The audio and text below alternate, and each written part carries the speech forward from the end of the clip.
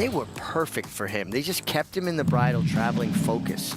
Bill Mott shared with me earlier in the day that the addition of the blinkers was to keep Resilience from being too focused on the horses to his inside. He felt like he was always looking at his neighbors. And so you can see there, it was a pretty significant blinker cup, a 3/4 cup that they added onto him. And he is just a big, good-looking son of Into Mischief, built to handle the distance, and he seemed to relish it. And also just, yes, he's improving, but with that equipment change, so much more maturity and focus. Yeah, when a horse travels in a consistent fashion like that, it just helps a rider out so much because you can really gauge what you have underneath you, when to ask them for a little bit more, when to sit a little bit longer. Now, Johnny Velasquez obviously has the mount on Fierceness, and you would assume that he's going to stay put there. So Resilience would be looking for another rider, and I'm sure Bill Mott has probably turned his phone off at this point because you know jockeys agents from everywhere are hitting him up. Everybody else knows that John Velasquez is the normal rider of Fierceness, and I'm sure they've been calling Bill trying to get onto this horse and get a Derby mount as he picked up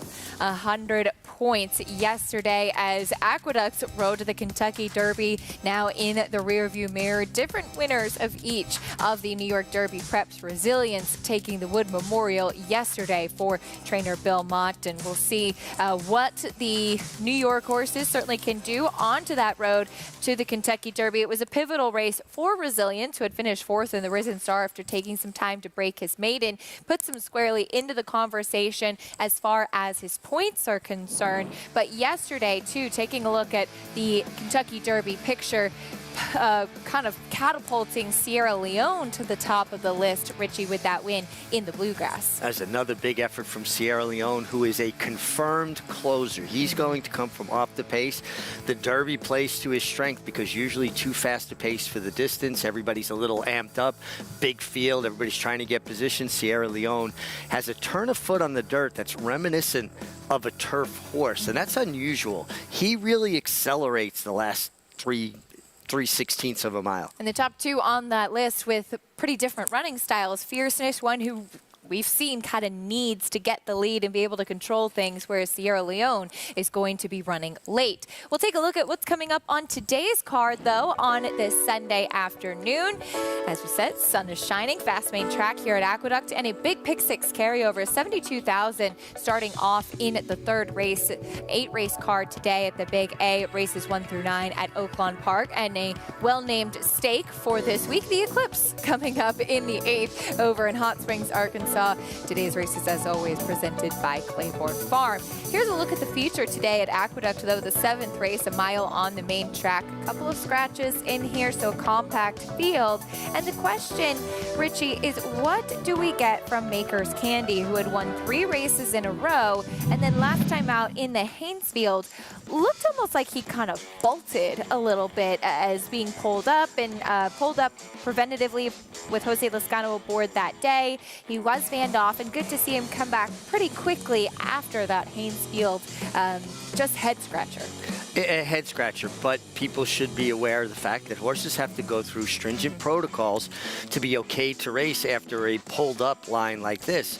Now, I'm a little bit confused because I'm looking at this, and this was a sealed track that was off. It was a muddy sealed track. It's listed as fast. This was 2 back. Oh, 2 back when he won, excuse me. I just got lost there. Well, now, you know, again, he's gone through the protocols. And how about that last work on March 30th? Bullet, best of 25, 5 furlongs in a minute. I think you have to have a lot of faith that this horse is healthy and doing well. I don't know what happened that particular day. Sometimes horses get hit with a clod. I remember once I got hit, a horse that I was riding got hit with a horseshoe, and it rang his bell, and he was out of it, and he was eased, and the next time he was fine. So the fact that this horse has put together some very strong workouts, and he's passed through those protocols, I think you can have confidence you're going to see the real Maker's Candy today. And it should be noted, too, he's always a choppy kind of mover. He's not the smoothest moving horse, and so sometimes it can almost kind of catch a rider off guard or something if they maybe move a little bit awkwardly underneath them. And of course, look, we always, safety is a priority, and Jose Lezcano doing what he felt right at the moment in trying to look after the horse. Well, absolutely, and some horses just aren't good movers. The mechanics of their stride aren't good. that was the first time on the page that Jose Lezcano was riding. It means, well, I'm not sure I really like the way this horse is traveling. No fault of his. Better to err on the side of caution. Now he gets Jose Gomez. I am certain they had him work this horse. Yeah, and Jose's ridden him before, too. And he's ridden him before. See, you want a rider that's familiar with horses, particularly if they don't have the best way of going. We'll see what Maker's Candy can do in the feature a little bit later on today. You can join Naira Bets and play all of the action on the program and a whole lot more while earning up to a $200 deposit match bonus. Sign up using promo code BONUS200 and you could earn up to a $200 deposit match right after your first deposit.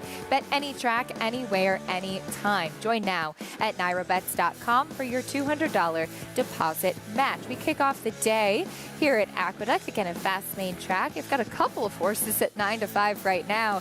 In the opener, 1 mile on the main track. It's a $16,000 claiming race for fillies and mares who have never won 2 races. Lady Banker and Take Time to Dream both taking significant money. We'll talk a little bit more about those 2 fillies and their chances as well as the rest of the field.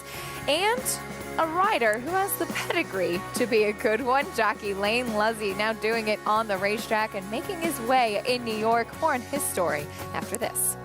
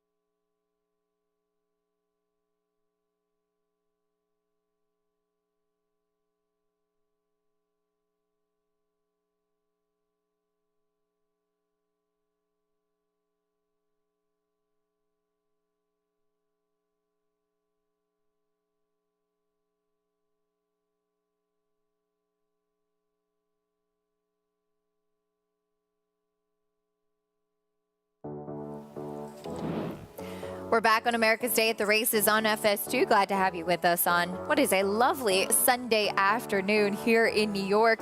Our program, as always, brought to you by Naira Bets. You can bet any track, anywhere, anytime. Taking a look at the field for the opener at the Big A. 8 to 5 now on Lady Banker, the number 1. But the number 6, Alterina, to be ridden by Jockey Lane Luzzi. It's often said that it is a family affair here in horse racing. And for the Luzzi family, that really does hold true, as son Lane now carrying on the legacy set by his father Mike and doing it all in the saddle.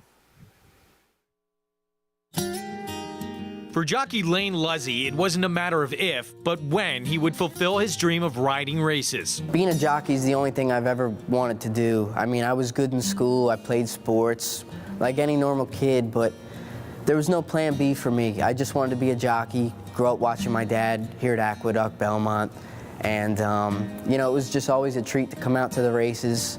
I love horses in general, and I have the physique for it, so this is what I was born to do. Even his father, former rider and now his agent, Mike Luzzi, knew it was just a matter of time. If he wasn't in school, he was in the jockey's room. So he kind of grew up in a jockey's room and was always around it and always wanted to be here. He learned to ride on the Equicizer before he ever rode a real horse. But he did start getting on horses right at Belmont Park. He went to Florida Park Memorial across the street. And when he started working, he would work in the morning first and then go to high school. As Lane's career expanded, the two worlds collided in Texas before one special afternoon in Queens. I went to Texas for 10 days and rode with him for the 10 days, and that was an experience. We actually rode one race here. There was somebody else named on the horse that I ended up riding, but for whatever reason, they needed a jockey, and they loaded us in the gate at the same time, and we just kind of looked over, and you know, you couldn't really believe it, but at the same time, you're focused on doing your job, and we just both had a passion for race riding and horse racing in general. It was really cool. When it came time for Mike to call it a career, he never expected to become a full-time agent, especially for his son. I'll start by saying I never thought I'd be an agent or wanted to be an agent. You know, it was kind of a surprise to me. I was in Saratoga and getting on horses. And when the horses left in November, matter of fact, I was the last one on the track exercising a horse. I went a few weeks like kind of bummed out that the horses were gone. And that's when Lane came up with the idea to be his agent. I needed something to get me started, and he was wrapping up his career and needed something to do. And it was always something we joked about, how we would never do what we're doing now, working together, father and son. And it's just kind of how the cards were played. We both love this profession. We both love horse racing. It was almost meant to be. The name Luzzi has become a staple in New York racing over the last 30 years. And it doesn't look like that will change anytime soon. I'm home. I'm here. I grew up a few miles from here, and I've done a little traveling in my time, but I'm home now. I'm excited to be here and enjoying the ride. Jockey Lane Luzzi, there he is in the paddock, making his way in New York. Not an easy thing to do. And Richie, I know you know the Luzzi family quite well, and the legacy that he's carrying on with everything his dad did on the racetrack. And I love hearing what he said. You know, there really was no plan B for me being a jockey. Yeah, I remember Lane being in the jockey's room and following his dad around. And his dad, Mike Luzzi, just a tremendous race rider, tremendous competitor, an Eclipse Award-winning apprentice himself. And the apple did not fall far from the tree. The DNA is so evident here, and Lane looks so much like Mike finishing on horses. He continues to get that experience. I could see him having just as good a career as his dad did. He'll be aboard the number 6 Altarina in this first race of the outside, climbing aboard for the first time. In fact, this one for Mark Hennig, as this horse had a couple of races where she was knocking on the door, then kind of disappointed with a wide trip last time, and she typically does end up with those kind of wide trips. Yeah, she does, because she just appears to me to be a very one-paced kind of filly, and those kind of horses, you can't put them in positions to stop and start. I think she's well posted in a short field. 7-5, though, on the rail runner for Linda Rice, who has had a tremendous start to the spring meet after winning the winter meet champion trainer title and looking to keep the momentum going here. Kendra Carmouche going to be aboard this one, though. Yeah, started out the meet, Linda, 5 for 5. Yeah. Has cooled off a little bit. Now only 7 for 19, 37%. How dare if that's she? cooling off. Yeah. And she owns and trains this one, Lady Banker, who will stretch back out in distance. Filly that possesses good speed, and from the inside of the Kendrick, you could imagine she's going to be up close. Here's the 2 Affilata. Yeah, it comes out of some common races with some of the others in here. Feels like she just has to improve a touch. Was the heavy favorite last time and disappointed. Here's the 3 Take Time to Dream, also taking money. I thought she was interesting. She broke her maiden for 20. She adds blinkers. Now she's back in a more appropriate spot than last time for 16,000. Not really much of a suspicious drop, like you said, given the fact that she broke her maiden for 20. Here is the number 4, Bravo Regina. Does sport a win at the distance, and you know, kind of a consistent start, but also feels like she's just going to have to find one of her A races to compete. Stretching back out in distance is the 5, Proper Grammar. Yeah, stretching back out after sprinting, and she finding herself in stalking positions. Her effort 2 back was good going the mile. Certainly would put her in play here, although one of the better races that she's run recently. And the 6, Lane Luzzi, Altarina. Yeah, like I said, kind of a one-pace filly. Think she'd be better served to be close and not give herself too much to do. And maybe with that outside post, she can find herself more in calling range of the leaders. That's the field for the first race of the day, as the early pick 5 does kick off here as well. The number 3, Take Time to Dream, as we mentioned in the post parade, broke her maiden for 20,000 2 starts back, and that's when she was claimed as well. Then last time out, just facing significantly tougher competition in that starter allowance group. Yeah, significantly tougher, and she took money. I mean, she was well bet, although she was part of an entry, but she's not facing the same kind of horses. You're not going to get Collect Dad or Malouse horses of this ilk. To me, she's the horse to beat. This is who I like. Some people may question how much she really wants the mile, but I think in this group, the way I would word it, if you give any horse enough time, they can get any distance. Fair enough. Let's see how she handles it. For more, though, we welcome in the third member of our team. It's Take Time to Dream, giving Alicia Ruiz a little bit of a handful, Maggie, there in that warm-up. She's like a coiled spring, to say the least. She is revved up and ready to go. And she projects, at least on paper, to be the speed in here as she stretches out in distance, adding those very short cup cheater blinkers. But on top of all that, she's just incredibly sharp. And she is getting a solo warm-up with Alicia Ruiz, excuse me. And she honestly looks best. But with that being said, and Meg's right, sometimes, you know, it's all about class, not necessarily distance. But would I peg her as one that wants this mile? Absolutely not. I'm still going to go with her because I do think she's loose in here, and at these lower levels, that counts for a lot when you have speed. But again, I'm just concerned about the distance, where I'm not so concerned about it, even though Lady Banker, number 1 in here, hasn't been at a mile too often in her career either. She actually is a bit more laid back. She's got a little bit more of a more streamlined type of build to her, and she's warming up beautifully with Kendrick aboard. Really kind of won the warm-up contest, though Take Time to Dream looking just better overall. And Acacia, every time I say it's a 2-horse race, somebody else wins, but I really feel like it's a 2-horse race between your 2 favorites.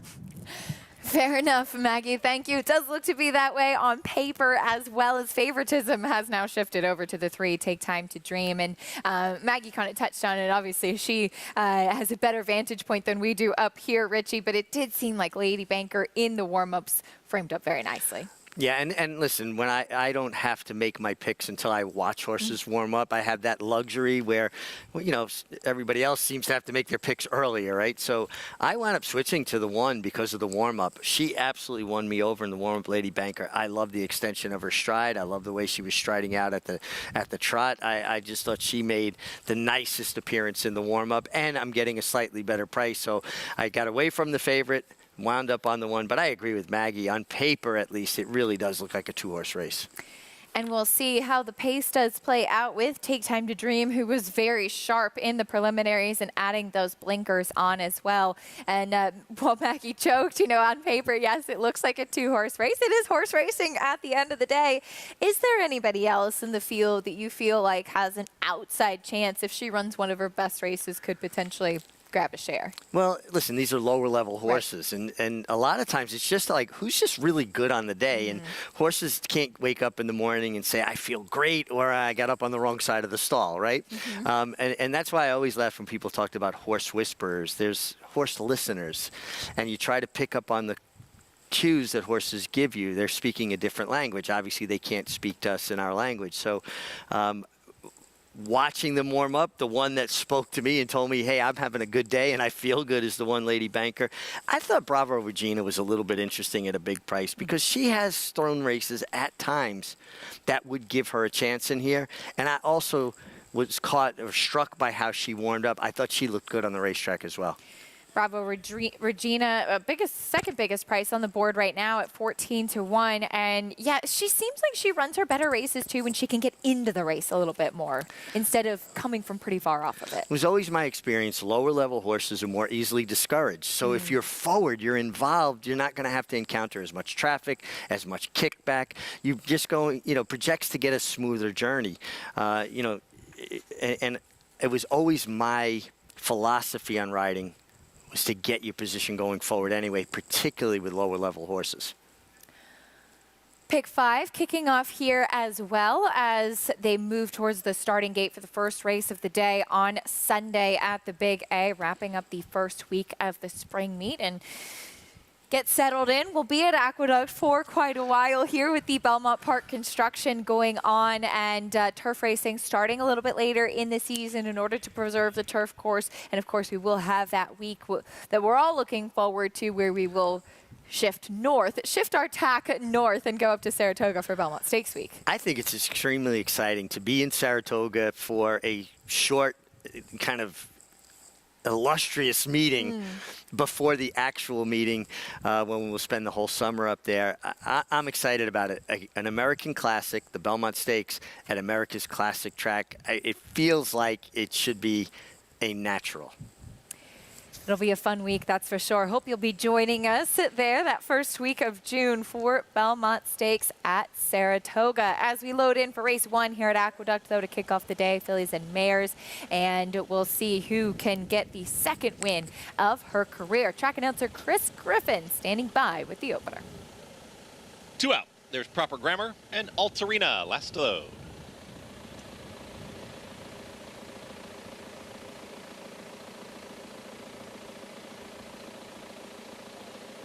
Altarina steps forward.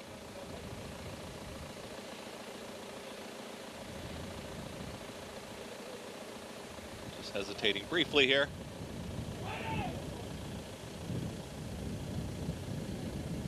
And in. All set. And they're off. Off slowly there was Bravo Regina, the early trailer. Speed from Lady Banker right out to the front. It's Lady Banker who's got company from Take Time to Dream. Proper Grammar is going to join them, 3 across the racetrack here in the opener. Affalata has settled off of them in 4th, is now 3 off the leaders as they come out of the chute and hook up with the backstretch. Bravo Regina after the start is second to last, and far back early, Altarina is the early trailer.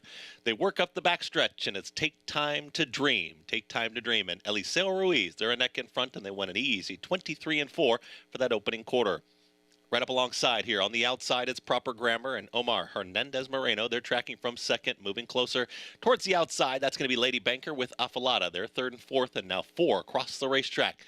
Another 5 lengths back to Bravo Regina, and still another 6 lengths back to the trailer, Altarina. 48 seconds flat for that half-mile time. Take Time to Dream has got the lead, but it's got company. Here comes Lady Banker cruising from the 3 path, and Lady Banker is ready to challenge this leader, and the front 2 have it, the 2 favorites in the betting. It's Take Time to Dream and Lady Banker 1-2. They have dispatched a Proper Grammar who's under full drive from 3rd.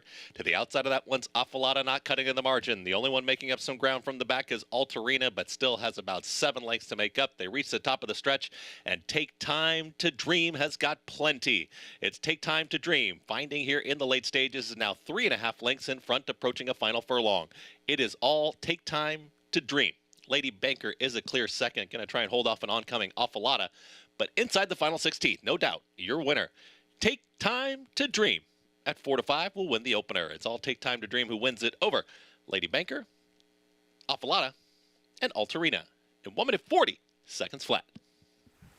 Take Time to Dream was able to handle the distance, and she found the right field today. Richie pulling away on that left lead, but best versus these. Yeah, I mean, she just was able to make the lead, get very comfortable. Kendrick Carmouche on the second choice. Lady Banker took it to her around the far turn, and you could see Take Time to Dream took her best punch, shook her off, and then she's on to victory. Lingered on that left lead throughout the entirety of the stretch, made no difference whatsoever. She was just decidedly best.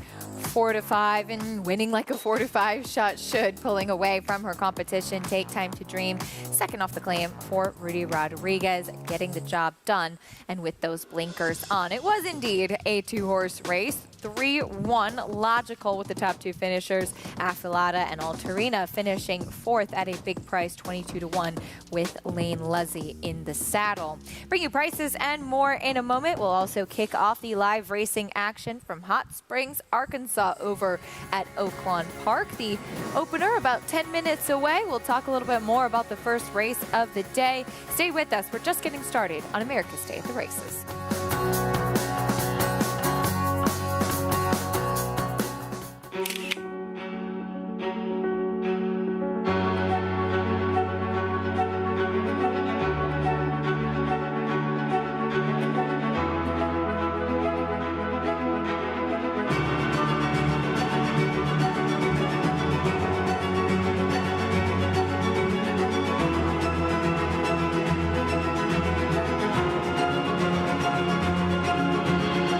Marshalier, standing at Claiborne Farm.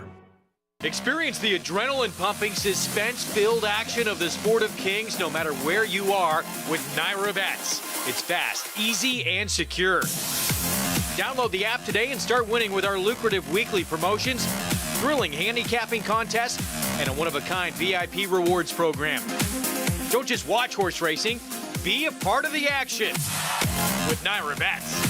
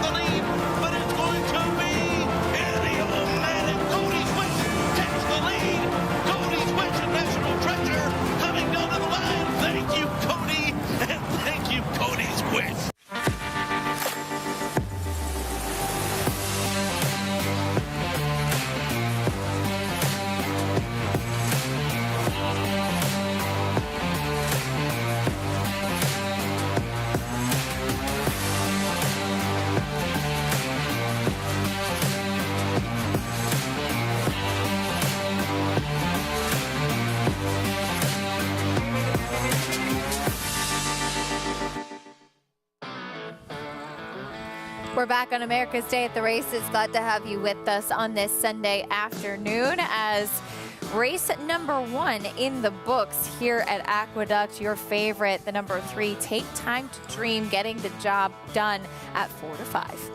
Yeah, it looked like a 2-horse race on paper, played out that way, and the filly that was able to get comfortable on the lead, Take Time to Dream with the apprentice rider aboard, get a 5-pound break in the weights, and those are the perfect kind of horses for apprentices to ride. Just kind of don't have to make a lot of decisions, allow them to get in a good rhythm and go forward. Alicia Ruiz with the victory. Over to Oaklawn Park. We get ready to kick off the live racing action in Hot Springs, Arkansas, as a perfectly named stake on the card today, Richie, with the Eclipse Stakes. Are you going to be watching the Eclipse? Yeah, I've got to figure out. I'm thinking about climbing to like one of the high peaks in the Catskills and watching get the glasses. Yeah. Had them sent. Already at the house waiting. Wow. You know, we're prepared. Impressive. I was a Boy Scout. I love it. We'll take a look at Gun Pilot, who's 2-1 on the morning line in the Eclipse Stakes today, has won his last 2 races for trainer Steve Asmussen, and on a good run, including that 92 Beyer speed figure last time out. Definitely came back as a stronger 4-year-old. Absolutely, and I thought this was a big effort. He found himself maybe just a touch further back last time than I anticipated him being. It was no issue whatsoever. He took the kickback, angled out, and he really powered home. And, you know, we didn't see the best of Gun Runner until he was 4, and basically he ran the table. Well, now we got a son of Gun Runner trained by the same conditioner, Steve Asmussen, who's 2 for 2 now at 4. This was an impressive effort. Paula Duca live with us at Oaklawn Park. Paulie, of course, the Eclipse Stakes to look forward to a little bit later on, but I understand Oaklawn Park has some big plans for Eclipse viewing. Yeah, they actually do. The infield is open tomorrow if you want to come in, $20 for tickets, and it includes your glasses. You don't need to get them in the mail, MIG. You also can go around some local places here in Walmart and Walgreens as well.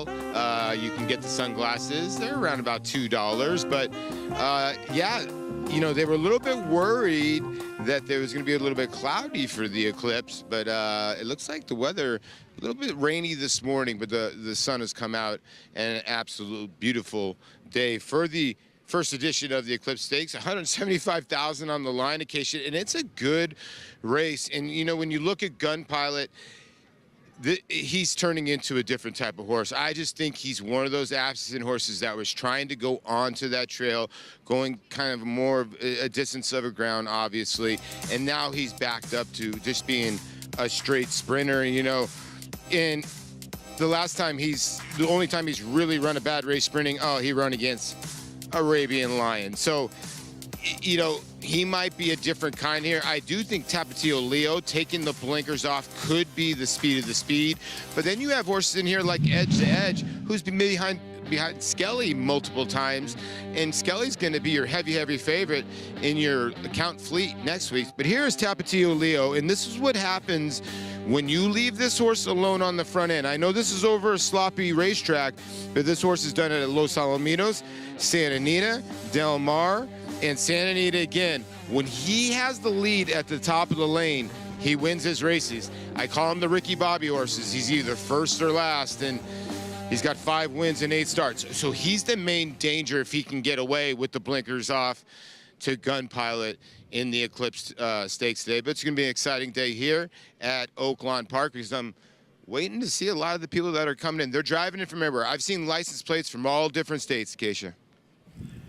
We love to see that, Paulie. Thanks so much, and a lot to look forward to as we get ready to kick off the first race of the day at Oaklawn Park. This one, a $20,000 claiming race, non-winners of 2 in life, 6 furlongs on the main track, and fillies and mares, 3-year-olds and upward in the spotlight. Meeting the field, starting off Richie with the one, Molly of Stratford. Yeah, broke her maiden last time for the Steve Asmussen barn. Now is claimed and shows up here. Made a nice impression on the track. Yeah, framing up nicely. Here's the 2, Cupid's Music. Yeah, very deep closer, and usually you get pace to run into. Still going to have to kind of find a little more in the tank. Just 1 for 24. Here's Accelerating Babe. Major player. Obviously, get Christian Torres your leading rider, and she does possess very good speed. Another one claimed from the Asmussen barn. Here's Floating. Yes, Steve runs a lot of horses, and he runs them where they belong, so they will be popular at the claim box. Another one that should be forward, particularly with Carlos Barbosa, apprentice aboard. Last out, Maiden Breaker, Pleasing going by, and here's the 6, I'm So Funny. I am, thank you. No, obviously Miss Minnesota bred, dropping back to the 20 claiming level after stretching out at that level last time, back to sprinting. The 7 is out, and here's the 8, your favorite, new Steve Asmussen claim, Tiff with Jimmy. Yeah, with his son Keith aboard. They both, Keith having a tremendous meeting, second in the standings behind that runaway leader, and Steve having a record pace-setting meet so far. For more on the 7-5 favorite and the rest of this field, let's go back to Paul. Yeah, thanks. When you get to the 8 in here, excuse me, at 7-5, I guess I get where the public is going in here. Now, this is a horse that was a California horse in the Mark Glatt barn. And I think a lot of people don't realize that besides Bob Baffert, Mark Glatt's the best dirt trainer out there in California. I mean, he's phenomenal. So, you know, this horse has been in 2 very good barns, now lands in the Keith Asmussen barns. And, you know, when this horse ran a lot of his numbers, she ran off a little bit. She tons of speed. Now, her last couple races, she might not have liked, at least last time, the wet racetrack. But the time before that, she really couldn't get to the front end, and has that speed kind of gone away. We'll see what happens today. You know, like Mick said, there's a lot of forward fillies in here. So at 7-5, are you willing to take, you know, the combination of Steve and Keith? But they've been so hot, it's just hard to ignore these guys. And I think also the scratch of Mamba out helps the A2 because, you know, that horse did have some pace, but that also might help the 3. The 3 is a horse that likes to go towards the front end, and I think is quick enough. We'll see what happens early here. You know, sometimes you want to look for the quick of the quick, right? In races like this, and maybe Accelerating Babe can do that. Ronnie Cravens is a guy that's usually based in Texas. He's brought a lot of horses down here, and this filly has run well from him before. And then Molly of Stratford. You know, the gate's been her issue, and she draws the 1 hole. It's probably not ideal for her because the way she breaks, but she's probably going to break not that well, and she's going to make her run. But if pace develops, she's going to be the horse showing up late in here. So, you know, I originally had the 8, but at 8-5, that's tough for me to swallow, to be honest with you guys. So I'm going to land on Molly of Stratford. I'm hoping that the pace kind of does heat up here for the 1. I also think Ron Moquett might have a big day today, so I'm looking for the 1 to maybe get to the wire here late.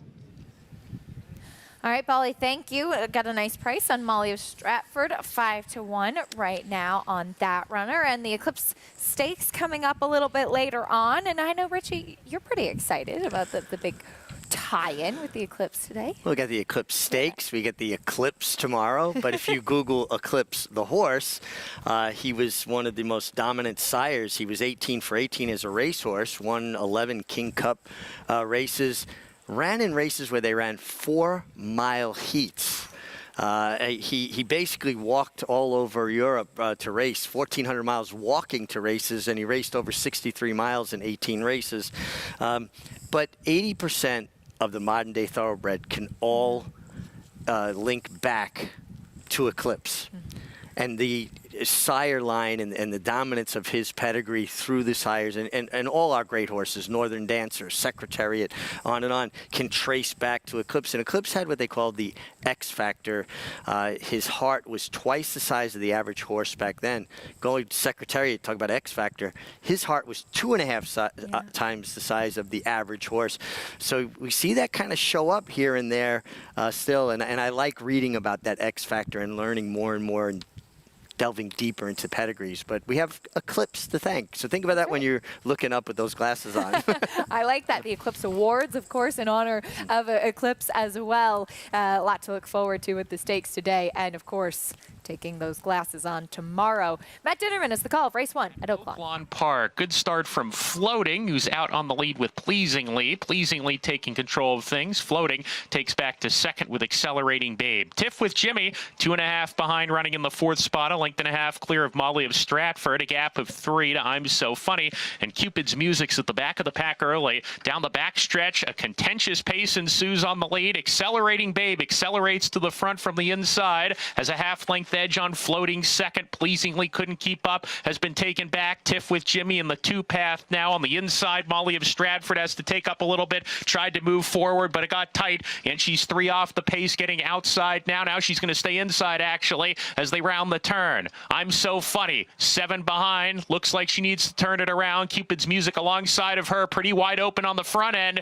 Accelerating Babe loses the lead to Pleasingly and Floating. Floating in the red cap has a head lead. Pleasingly sticking to her. Tiff with Jimmy back in third, 2.5 behind. It's Floating with the edge, has opened up a length and a half. Pleasingly second, can't keep up with Floating, and Floating opening up late, 3-4. Floating's gone. Floating wins it. Photo for second. It got pretty tight there between Molly of Stratford and Pleasingly. Cupid's Music was 4th.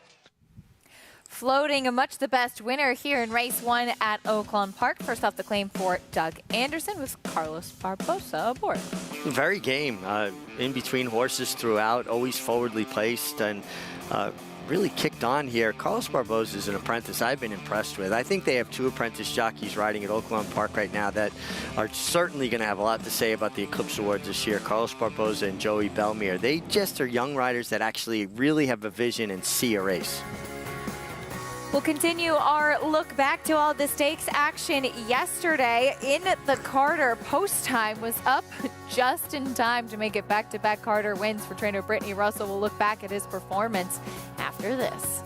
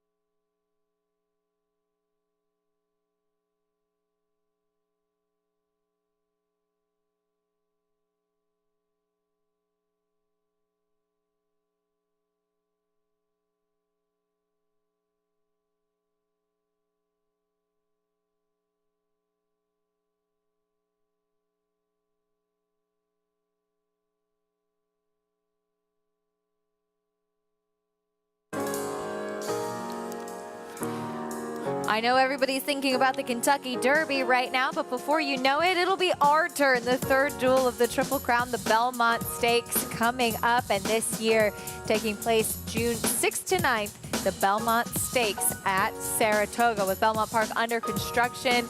Demolition began yesterday, or 2 days ago, I should say, Richie.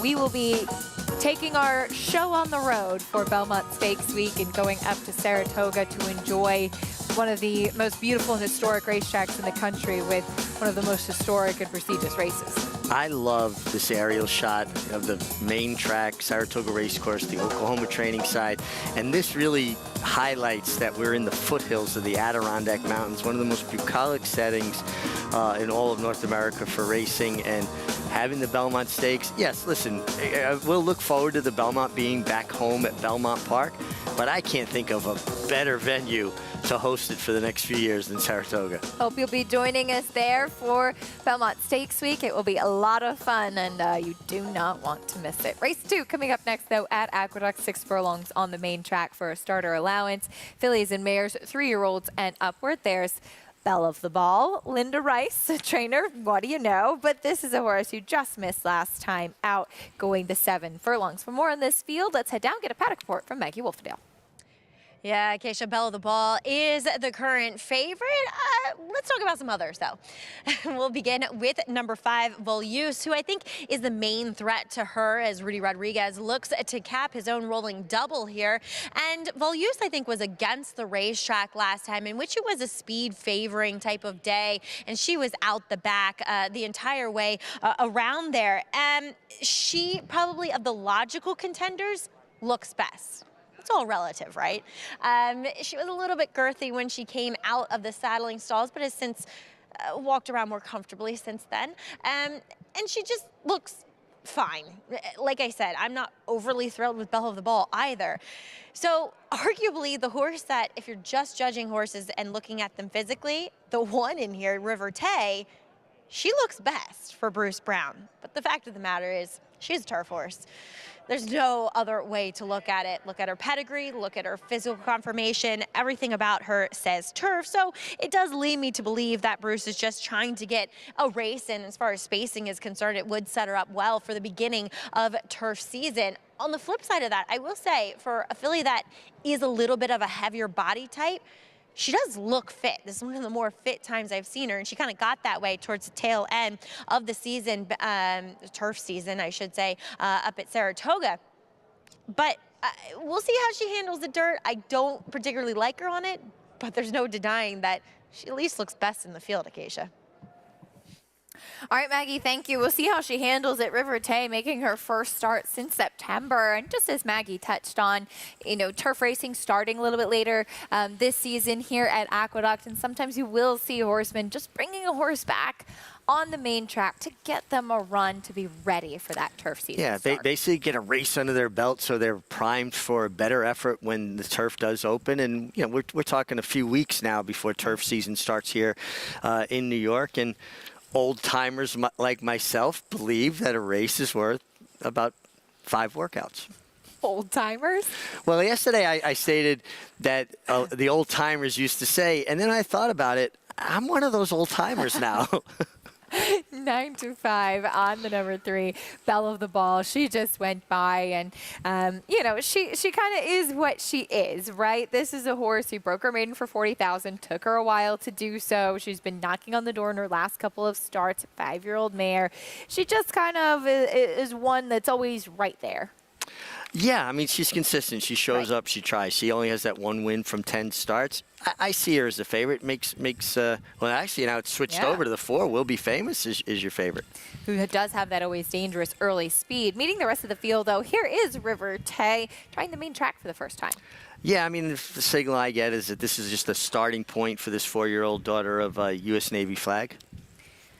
Here's the 2, Ghostly Girl. Yeah, it's just going to have to improve from some of her current efforts, but not out of the realm at a big price.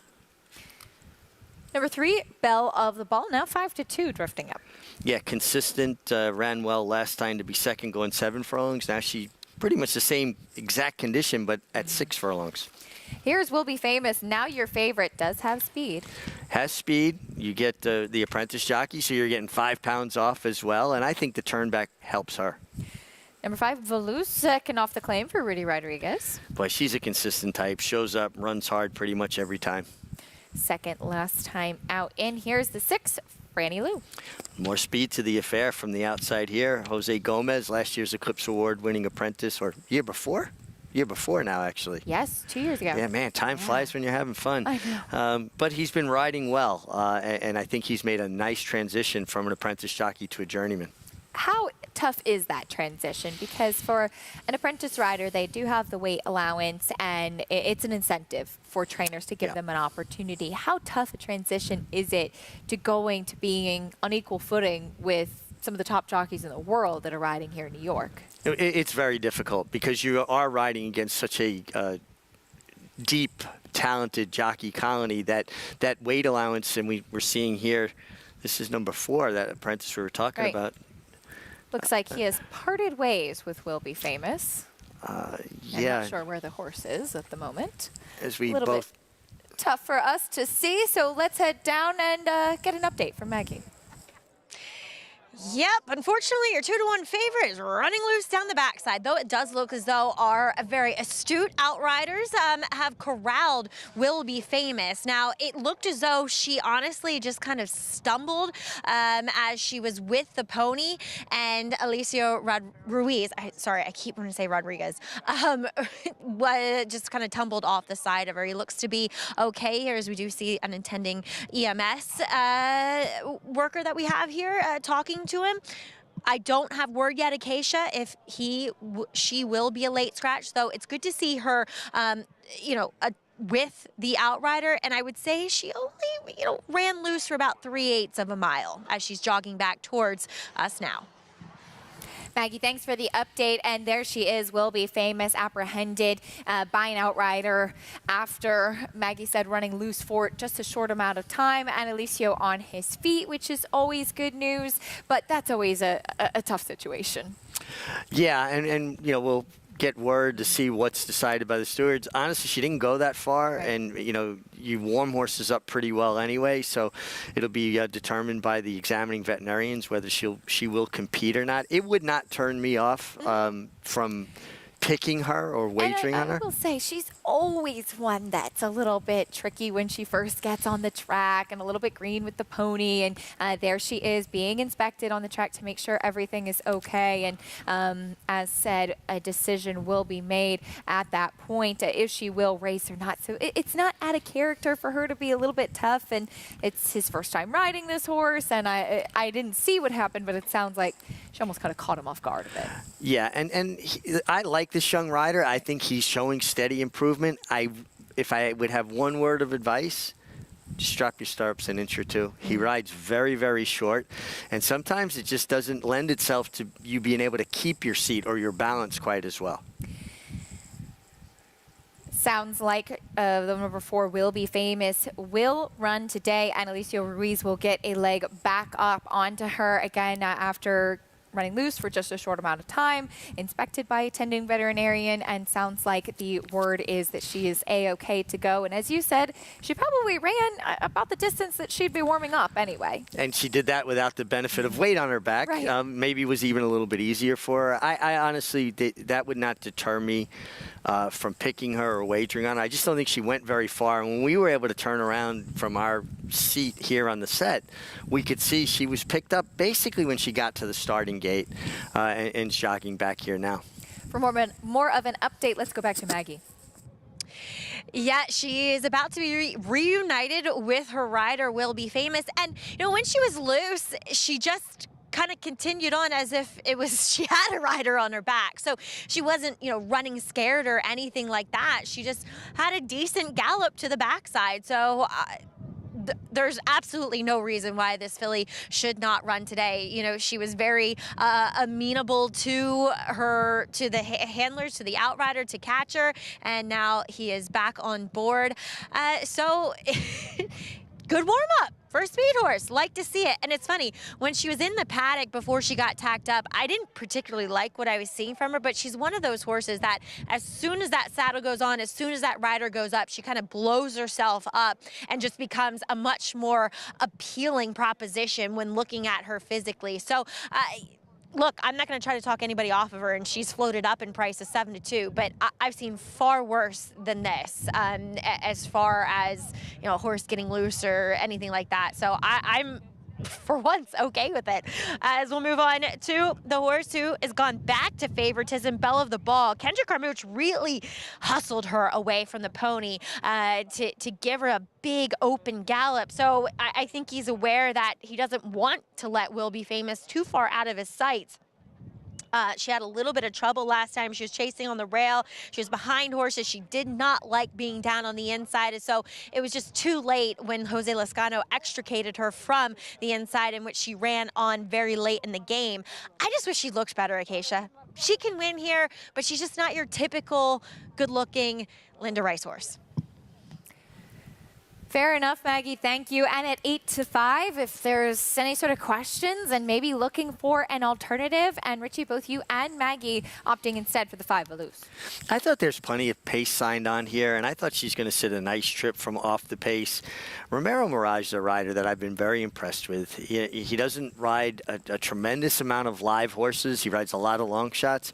But every time this winter that he's been on a horse for the chance, he has given that horse every opportunity to win, putting them in a place they can win from. He's a good, strong finisher. And, you know, I always admire horses that can overcome adversity, people that can overcome adversity. Romero was injured really badly a few years ago, and he had worked. He broke his back. He was out a tremendously long time. Well, he worked so hard to get back, and he found his form again. And I really have enjoyed watching him get back to that place. And I think Velouz will be coming from off the pace, and I like Romero Mirage as a rider. Loading in for race number 2. Again, the 4 Will Be Famous, reunited once again with Alicio Ruiz, and good to go here for the second race. Fillies and mares in the spotlight. Chris Griffin standing by with the call. Is in. All set. And they're off. Good speed from Ghostly Girl right out towards the front, but a host of pursuers, they line up here on the front end. Belle of the Ball's in that early mix, so is Will Be Famous out wider Franny Lou. Now taken back to 4th is Ghostly Girl, wanted to be up with those early leaders. There's plenty of pace on here. Holding the rail position, River Tay. The only one really taken back was Velouz, but is only about a length and a half off the lead. Very tightly bunched here as they get set to work into the far turn. 4 furlongs left to go, 23 seconds flat. It was a pressured opening quarter, and Will Be Famous is now a half length, now a full length in front. Franny Lou is in pursuit, and Velouz was sitting off of the early tempo. Velouz is just tugged into 3rd. Belle of the Ball is trying to hang in there at the rail under a full drive, as Will Be Famous is still the leader. It's Will Be Famous up by a length and a half. With a quarter mile left to go, Will Be Famous now kicks on. It's Will Be Famous who kicks away. Velouz is right there with every shot. Same thing can be said for Franny Lou. Belle of the Ball is trying to rally on in River Tay. It's Will Be Famous trying to hang on for a final furlong. Can Velouz run this horse down? It's Will Be Famous, Velouz. Down to these two right now. Belle of the Ball tightly at the rail. Velouz is pushed by.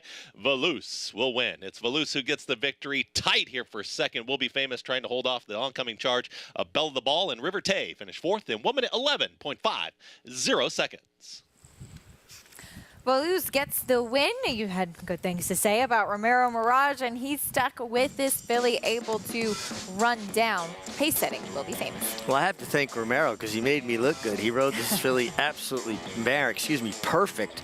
There was a scrum on for lead. He eased back. He saved all the ground, was patient, waited till he found his split in the stretch, set her down at just the right time. So he delivered a very well-timed ride, a very smart tactical ride, and the strength in his finish is so evident here. I really like his hand ride. He gets in a great rhythm with a horse, doesn't overuse the crop. I thought this was a perfect example of what I was trying to explain about him before the race. He did it better than I explained it. And very tight photo finish for second, by the way, between the number 4 Will Be Famous and late closing of the inside. Number 3 Belle of the Ball. The 3 ended up getting the bob. So 5-3-4-1. in race number 2. Number 5, Velouz, waiting for room and then able to run down that pace setter late in the stretch. A nice ride from Romero Mirage. 2-1 on Velouz as she gets the victory. Top pick for both Richie and Maggie in the second. We'll bring you prices and more when we come back. We'll also turn our attention back over to Oaklawn Park and the storied history and the legacy of success for Shortleaf Stable. More on the story of John Ed Anthony and those iconic silks after this.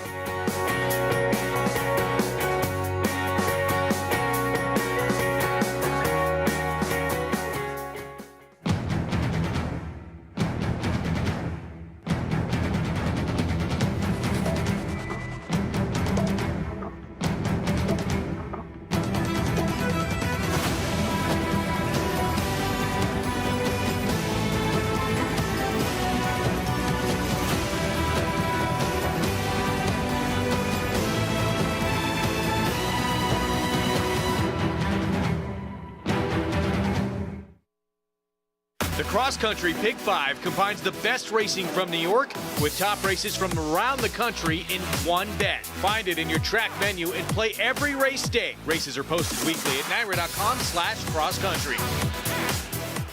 General admission tickets are on sale now for the Belmont Stakes Racing Festival at Saratoga, June 6th through 9th. Admission is just $10 on Thursday as well as on Sunday for this historic event. Visit BelmontStakes.com/tickets today. And they're off in the Curlin, Florida Derby. After 3 quarters in 112-1, Known Agenda is now on to take over the lead.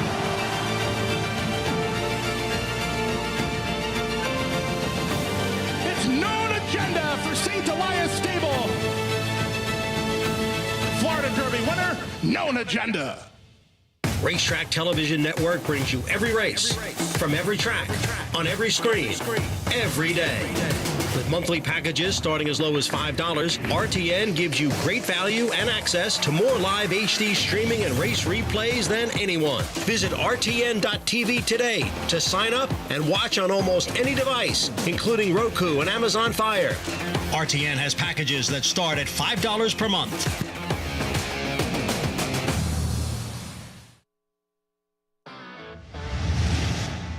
Races brought to you in part by Hillendale at Alapa, where the obscure becomes obvious. In race number 2 at Aqueduct, number 5, Velouz, able to run down the pace setters late. Nice ride from Romero Mirage.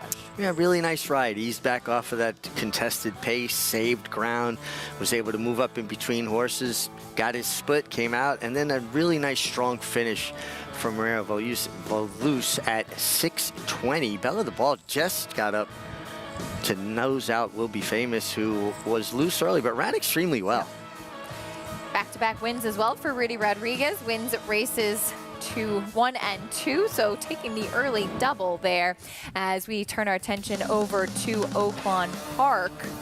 Race number 2 coming up next, a maiden claiming for $12,500, 1 mile on the main track, fillies and mares, 3-year-olds and upward. And the number 1, Cava, owned and bred by Shortleaf Stables. And the history of Shortleaf is truly a rich one. And for John Ed Anthony, he's always appreciating every horse that has worn those iconic silks and given them such thrills on the racetrack. Well, a good horse is inspirational, and a good horse makes you want to pursue it even further, but it makes you the rest of your life. It creates a little bit of an ebullience, and you feel excited about life whenever you're winning good races with horses. And they don't come around very often. And of course, that's Cox's Ridge. And Van Landingham. That's the Belmont Paddock. And that's, I think, Tipper's Hill at the Belmont.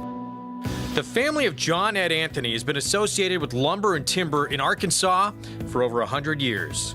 And it's his home state that serves as the inspiration for the naming of his stable and horses, using Arkansas towns and landmarks.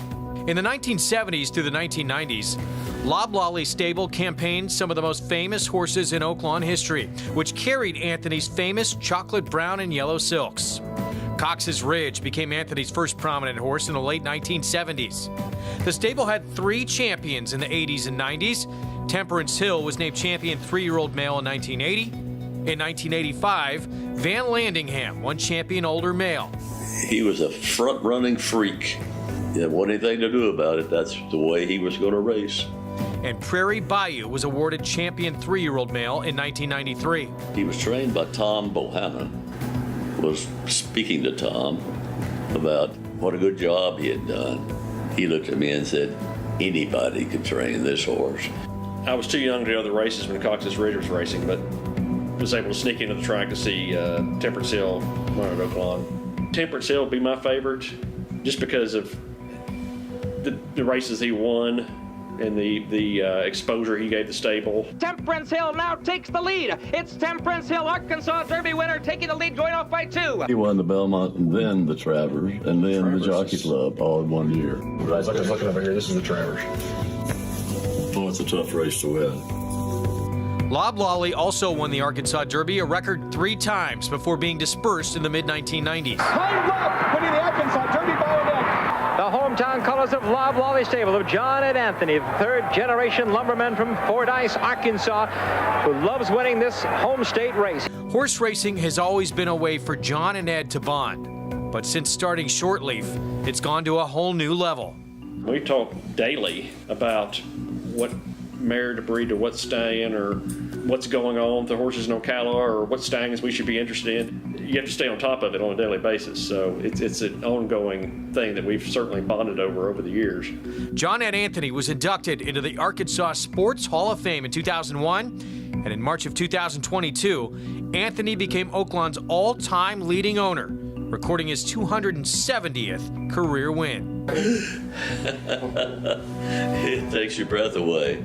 The highs and lows in this business are peaks and valleys.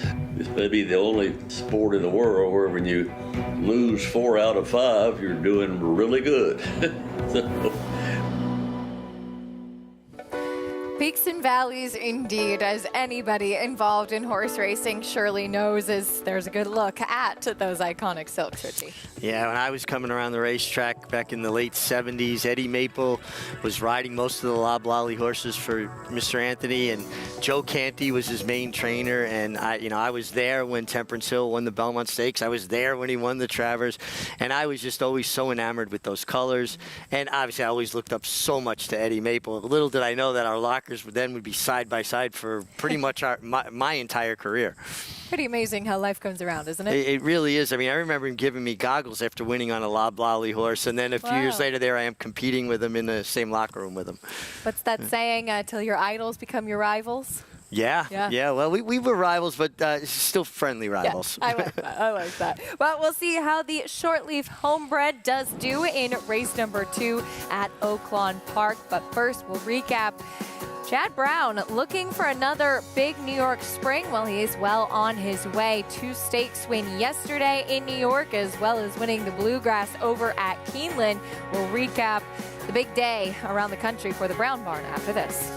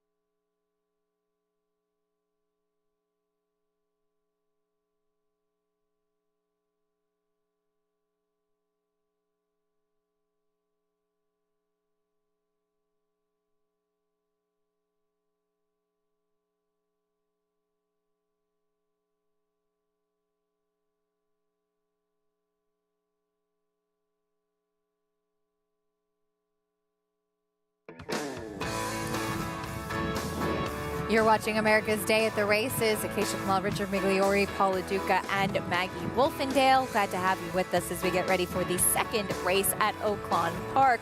A mile on the main track, maiden claiming 12,500 horses warming up on the track. For more on this field, let's check in with Paul LaDuca.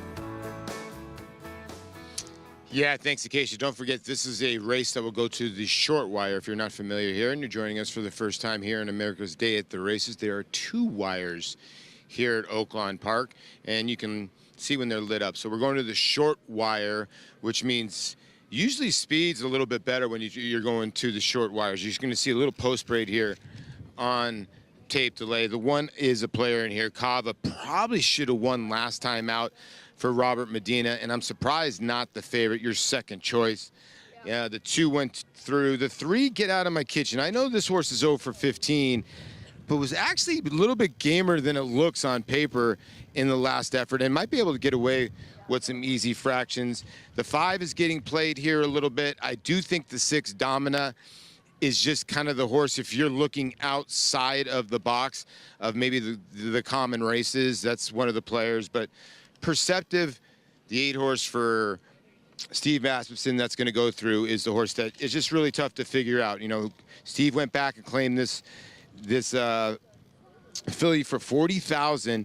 You know, then he shipped her to Sam Houston, tried her on the turf, off the turf event, then 2 other turf events. And, you know, Steve owns this horse. They dropped for $12,500. That's a giant drop in class. And at 2 to 1, you probably was thinking maybe this horse would be 9 to 5, 8 to 5. But I do think the 1 is a player in here, Cava. You look at the last race, you know, she kind of got stuck in the middle and got kind of overlapped, had a duck down to the rail, and then out-finished, actually, the 3, Get Out of My Kitchen. But, you know, that day kind of speed was not good. I have a feeling the 3 in here, I get it, she's 0 for 15. But I think she's going to have an easy lead in here. Now, it's going to depend on whether Perceptive drop in class increases her speed and stays on top of her. But if they let the 3 go around, as stubborn as she got in the lane last time, if they let her just trot around there, I think she's going to be very, very tough. I'll go with the 3 at 9 to 2 over the 1 and 8. I get it. I think those are the 3 fillies that can win this race, but I'll go with the better price and the horse that's going to be in front. All right, Paulie, thank you. And we'll see if the feature on Shortleaf Stables can be the angle. It often does seem to be the case when we show a feature on this show that horse ends up going on to win. I think the percentage of horses that have won after features of the connections has been very strong. We're good luck. I think so. I think so. You know what? And that's why they allow us to continue to do features on them. That's right. We need to keep that percentage going. There is Cava, second last time out. Like Paul said, maybe you should have gotten the job done that day, but we will rematch with Get Out of My Kitchen. Are you somebody that says that? Do you like to be in control in the kitchen, or you welcome newcomers? When I am cooking, you can be in the kitchen, but be out of the way. Because I will tell you to get out of my kitchen. I have a very specific way of doing things. You have a method. I do. And I really... My father-in-law, Christoph, is like that. He's in charge of the kitchen. He has his method. He has his process. It's like his calming after the day. It's therapy. It's absolutely therapy. And I like to have all my mise en place done. I want my prep done. So when I start cooking, I have everything at my fingertips. And then it's like, all right, now... get out of my kitchen if you can't, just chill. See, I want everybody in my kitchen because I need help. Well, no, but you see, then you can't cover up mistakes. And everybody's seeing. I'll just let them take over instead. Let's go back to Paul. Well, you know, Acacia and Meg, actually, you could use this in many different ways. As a hitter in the big leagues, if a guy absolutely jams you and breaks your bat in multiple pieces, you tell yourself, get out of my kitchen, because he just got in that kitchen. Leave it to Paul to just drop the mic. I tell you what, you want to really appreciate Paul LaDuca as an athlete. Go to YouTube and plug in some of the plays that he made and the baseball player that he was. Very impressive. And I get a kick out of the fact that I'm friends with this guy that was a full-time all-star. He's the greatest. Loading in for race 2 at Oaklawn Park. Now 9 to 5 on the number 1 Cava. We send it up to Matt Dinnerman for the call. And to the outside, Patty Gal. Here's Patty Gal coming up to the gate. We're ready to go. And they're off. Uneventful start for all the runners. Misanalyzed on the lead with Get Out of My Kitchen, who strides forward to take advantage. Get Out of My Kitchen, the leader from Global Risk. Aerial MD side by side. Misanalyzed inside of that pair. Patty Gal further out, deep on the course, taking the second spot, trying to cross over from that traffic around the turn. Kava running in midfield today with Domina, and a 3D Perceptive Resolution is the trailer. Will attempt to do her best running later. They approach the backstretch run. Get Out of My Kitchen, where she likes to be on the lead. The margin's a length and a half. Aerial MD second. Global Risk from the inside. Patty Gal is 3 deep with that party. Another length to Misanalyze, getting a little bit closer on the fence. The rails opened up for her to be level second, approaching the half-mile pole. Domina running in midfield, followed by Perceptive. Kava now second to last. And Resolution can see them all with a half-mile to go. Get Out of My Kitchen as a fresh challenge from Misanalyze to the inside, who made that early move towards the lead. Get Out of My Kitchen in the 2-path. Misanalyze squeezing through on the rail. Aerial MD third, getting closer in the 3-path around the turn. A gap of 3 to Domina is sent along. Kava and Perceptive need to get going. Both of the favorites under severe pressure as they come to the top of the stretch. At this point, it looks like we could be in for a long shot winner. And Misanalyzed at 13-1 is kicked away by a length and a half. Aerial MD in second. Get Out of My Kitchen struggling in third. This race will end at the 16th pole. Misanalyzed, Kelsey Haar have opened up the lead to 3. Aerial MD second, and it's a big break back to Domina. Misanalyzed well clear to the line, and she will win convincingly. Misanalyzed. Aerial MD was second. Third home was Domina, and then Perceptive, who was fourth. Misanalyzed pulling the upset here in race number 2 to break her maiden, and not winning like a long shot, Richie. She was decidedly best in here at 13-1. Yeah, Kelsey Haar really bold, decisive move around the far turn, knowing that they're going to the first wire, the shorter finish line. And the fact that this horse was able to continue that run, I thought was very impressive. Pulling away from the field, and just disappointing efforts from the 2 favorites in here, never really involved at any point. But the number 2, Misanalyzed, no doubt about it, winner in race 2 at Oaklawn. Back over to Aqueduct for race number 3. It's a New York bred allowance, going a mile on the main track for 3-year-old fillies. And there is a look at the Shoe Lady, who broke her maiden last time sprinting, and she'll be stretching out in distance for the first time. For more, let's head down, get a paddock report from Maggie.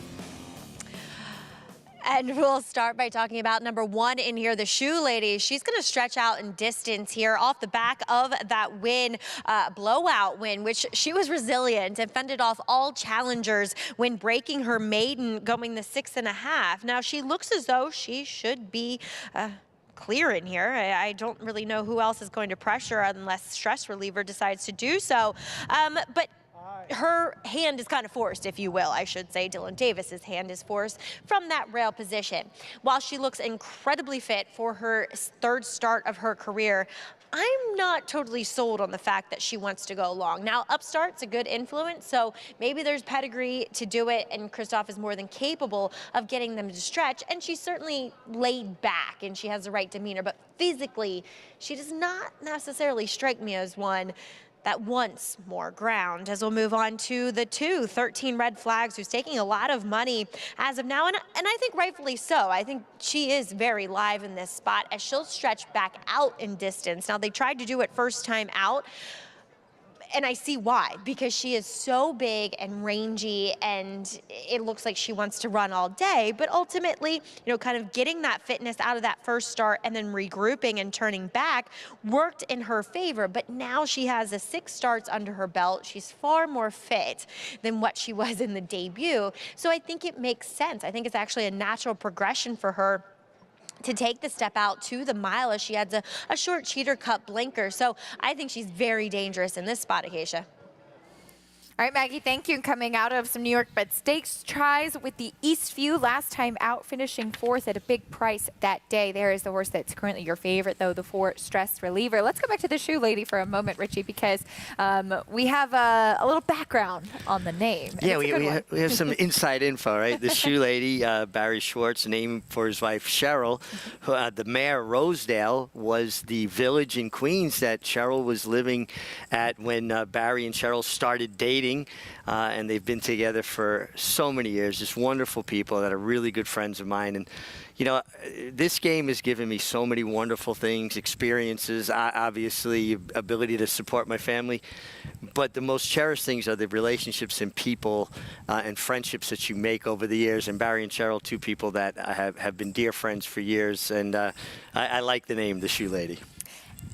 The Shoe Lady, we'll see what she can do coming off of her maiden win. She will kick off the post parade 7-2 now with Dylan Davis aboard, who had 4 wins yesterday. Yeah, big day for Dylan yesterday, coming off a big winter meeting. She looks to me like she's going to be pretty much controlling this race from the front end. Here's 13 red flags stretching out in distance. Yeah, it's blinkers off of a decent effort in that Eastview Stakes. 4-1 right now, getting those blinkers on. Myceria is next. Did show improved speed last time, but it was, to me, a pretty tepid pace. I guess she's the one who could maybe attend the early pace. She's a big price on the board. There's Stress Reliever, also last out maiden winner. Yeah, stretched out to the mile distance and got it done last time in very game fashion.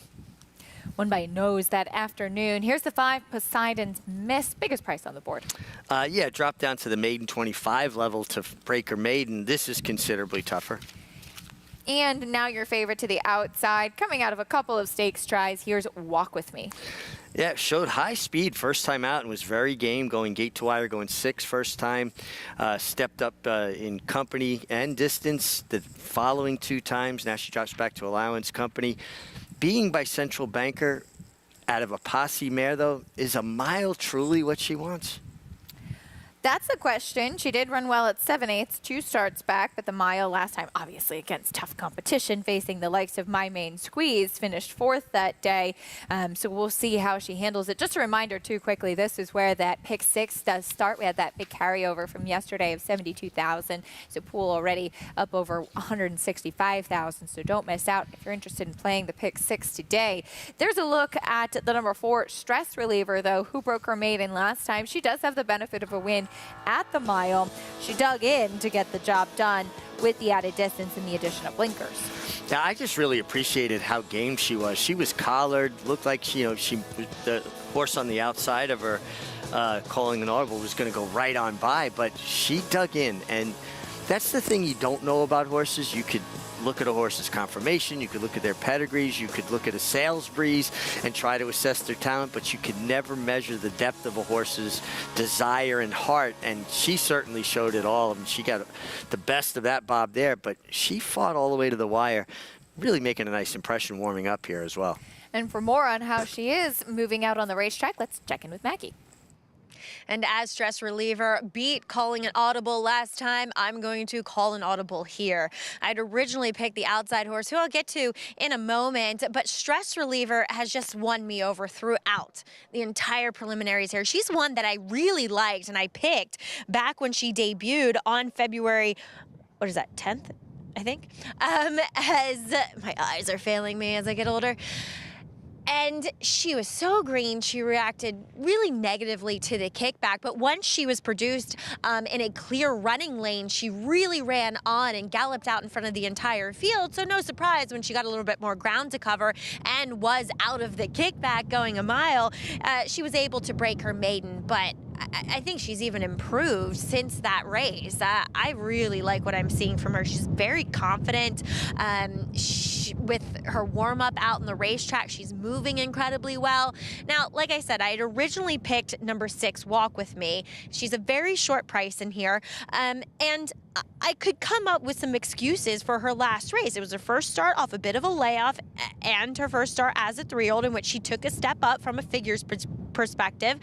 And she was steady back and kind of slow into stride, and that race just dominated on the front end with Landed, cutting the fractions for most of the way until the heavily favored My Mean Squeeze able to edge her out.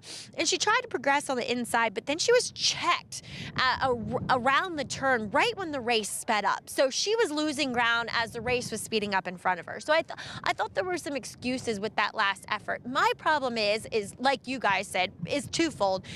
Is she really truly a mileator? Having looked at her now based upon that pedigree too, I'm not sure. And furthermore, she lacked energy. She just, from the paddock to the racetrack, she did not show much oomph. I respect her, especially with connections, but I'm going to have to pivot to Stress Reliever, who's just done everything right so far in the warm-ups. All right, Maggie, thank you. We'll see what Walk With Me can do. Now is your favorite at 8-5. And, it's important to kind of look at how these horses act and prepare beforehand, especially when they're a short price, because pointing out horses that look good as a favorite, sure, but maybe having some questions about and reservations about a horse that's a short price can be even more valuable. That's the way I kind of approach it when I'm looking at a shorter priced horse or one of the favorites. Is there something that I can identify that I don't like, something that makes me feel like it could make them more vulnerable?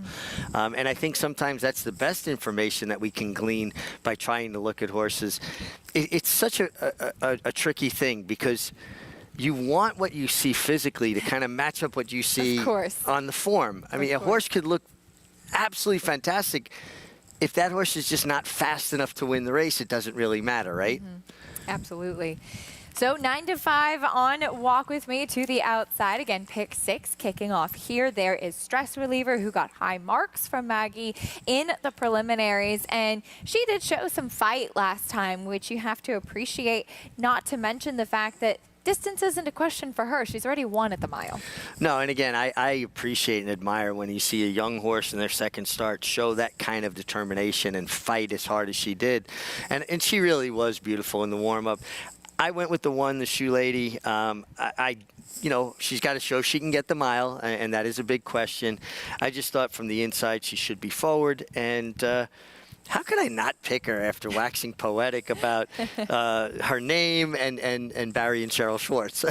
And Dylan Davis, as we said, winning the winter meet, the riding title, and even that's with missing a couple of days to go ride Pandagate in Dubai. He had a 4-win day before he got on the plane, and that really helped to kind of seal the deal, so to speak. And then starting off this next spring meet with a 4-win day yesterday, and he seemed to be one of the ones really early in the day that picked up on how the track was playing with decisive rides and taking advantage of the inside. Yeah, he really was. You could see he was consciously trying to get down into that position, fight for it.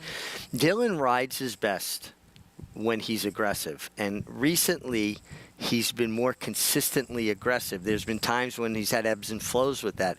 I'm seeing a more consistent approach and someone that's really paying attention.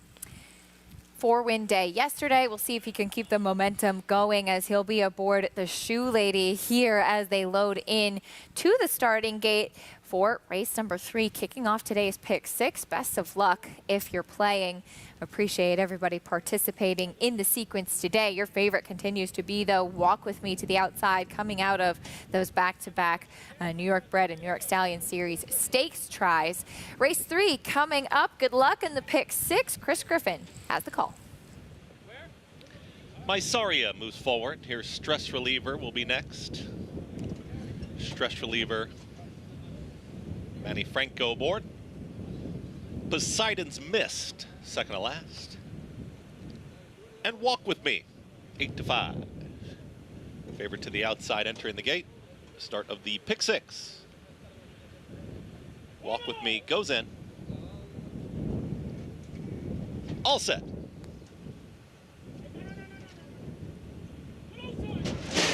And they're off. Mysaria breaks very well, so does Poseidon's Mist, and also in the early mix is 13 Red Flags. At the rail is going to be the Shoe Lady, who's now a contending fourth, very tightly bunched once again. Towards the far outside, that's Walk With Me. The trailer is Stress Reliever, but only 2 off the front end, as the Shoe Lady and Dylan Davis will assume command as they come out of the chute and hook up with the backstretch. The Shoe Lady has got company towards the outside in 13 Red Flags, and 3 wide, that's Poseidon's Miss. 24.30 for that tepid early opening quarter as 13 Red Flags now presses on as ahead in front. The Shoe Lady back to second, losing some ground was Poseidon's Miss. Mysaria is moving there with Stress Reliever. It's a 4 wide run here for Walk With Me. Jose Gomez out in the center of the racetrack here behind some moderate fractions as they approach a half-mile left to go. To the inside, the Shoe Lady has now assumed command. It's the Shoe Lady in front by a nose. Right there to the outside, back for more. It's 13 Red Flags in between horses. 3 wide still, Poseidon's Miss. Mysaria with the ground-saving trip. Stress Reliever and Walk With Me trying to overcome the wide journey. Still 4 wide is under a full drive. They went 48.42 for a half-mile time. The front 2 still have it and kick on. It's 13 Red Flags to the outside, the Shoe Lady to the inside. Mysaria in the red cap is going to move towards the outside of these 2 rivals. Walk With Me with too much to do. 13 Red Flags is in front, but not going away as the Shoe Lady. It's 13 Red Flags who's battling on here. The Shoe Lady is trying to come back to the inside, is doing just that as they approach the 16th pole. The Shoe Lady, 13 Red Flags. Mysaria late run here. Walk With Me, but the Shoe Lady will get the money. The Shoe Lady kicks off the pick 6. Walk With Me will run up into second. Mysaria and 13 Red Flags in 1 minute 39 and 4. The Shoe Lady kicking away from her competition. She took pressure throughout, Richie, and they didn't go that fast, but she never was alone on the lead and didn't break that quickly from the rail either. No, broke just a step slow from the inside, was allowed to go forward and gain and keep that inside position by Dylan Davis. What I like is the way she kicked on here when she was asked for her best, because she, even though it wasn't very fast fractions, she was under constant pressure. She was never alone. She was always being hounded somewhat, but she really kind of kicked it in, finishing up the mile in 1:39 and change. I thought this was a really nice effort from the Shoe Lady. The Shoe Lady, and you and I were talking about it too. I had heard the story that Cheryl Schwartz had taken her shoes off to walk a horse into the winner's circle in Saratoga and was holding them in the win photo. And you think it was the Schuylerville? I think it was when we won the Schuylerville with How About Now. It was a muddy track, and she, just so excited and happy and so into it. Yeah. Took them shoes off, got a hold of her. If I'm not mistaken, I believe that was the day. I love it. From Rosedale, New York, 5-2 winner, the Shoe Lady kicking away from her competition. Late run from the favorite, Walk With Me, who will have to settle for second. 1-6-3-2 in race number 3. Dylan Davis with another one. Yeah, building on that momentum he had over the winter, and Dylan is steadily improved with his meets, right? He would always do well in the winter, okay in the spring, tougher in the summer. He's become more of a year-round, consistent player in the jockey colony. Getting another victory here in the 3rd race with the Shoe Lady, homebred for Barry and Cheryl Schwartz. 5-2 winner in the 3rd. We will continue recapping what took place yesterday. Where's My Ring? Well, she was able to break her maiden in a pretty exciting way. First win of her career in the Gazelle yesterday. We'll look back on that victory as her Oak spot has been confirmed.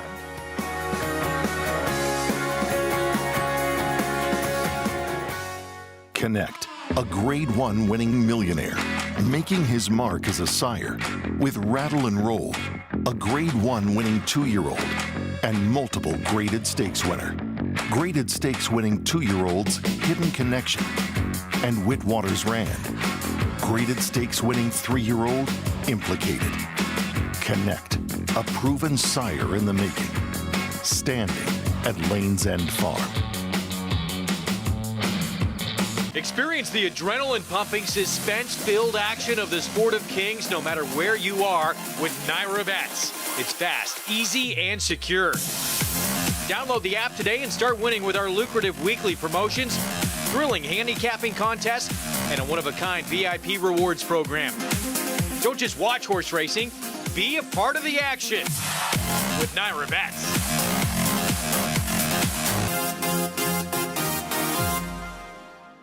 Quality at his is Core. And Core Beliefs will come on and win it nicely. By leading sire, Quality Road. And here is Core Beliefs to take the lead. Core Beliefs on the outside. Here it is. Core Beliefs. All the best attributes of his sire, a multiple graded stakes winner who's proven at the classic distance with tactical speed and a must-see physical. It's Core Beliefs who digs his heels in to win the New Orleans Handicap. Core Beliefs, standing at Walmack. Breeding in New York State just got a whole lot greener. Starting in 2026 with 2-year-olds and expanding in 2027 to include 3-year-olds and up, New York breds on the NYRA circuit will be offered purses matching the race's open company counterpart. That's a nearly 20% increase per race compared to 2023. Bowling season is in full swing. There's still time to take advantage of New York's better than ever state bred incentives. Visit NYRA.com/NYbreds for more info.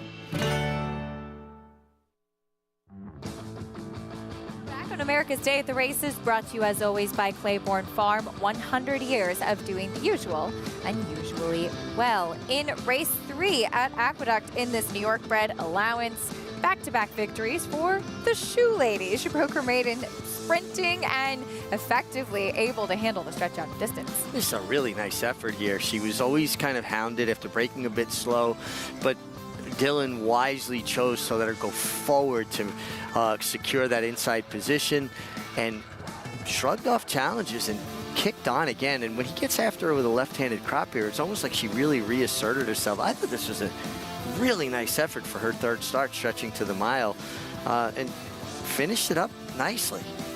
Certainly say she handled the distance with no problem. That upstart influence and beating the favorite with a late run from the number 6 Walk With Me, kicking on late, but just no catching the Shoe Lady. $7 winner, 1-6-3-2 in race number 3. As we mentioned before the break, yesterday's Gazelle was a thriller, and what a way to break your maiden for Where's My Ring. And great seeing this filly come in from California. She'd faced some very good ones, even in graded stakes company, despite the fact that she'd yet to win a race, Richie. And I just thought that it was really special seeing the connections and the emotion from owner Michael McMillan following the race. You could really feel how meaningful that win was. Absolutely, and I love the way he included the entire team. And the emotion was raw and genuine. Val Brinkerhoff, incredible job with this filly. And this was, to me, an absolute highlight reel ride in a lot of ways. He was on the best horse, Jose Lezcano, but what he did going to the first turn to make sure he secured position. She's not as handy away. She breaks okay, but doesn't have what we call gate speed. He hustled her until he secured that position. Then he gave her an opportunity to settle, tipped out when he needed to. This is a race that you should show young riders on how to use your position on the inside and ride to hold that spot into the first turn. He took advantage of every opportunity to put her in the right spot, and it paid off. She got 100 points onto the Kentucky Oak Connection, saying that that's exactly what they wanted, and they're off to the Oaks now. And for Val Brinkerhoff, looking for his first Oaks victory, his first Oaks trip as well. As we bring Maggie into the conversation, a very special and emotional win to Maggie, but a talented filly that we got a chance to see. And Val Brinkerhoff, a horseman's horseman, you know, galloping his own horses, breaking them as well.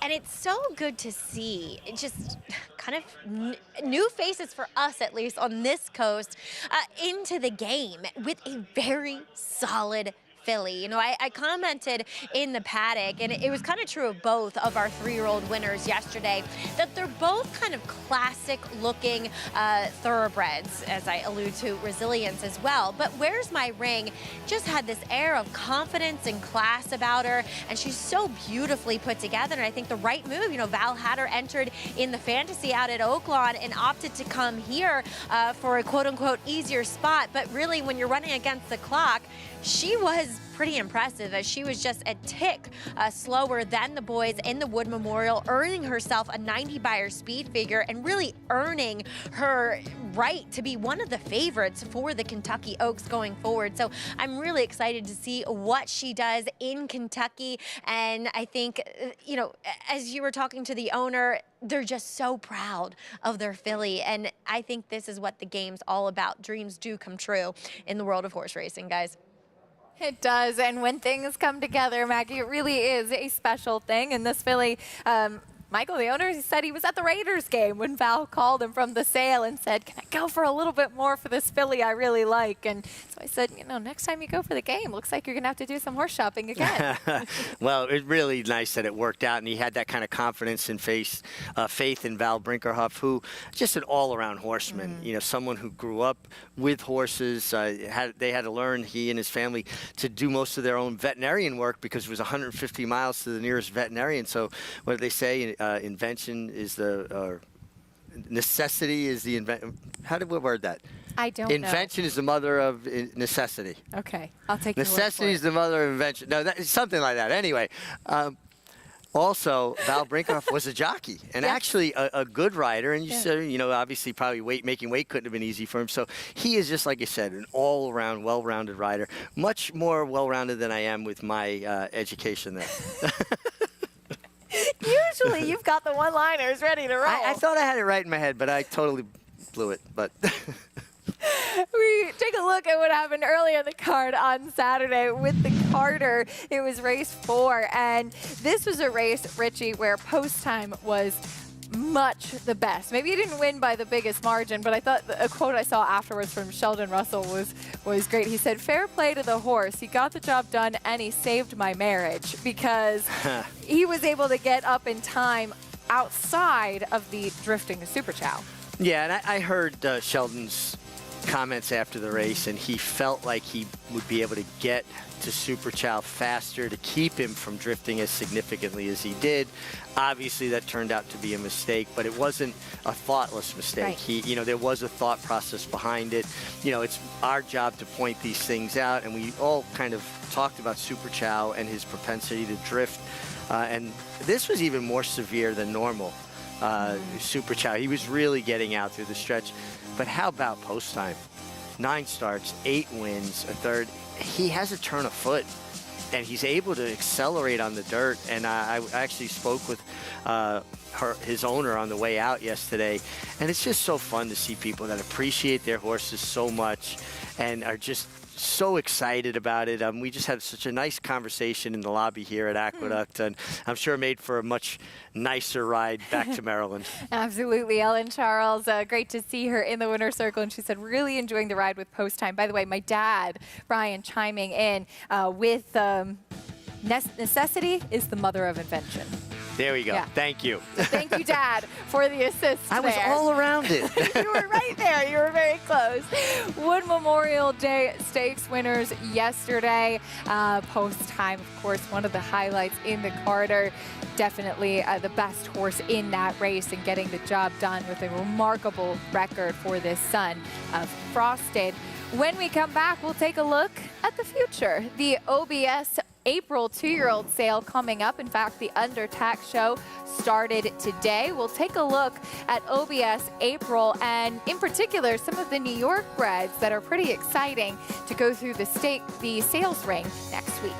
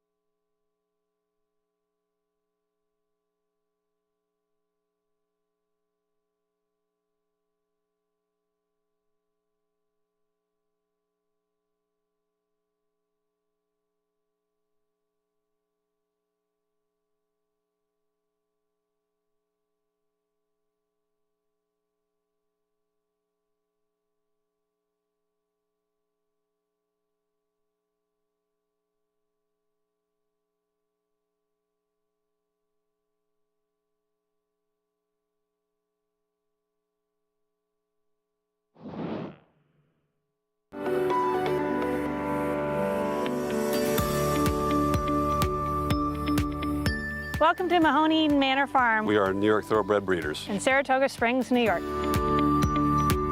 I'm Britt Wadsworth and this is Sean Mahoney. We're just very small, 14 acres, pull out about a dozen mares a year. We hope to breed some really nice New York breds that we can either race or sell. We've been really lucky, you know, we really work hard at it. We like our size, we like to be hands-on. It's really nice. It's taken a long time to really be known for our homebreds and for having them be well handled, you know. We really spent a lot of time and emphasis on that. We've watched the New York program just gain year after year and become one of the premier breeding programs in the country. There's really no better place to be right now. It's just a very, very strong program in every aspect.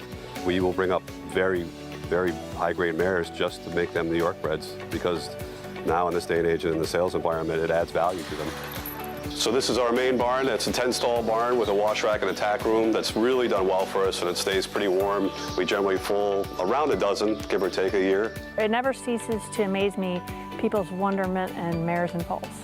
I measure success in a lot of different ways. Getting that first Breeders' Award. Getting our first Breeders' Awards was nice. It's a long wait. You know, foaling out other people's horses that go on to do incredible at the sales or incredible at the yearling or two-year-old sales. We're very proud of anything that is foaled here because they're all like our family.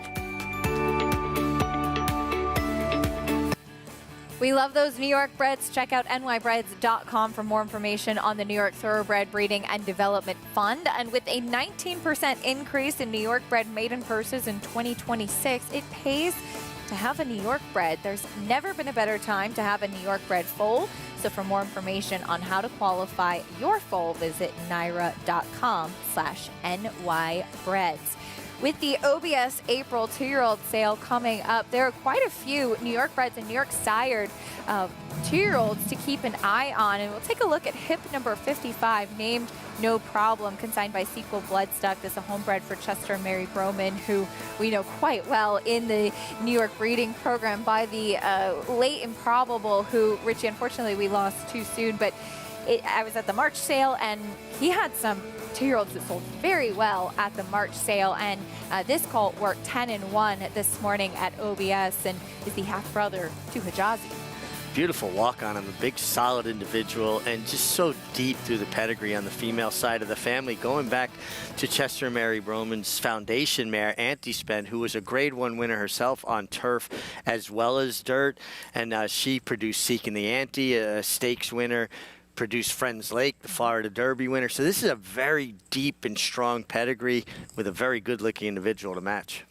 Absolutely, and as we said, you know, the Bromans breed a good New York bred and breed a good horse as well. I think it was one of the New York bred stakes we had last year. The top 4 finishers were all bred by Chester and Mary Broman. Yeah, they have done it so well for so long. And, you know, think back, Anti-Spend was actually their first racehorse that they ever owned. And she was a good runner for them, but an even better producer.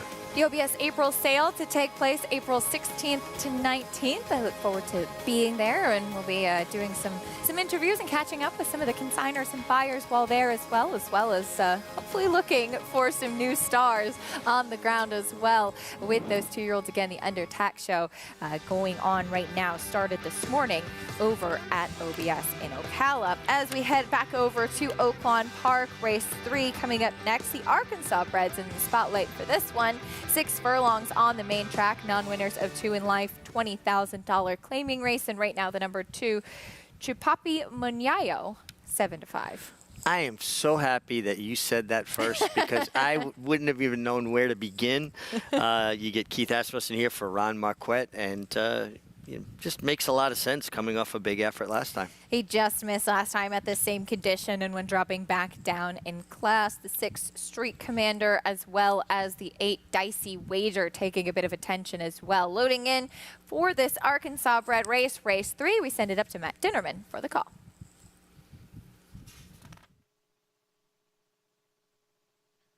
I'm at Oak, post 4. Into the outside, Dicey Wager. Here's Dicey Wager. And they're off. Slow break from Street Commander. Good beginning from Dicey Wager, who's shown rain to get to the front. He's got the lead. Clears off, opens up 2 on Secret Tavern. Second, Rudiano strides level with him. Water to Wine in the 4th position early. He's 5 lengths off the loose leader. Another length to Chupapi Munyayo, who's moving forward to be a joint 4th, approaching the half-mile pole. Pepperoni Kid is next. Slow starting Street Commander, second to last. I'm an Oak at the back of the field, already being encouraged to pick up the pace as they hit the 4th turn. Dicey Wager got a breather approaching the turn, kicks away again to a 2-length lead. Rudiano in the 2nd spot. Chupapi Munyayo on the inside claiming 3rd with Secret Tavern, who's under a hard ride. A 3D Street Commander is there, and the others have got to get going as they hit the quarter pole. Dicey Wager a neck in front. Rudiano right behind his Chupapi Munyayo getting outside for the stretch run. He's still in with a shot. Secret Tavern alongside of him. Here comes Chupapi Munyayo on the outside, and he's collaring those early leaders. Chupapi Munyayo grandstand side has hit the front. It's Chupapi Munyayo going away. Chupapi Munyayo close to the line. He's got it. Chupapi Munyayo in front. Pepperoni Kid was second. Dicey Wager holds off Street Commander for 3rd. Chupapi Munyayo holding on for the win, and we were told by our producer Evan Schwartz that he is a TikTok star. So. And now that I know how to say it, Chupapi Munyayo, it's kind of fun to say. It is fun. It is fun. And he got a really nice ride from Keith Asmussen here. Was able to come up the inside, wait, come out. And it's just been really a fun thing to watch Keith's improvement as a rider. And the fact that he was able to do that without ever riding with the apprentice allowance even makes it more impressive. You're big on TikTok, right? No.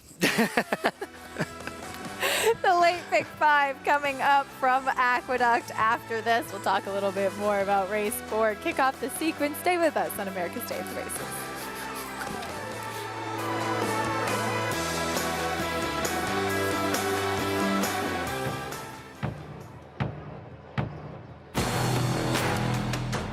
Nothing stood in his way. War of Will won the Preakness. At the line. War of Will, that's a photo for the win.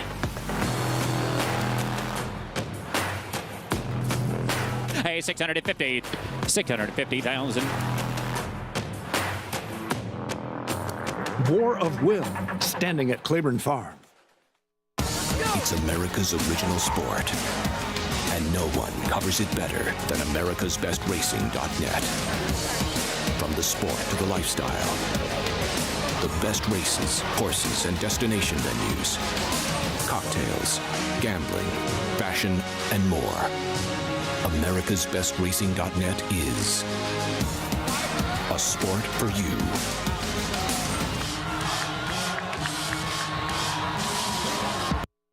The sun shines bright on Caraconte. His first crops of racing age are showing brilliance on the racetrack with a high percentage of stakes winners. His versatility is evidenced by winners on all surfaces across the globe. Spandarella could not have been more impressive. The sun shines bright on this value sire. Fair down 25, fair down 25, fair down. Thank you. Right here, 525,000. Caraconte, standing at Gainesway.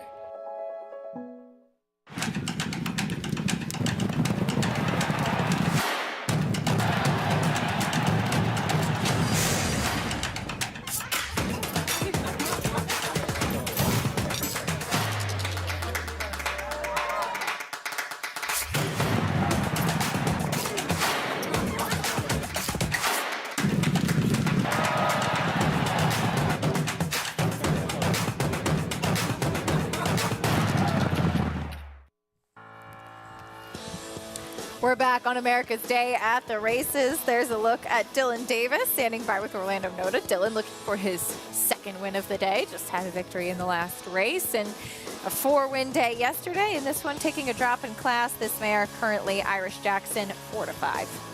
Yeah, very lightly raced 5-year-old mare, but makes a lot of sense. You get Dylan, who's been riding well, and see how serious Dylan was there in the paddock, right?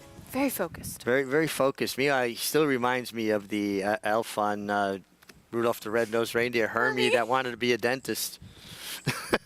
I tease him all the time. I think he. I never saw that until now, and that's now all I'm going to be able to. Yeah, now you're not going to be able to get out of your head. I think he's tired of me saying it though, so that'll be the last time. Irish Jackson 4-5 with Dylan Davis, as that one does take a drop in class from the starter allowance company. Finished third last time behind Ocean Gateway. Would come back to win again. For more on this field, let's get a paddock report from Maggie. Okay, so we are having a little bit of a delay here. Trying to discern what to do with the one horse in here, as she came in with vet wrap on her feet and not necessarily sure what the rules are on that, if she will be able to run. So some talking going on around here. Let's take a look at some other horses, though. Number 7, Rhea Valentine. She'll turn back in distance and drop in for a tag for the first time. And yeah, she really only has the one race, in which was a blowout win, breaking her maiden, going the 1-turn mile back on December 15th. Other than that, she kind of is on a level playing field with the rest of these in here. Now she looks the same way she typically does. She doesn't wow you. She's fairly quiet, but looks fine in her coat. She does return wearing the front wraps yet again.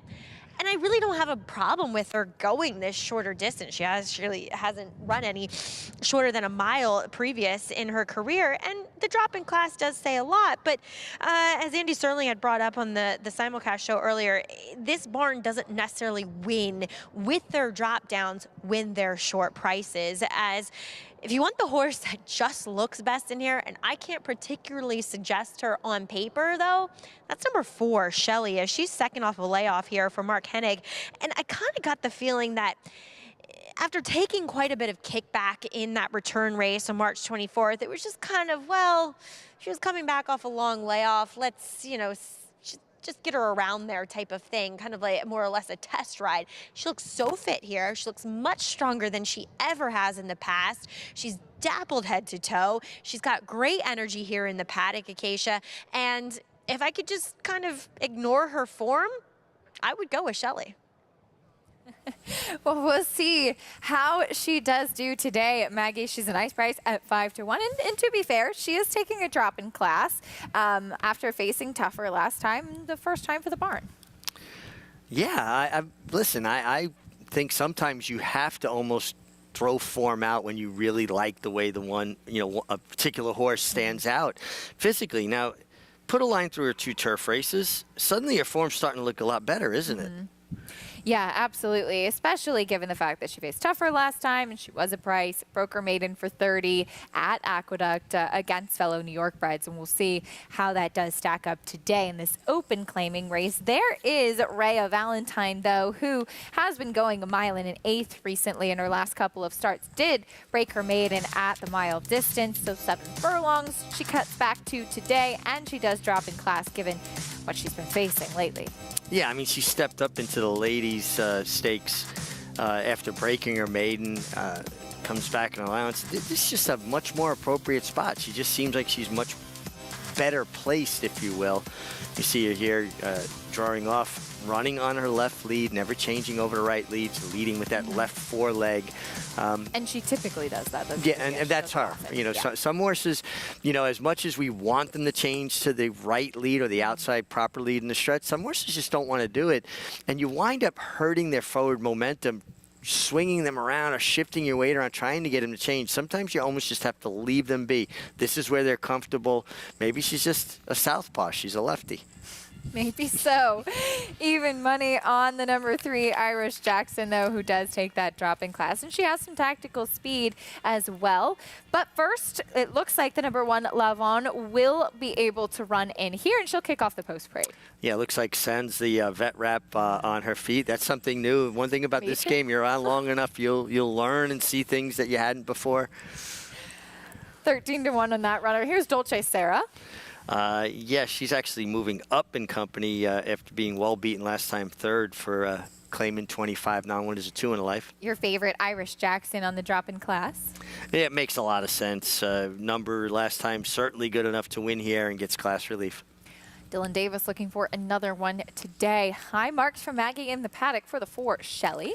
Well, Shelly's out of a mare, Testarossa, who is very good on turf, but she didn't pass that along. This filly's more of a dirt horse, and if you put a line through 2 of her turf races, suddenly her form doesn't look quite as bad. Here's the 5. Allie's Song is dropping in class from New York Bred Allowance Company. Yeah, is the drop in class going to be enough? She really hasn't run a race as fast as some of the others here. Lane Luzzi on a long shot here, but is also dropping in class. Lady Fortuna. Yeah, another, if the drop in class is going to be enough to make them competitive. And 2-1 on Rhea Valentine to the outside, who cuts back in distance. She runs the race 3 back when she broke her maiden. She is going to be very tough to beat. But she did race over ahead in the ladies. A little bit better last time in allowance. The turn back in distance. She's obviously very logical. See what she does on this drop in class as well. There's a look at your favorite, though, the 3 Irish Jackson, a third last time out at a big price as well against Starter Allowance Company.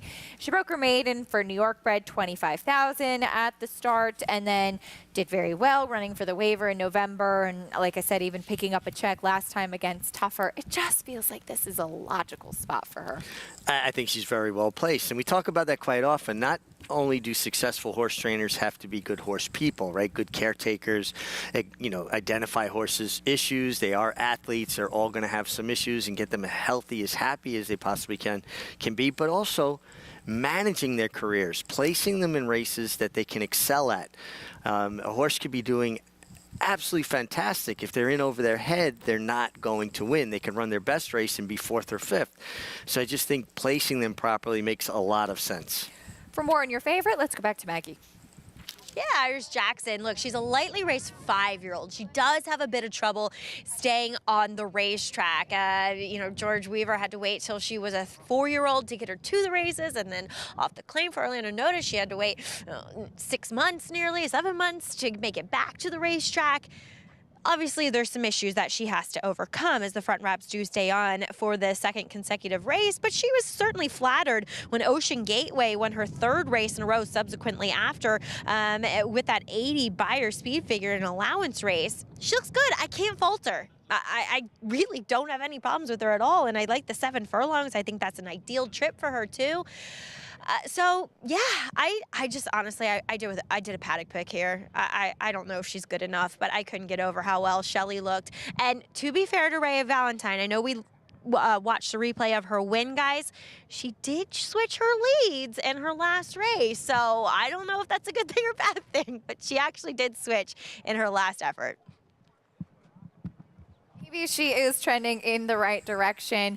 Maybe that is a good sign. But like Maggie said, maybe if it's not something typical, maybe that's something to look at as well. Yeah, I mean, she did win not changing leads. I went with Maggie with the 4 Shelley. I liked her comments about her physically. Then you dig a little bit deeper, and suddenly I said, her form might be just a little dirtied up.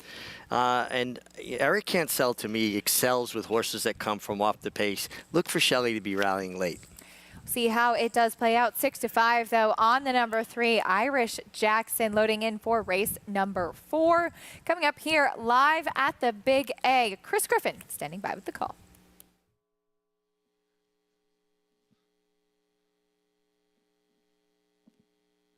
There's Allie's Song stepping forward, Lady Fortuna.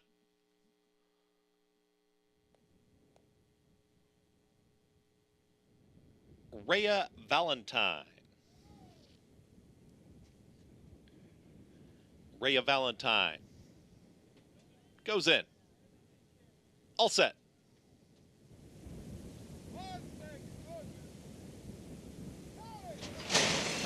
And they're off. Levon's got early speed down towards the inside, right out towards the front, and Irish Jackson now assumes the front end. It's Irish Jackson who presses on with Shelley. They're a clear 1-2 head and head as they do get out on the front end. Rhea Valentine out wider in 3rd. Pressure towards the inside here. Allie's Song wants to get up in that mix. Muscles on Through is in the 4th spot. Taken back as Levon is towards the back end with Dolce Seta. The early trailer, Lady Fortuna, 23-3 for the opening quarter mile. Shelley and Irish Jackson, they go at it. These two still head and head as they approach. 4 furlongs left to travel. A pace duel on the front end. Rhea Valentine at 8-5 gets the journey, is stalking here from 3rd. Just 2 lengths off the lead, is clearly in pursuit as the front 3 start to get away. Levon is under a drive here from the back. Also running on Dolce Seta. Trying to cut into the margin there is Lady Fortuna, not making up any ground with Ali Song to tail off to be the trailer. Irish Jackson is still in front. It's Irish Jackson with a head lead here on Shelley. Shelley's trying to come back towards the inside. Here comes Levon with a run. Rhea Valentine is right there. Dolce Seta. Can Irish Jackson keep going? Irish Jackson's got the lead, is kicking away, is up by 2.5 lengths. Levon is now in the clear, is chasing, but this leader is getting away with every stride. It's still Irish Jackson finding plenty with a 16th left to go. Irish Jackson is striding away. Irish Jackson, Dylan Davis with another one. Irish Jackson wins it over Levon. Then came Rhea Valentine and Dolce Seta in 1 minute 25.61 seconds. Favorite, the winner, the number 3, Irish Jackson on the drop-in class, gets the victory today, running away from her competition. Very well spotted by Orlando Noda here. Dylan maintained his inside position. That's 2 races in a row we saw him do that. Didn't allow Shelley to clear and gave his filly a really nice breather from the 3/8 pole to just inside the quarter pole before starting to ask her for her best. And she just drew away as much the best. A very logical result for the winner. Pulling away from the competition, the number 1, Levon, actually checking in second at a big price at 17-1. And then number 7, Rhea Valentine, back to hanging on that left lead today. Yeah, and just kind of one-paced, and Shelley showed more speed. Actually surprised me. I thought she'd be rallying from off the pace, but she was the one putting the pressure on Irish Jackson, paid the price for that, but Irish Jackson was best. 6-5 winner, 3-1-7-2 in race number 4 at Aqueduct. It's time for me to say goodbye, at least for now. I'll be back reporting in a couple of races, but enjoy the Eclipse as well. Yes, we get the Eclipse tomorrow after the Eclipse Stakes today. Yeah. And I've only got one more race, but you're coming back. I'm not. Yes. One more race, I'm northbound. That's it. And he's got the glasses ready, too. But stay tuned. Richie's sticking around, as are Maggie and Paul. And Greg Wolf is coming up on the set to take you the rest of the way, as we'll look back on Chad Brown's big day yesterday as a serious contender for the Kentucky Derby. The expensive purchase of Sierra Leone, who's been delivering on the racetrack.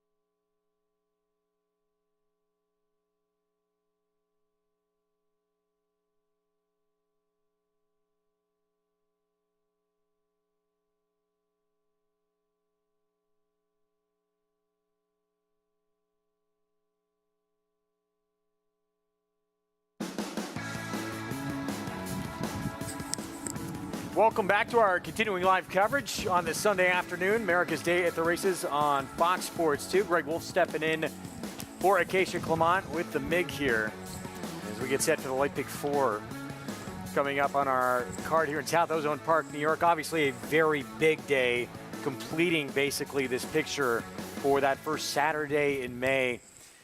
Wood Memorial here, bit of a surprise what happened. We'll talk about that a little bit later on. But over at the Bluegrass, Chad Brown may have the strongest Derby contender he has ever had going into the race. I would agree with that. I think Sierra Leone has shown that he not only has the kind of ability, but he has the right kind of style for the Kentucky Derby as far as I'm concerned. There's always too fast a pace for the distance with a 20-horse field, and he has to turn a foot. He kicks it in another gear. He makes this kind of long, sustained, steady rally into the stretch.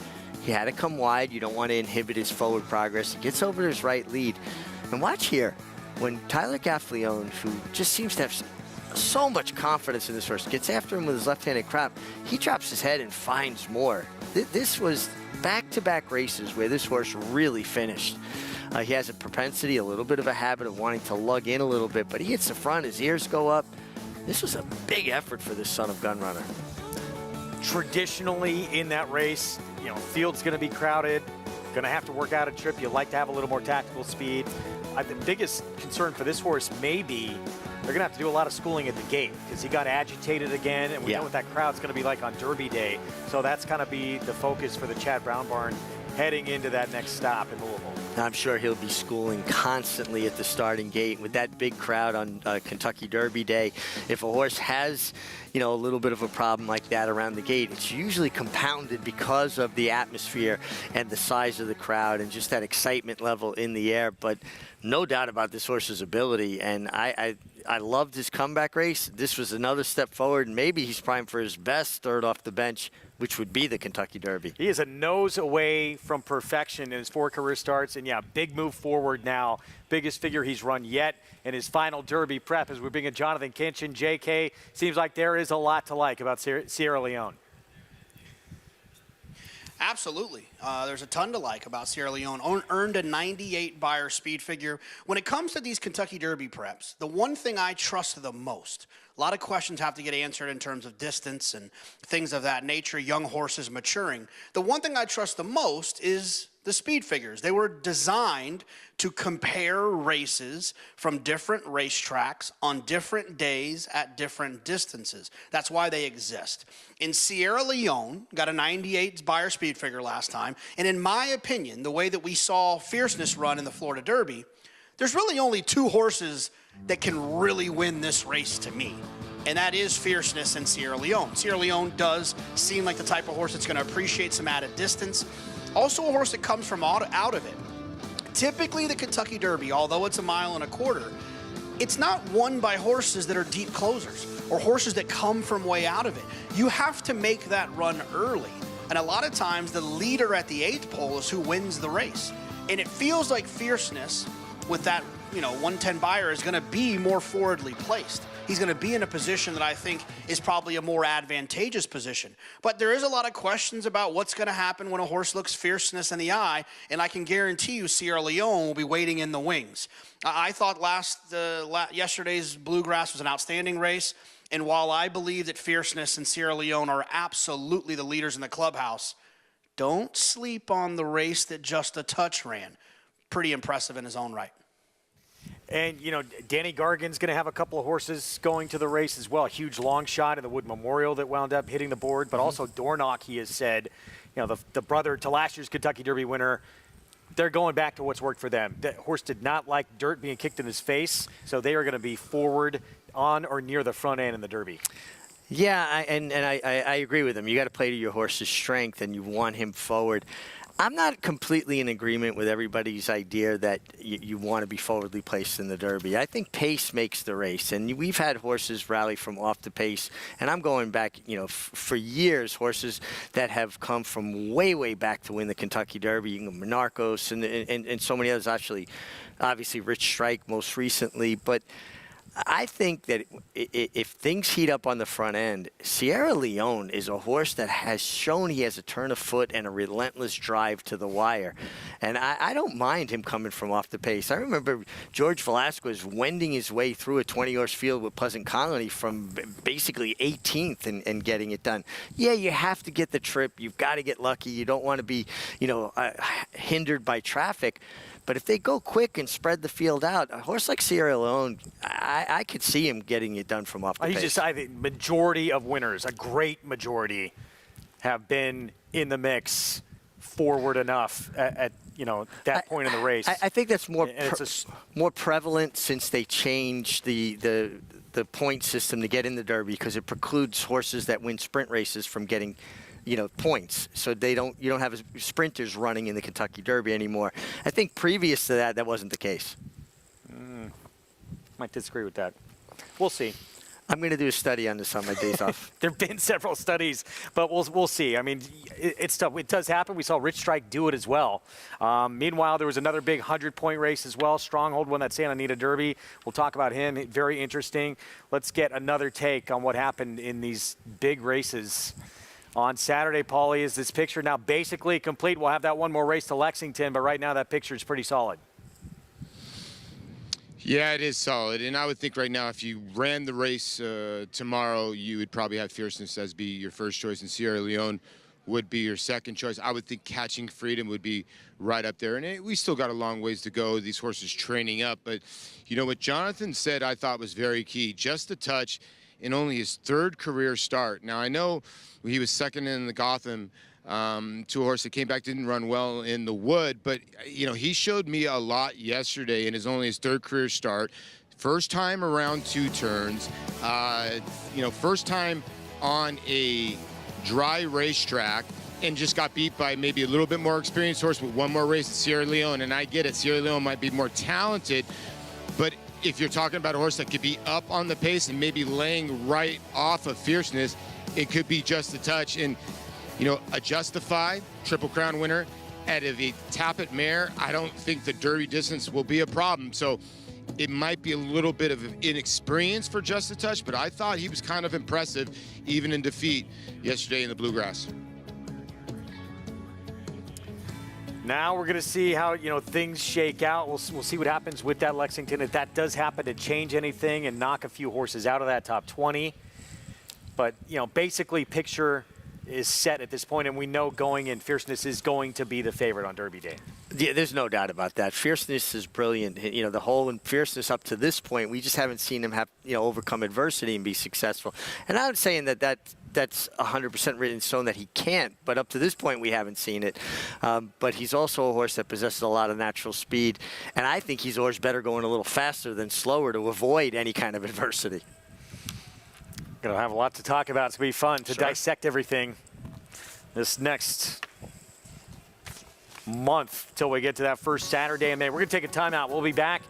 Manny Franco, the silent assassin, continuing to do his thing, eyeing another huge year, coming off another year in which he had the most wins on the circuit here in New York. We'll be back with more right after this.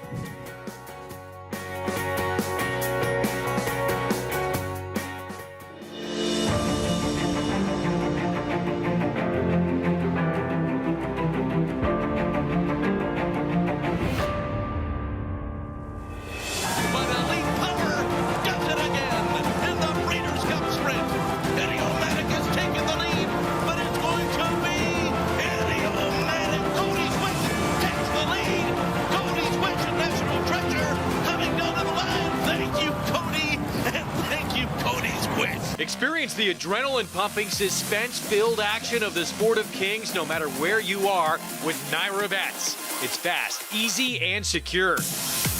Download the app today and start winning with our lucrative weekly promotions, thrilling handicapping contests, and a one-of-a-kind VIP rewards program. Don't just watch horse racing, be a part of the action with Naira Bets.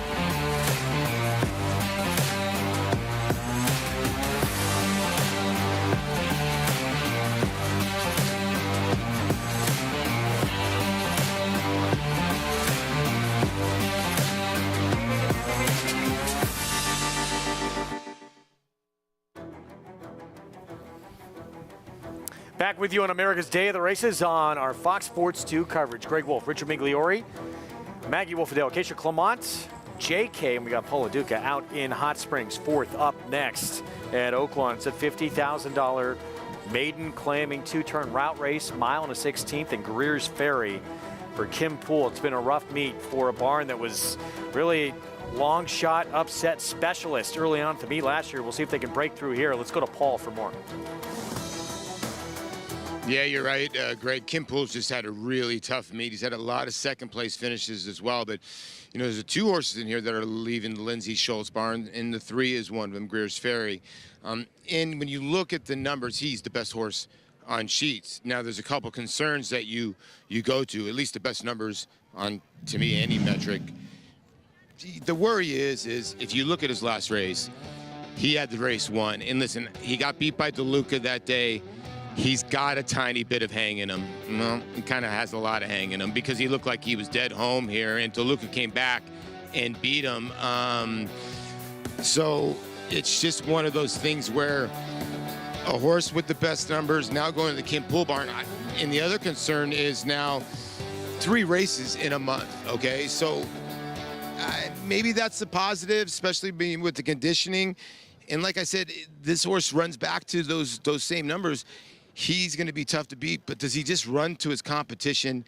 I don't know if you want to take this horse at 8-5, but I do think Kim Poole does a lot better job than his record indicates. Now, the 2 outside horses are the 2 droppers in here. Higginsville, I thought would get more money in here for Chris Hartman, cutting back from a mile and 1/8 with Rafael Bejarano, and the 9 Vincita for Kenny McPeak. I will say this, Vincita was getting a little washed out a little worked up before the race, and David Cohen had his feet out of the stirrups. I don't know if she was really acting up that much or if that's her now. It is sun has come out, and it's got a little hot out here now, so, you know, I don't know if I could endorse her. I had this race 3-10, 10-3 with a small little check mark on the 4 in here. The 2 is taking a little bit of money. I didn't see that coming. I do think the 3 might be tough to handle in here, but I just don't know at 9-5. So I'll probably roll with the 10. 7-2, that's Higginsville for Chris Hartman. He's having a sharp meet. And this one dropping out of a maiden special weight, has been in this 50 maiden claiming spot before, Mig. That was back in January and didn't make much of an impact. Going to be very far back early, it seems. Yeah, and also that post. You know, I'm always a guy that is concerned when horses are drawn wide in 2-turn races without a real long run up to the first turn. Matt Dinnerman with the call. We'll see if Kim Poole, first off the claim with the 3 Greer's Ferry, can get that first winner of the meet with this 3-year-old son. I'm more than ready.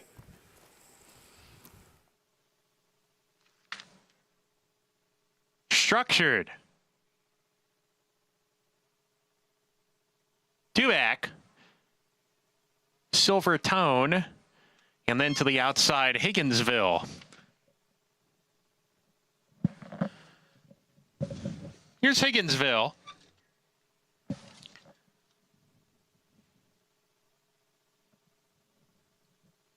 We're ready to go. And we're off.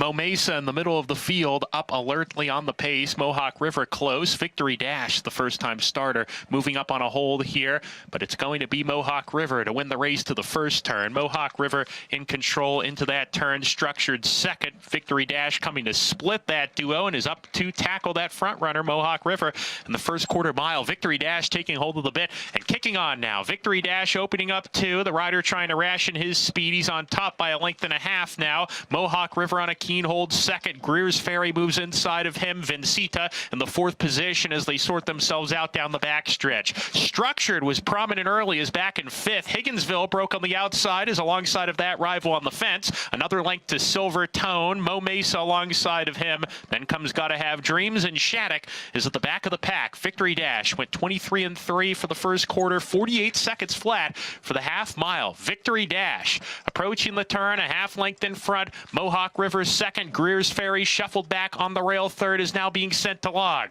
Vincita fourth. He's got 5 lengths to make up, followed by Higginsville, pushed along on the fence. Gotta Have Dreams is producing a bit on the outside, attempts to pass runners, still has 7 to gain. The others are well out of it as they come to the top of the stretch. Victory Dash confronted by Mohawk River and the Ken Ramsey colors, and Mohawk River snatches the lead away from Victory Dash. On the outside, Greer's Ferry is coming on. Higginsville is making up ground on the rail, and Shattuck is let loose by Luis Quinones. Here comes Shattuck. Shattuck on the outside, breezing to the lead. Higginsville right there, battling 2 in second. Between them is Greer's Ferry. Shattuck, he's getting a little bit tired here, gonna hit the line. 3 of them hit the line together. It was very tight. Higginsville and Shattuck on the line together. Don't think Greer's Ferry got it between them. He was third, and then Gotta Have Dreams. A photo for the win.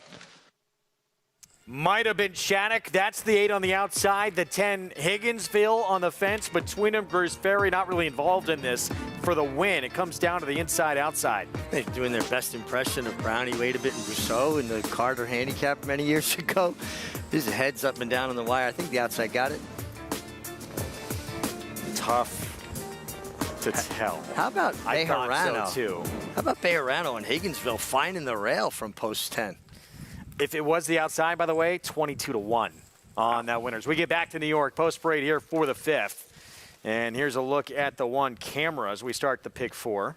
A filly that's taken a lot of money. She was favored in both of her starts. Going to have to live up to that early hype. She's the 8-5 favorite for Todd Pletcher. 2 sprints and stretching out. Save time, Chad Brown, second start. Really like to stretch out for this Juddmonte bred. Grand Am Sightseek was a multiple grade winner. Loved Sightseek for what Bobby a good Frankel. mare. Gary Siaka trains Cracklin' Cat. Ran okay on debut, but that was sprinting and for a tag. Now she stretches out and tries much tougher. Catching Heat. Chad Brown, second-time starter, who debuted on the front end, sprinting, and then backed up to third. Yeah, good speed, sprinting, now stretches out. Dylan Davis would have to think the speed she showed sprinting, she's going to be on the lead here. Took a lot of money first time out. 9, pretty cool on this filly, second time out. Here's the 6, I'm thinking. Comes out of the same race with Catching Heat, and she was a bit more off the pace. They were about a length and a quarter apart from each other. And Autumn's Turn, Gary Contessa, Maddie Overrides. Yeah, she's shown steady improvement in all 3 starts, and looks like she'd have to improve a bit more, but every race she's taken a little step forward. Let's head downstairs to Maggie. There's 2 dominating the wagering, one of them on the rail. Camera for Todd Pletcher. Yeah, Greg, this is a fascinating race for me because I can almost make a case for pretty much everyone, maybe not the 3, but we'll go through everyone except the 3.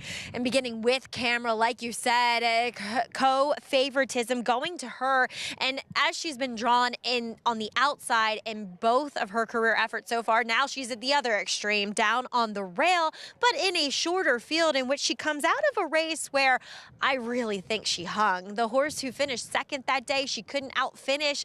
That horse did come back to win, but with a slower type of figure at Tampa. And Camera, you know, she looks as though she should appreciate the stretch out in distance. She's long, she's rangy. And maybe they use speed. They put Kendra Carmouche on. She's very aggressive in the preliminary so far, but you have to think that the 5 is going to be aggressive in here as well. So we'll see how things are played. She comes in here really fit. I wonder if she's really gone on, though, from 2 to 3, and she didn't deliver as the favorite in that debut as a 2-year-old. Obviously, something went awry, but I'm not sold on her. I can get behind number 2, though, in here. Save Time, as Chad Brown has great numbers, stretching horses out in their second start on the dirt and maiden special weights. He's hitting at a 33% clip. And as you guys mentioned, a lovely pedigree, comes out of a race in which Amor Fati wired the field, came back, was disappointing, but there were some other next time out winners. She is beautifully built. You don't often see Into Mischief as grays, but she's your typical Into Mischief physical, very athletic, really well muscled, really professional. And 2, she was hard ridden throughout, going the 6 furlongs in which she was out the back early, and in the end she was the only horse to make up ground with a nice gallop out. I like number 5 in here, Catching Heat. I think people are writing off that race a bit. in which Autumn Evening was a horse who had experience, although she was the longest shot on the board. Physically, she was a standout that day. It was the other Rick Dutrow, if you will, and she was able to beat Roman Grace, who came back and won with an 80 buyer yesterday at Keeneland. I like Catching Heat. I'm not as sold with the stretch out with some of the others with her, but she looks fantastic here. I liked her first time out, and I think speed is somewhat dangerous on this track today. Moving on to the other one coming out of there, I'm thinking she's done really well with the race under her belt, and she's bred to stretch out. Daughter of Candy Ride out of Harlan's Holiday mare. She's so much more forward, so much more clued in mentally. She's stronger out of the race. Her coat's going the right way, so look for her to improve as well. And then the only horse that has experience going long is on the outside with number 7, Autumn's Turn. Look, she's going out for lower profile connections, but this filly wants every bit of the distance. Now, she's acting a bit goofy here with Maddie aboard. She was goofy when she came out to the track. She's doing it again. I don't love to see that, but at least physically, Greg, and she has the improved effort last time out going a mile, you know that she's going to handle, at least be there with the distance. And thank you, Maggie. She's improved as you look at her every single start. Benefit of a mile can't hurt, and it's not like there's some standout superstar in here. No, and she does have the foundation, right? She's already been a mile and an eighth and turned back to the mile distance, and that incremental improvement every start. I wound up going with the 2 Save Time. I just thought her pedigree really speaks to that. She'll stretch out well. I like her from a physical perspective, and you and I are both big Sight Seek fans. It's so fun watching her. That's when that barn just had so many great, I mean, talk about a murderer's row. Yeah, for Frankel. Absolutely. And that's when Bobby really kind of split up his division of horses between California and New York, spending a lot more time in that period of time in New York, and certainly brought the right ones. Getting set for this late pick 4 coming up. Nothing really huge to shake up this pick 6 carryover yet. We'll see what happens here. 3-2 on that gray filly in your picture. Into Mischief for Chad Brown. Juddmonte homebred, Manny Franco.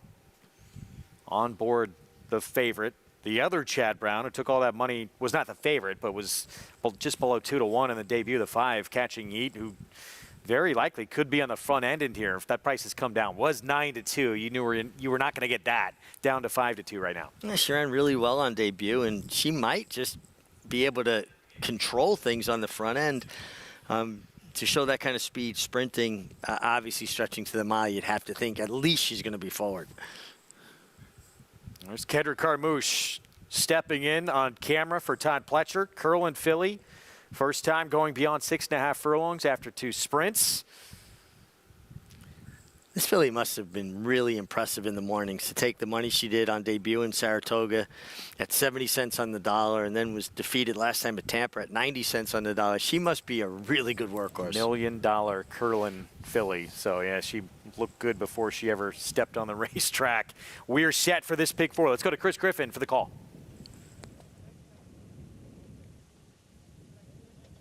Waiting on Cracklin' Cat here to step forward. Just hesitates for Trev McCarthy. Goes in. Now 3 out. Here's Catching Heat. Catching Heat, Dylan Davis. A couple wins on the card already. Catching Heat moves in. That'll leave 2 out. I'm thinking. And Autumn's Turn. Last to load to the outside to kick off the late pick 4. Autumn's Turn.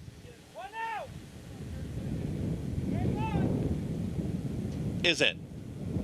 All set.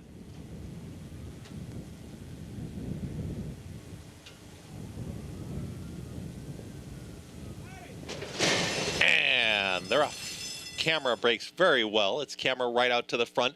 I'm Thinking is there with the early leader. In between horses is Catching Heat. Those 3 across the racetrack. Cracklin' Cat is in the pink silks. Now taken back, gets passed to the inside by Save Time, who's going to secure and now challenge for that 4th position. The trailer is Autumn's Turn. Pretty tightly bunched here as they come out of the chute. Camera and Kendrick Carmouche, they lead the proceedings. It's all camera right now, is up by a half length. There's Catching Heat stalking from second, 24 seconds flat for that opening quarter mile. 3 wide as I'm Thinking at the rail there. Tight hold on Save Time, and Manny Franco needs some room, but they are progressing towards the inside. In between horses, Cracklin' Cat, and out wider Still the trailer is Autumn's Turn. They're all chasing Camera. Camera is up by a full length. It's catching heat, trying to keep up here from second. Still a ground-saving trip to the inside for save time as they work into the far turn now. 48.48 for the half-mile time. Under a drive towards the outside, I'm thinking Jose Gomez. They're trying to make that move now in fourth. Then from the back, Cracklin Cat with Autumn's Turn, who continues to trail. Camera's got plenty so far. It's Camera who has not been asked yet. Catching heat is all in. Save time is under encouragement here from third. Autumn's Turn is trying to run up into fourth.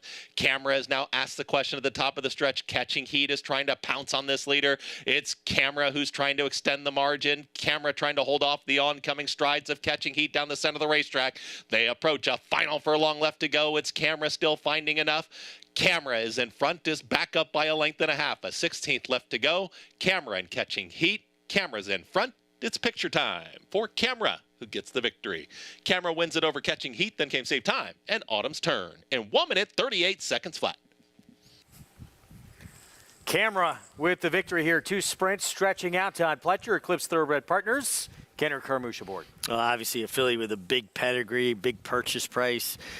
Took a lot of money in her first 2 starts and was able to get it done today. Kendrick aggressive from the inside, made the lead, and she just kept finding. Camera gets it done. Very game effort from the 5 Catching Heat. You tried her a couple times. I was expecting better from you. I thought you were going to say Camera, picture time. No, well, Chris Griffin just said it in the call, so I didn't want to follow up on it. 1, 5, 2, 7. You didn't have something else? Well, I actually did. Camera was not camera shy today. Okay, there we go. Or, yeah. That's all I wanted from you. Kendrick for Pletcher. Getting beyond 6.5 for the first time and able to use that speed to her advantage and get this win pretty formful. Pick 6 carryover at the halfway point so far. Yeah, very formful day so far. Horse I will definitely keep an eye out of, and not just because I picked her. I thought Save Time was running a little bit with the emergency brake on and behind horses, because once she completely sifted to the clear, she actually finished a little better than it looked like she was going to at the top of the stretch, and came pretty close to catching her stablemate for second. I don't think she was ever comfortable inside of those horses. By the way, back at Hot Springs, Shattuck, $47 winner. It was the 8th, getting that victory over Higgins. Big number there. That is it for Mig. Enjoy the rest of your weekend. Well, let's go Rangers. Play Canadians tonight and then the Islanders on Tuesday. When you take me to a game? We got to go soon, because once the playoff starts, I don't know if I can help you. We only got a few games left. Let's do it. Andy Sterling stepping in after a short timeout. Take over for Mig. We'll take you the rest of the way, and we'll talk more 3-year-old picture when we return. Resilience. Equipment change did the trick. We'll be back. Take a look at the Wood Memorial and who may be riding this horse on that first Saturday in May. Stay with us.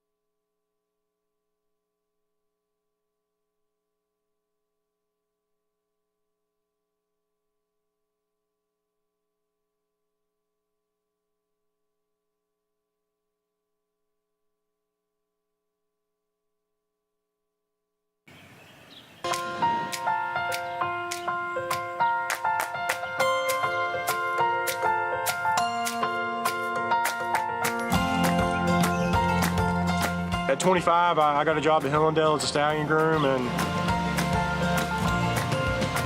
I love it. You know, it's a great place to work, and it's a special job.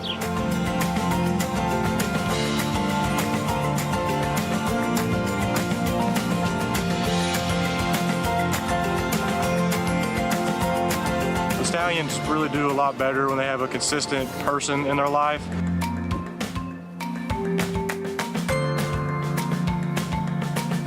It makes a big difference in keeping them happy, and that's just one of the many things that we do to try to keep these guys as happy as possible.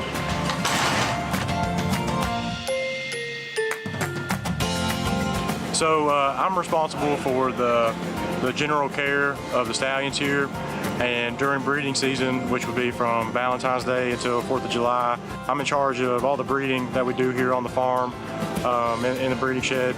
Other than that, I assign my grooms to each horses, and I oversee the care of each individual horse on a day-to-day basis.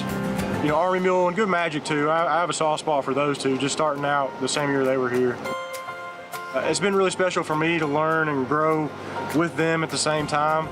I've gotten to watch them grow into stallions and develop and learn, you know, what it takes to breed the numbers that they do.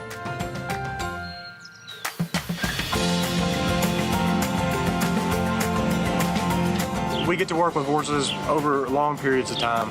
You know, when you're working with yearlings or broodmares or even on the racetrack, you know, it seems like you're working with a different batch of horses all the time. But these stallions, you know, Midnight Luke's been here with Hillendale for like 15, 16 years. So you get to work with the same horses for, you know, the majority of their lives and spend so much time with them, and you just really get to know them on a level that you just can't do in other aspects of the industry.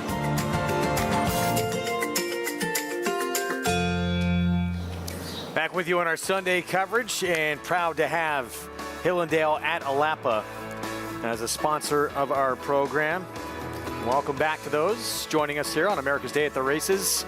I have a new partner on the desk.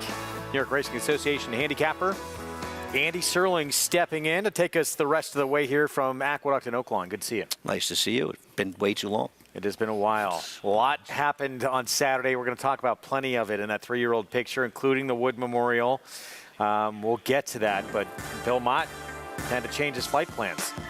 Well, you know, Bill probably ready to be there that weekend anyway, but it's nice to see him in there, and we're going to always have to root for the worst Wood Memorial. We got to root for the home team. Camera, 2 sprints stretching out.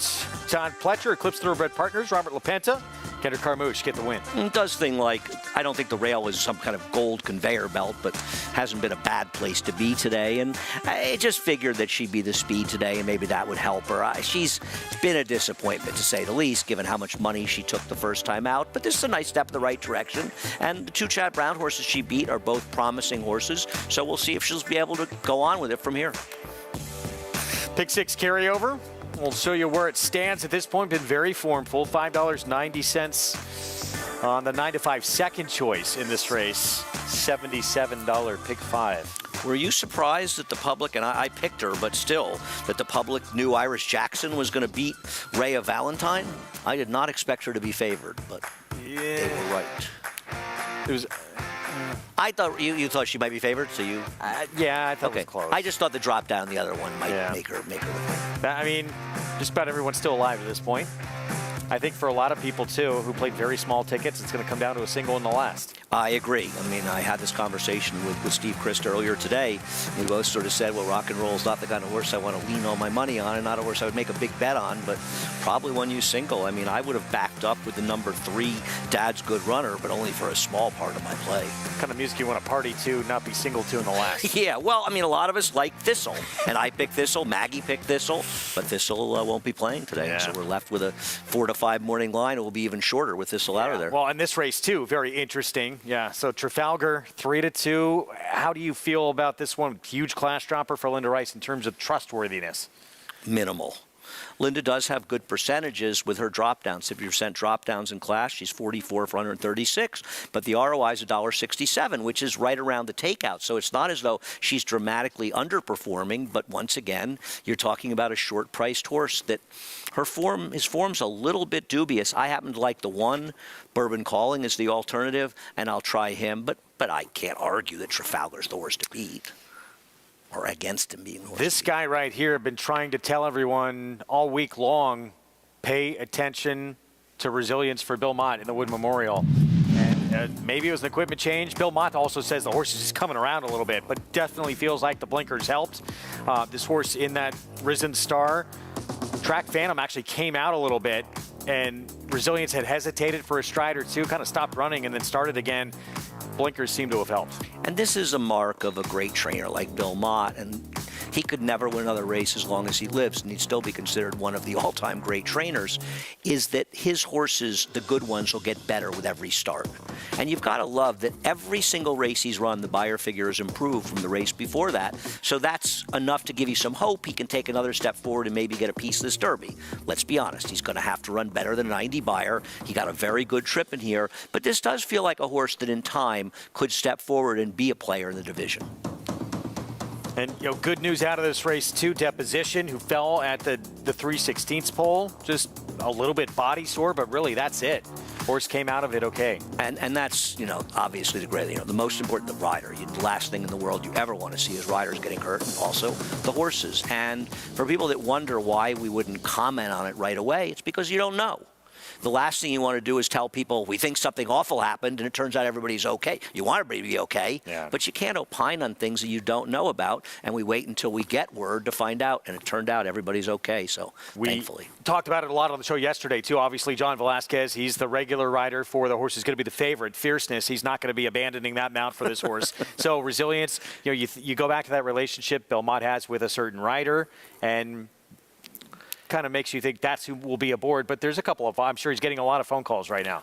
Most of them by Mike Solito, the agent for Junior Alvarado, who probably does have the upper hand. And listen, Bill and Junior Alvarado have had a lot of success together, so I can understand why he probably ends up riding him. But as you say, other agents calling, I don't think Jose Lezcano has a mount at this point, and we're sort of homers with Jose. We feel like we always want to see him get on some good horses, but I imagine Junior probably has the inside track in this horse. We'll see. Had an opportunity just to look at the bluegrass with Mig. Let's get your take on what happened out in Lexington. Sierra Leone is now just a nose away from being perfect. He really has been terrific, and another horse who keeps improving with every race, and you have to like that. A 98 Beyer getting it done. And it's an interesting race, and you and I haven't had a real chance to talk about it, but I think it's a continued debate or a discussion. If you look at this race, basically, it was a merry-go-round affair with the speed horses, except for Sierra Leone. So the pace seemed quick, but the fact that the speeds hung around suggests that the dynamics had it a favorable race for speed horses. Having said that, maybe all the good horses were forwardly placed horses in this race. So I don't think you had massive underachievers. And I think the positive for Sierra Leone is he doesn't need everything to go his own way in races. He puts in that run regardless. He should get an honest pace in the Derby. And right now, I don't think there's any argument he's going to be the second choice, right? It seems he's a pretty clear-cut second choice, especially with that figure here and for this race.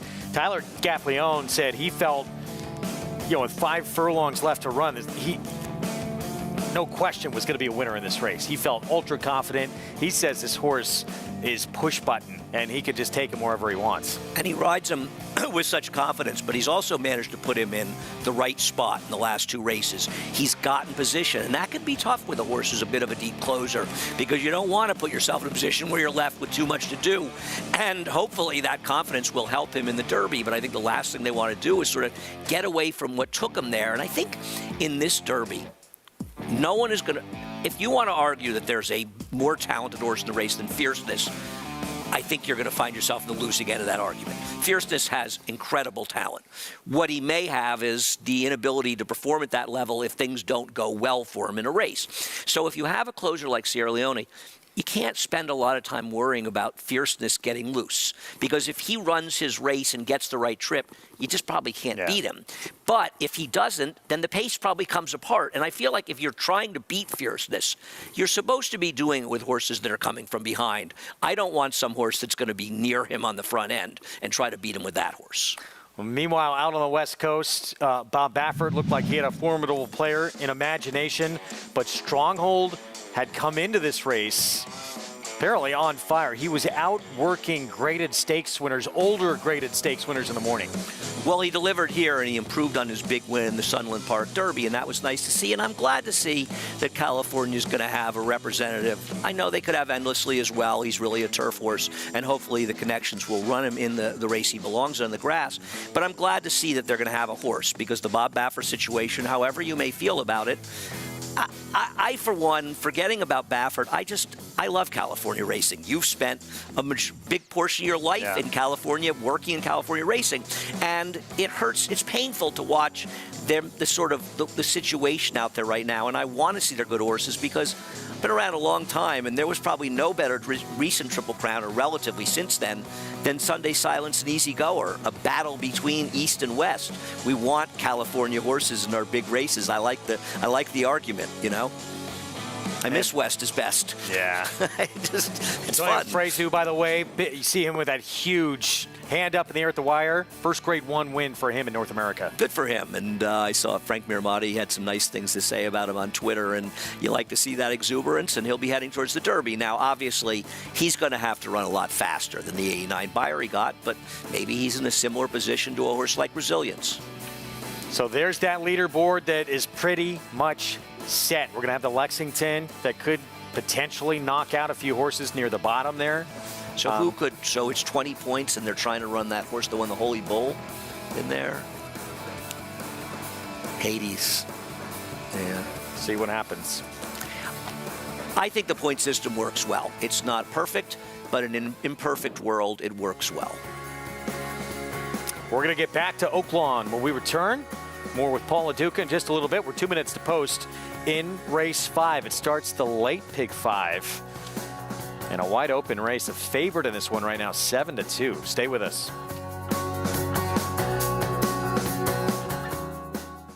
It's Volatil in front as they pass the 16th pole. Volatil victorious in the Vanderbilt, won by 2 lengths. Tremendous amount of talent with his win in the Vanderbilt, as well as a couple of his wins at Churchill Downs. Ran unbelievably fast. Very special family to me. Perfect sire for 2-year-old sales. Just a gorgeous horse and throwing very athletic horses that I think will run.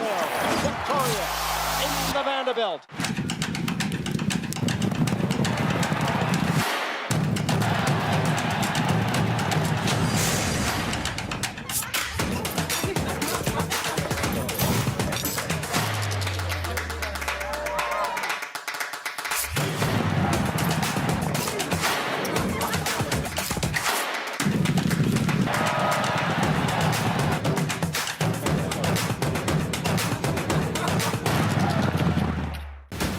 He's a running son of a gun. Papa Cap now has the advantage. A graded stakes winning 2-year-old. Grade 1 Breeders' Cup Juvenile runner-up at 2. Multiple Grade 1 placings at 3. Finished in the top 4 in 11 out of 12 starts. And from here on in, it's just a matter of how far. Papa Cap, an easy winner of the best pal. Papa Cap, standing at Walmack.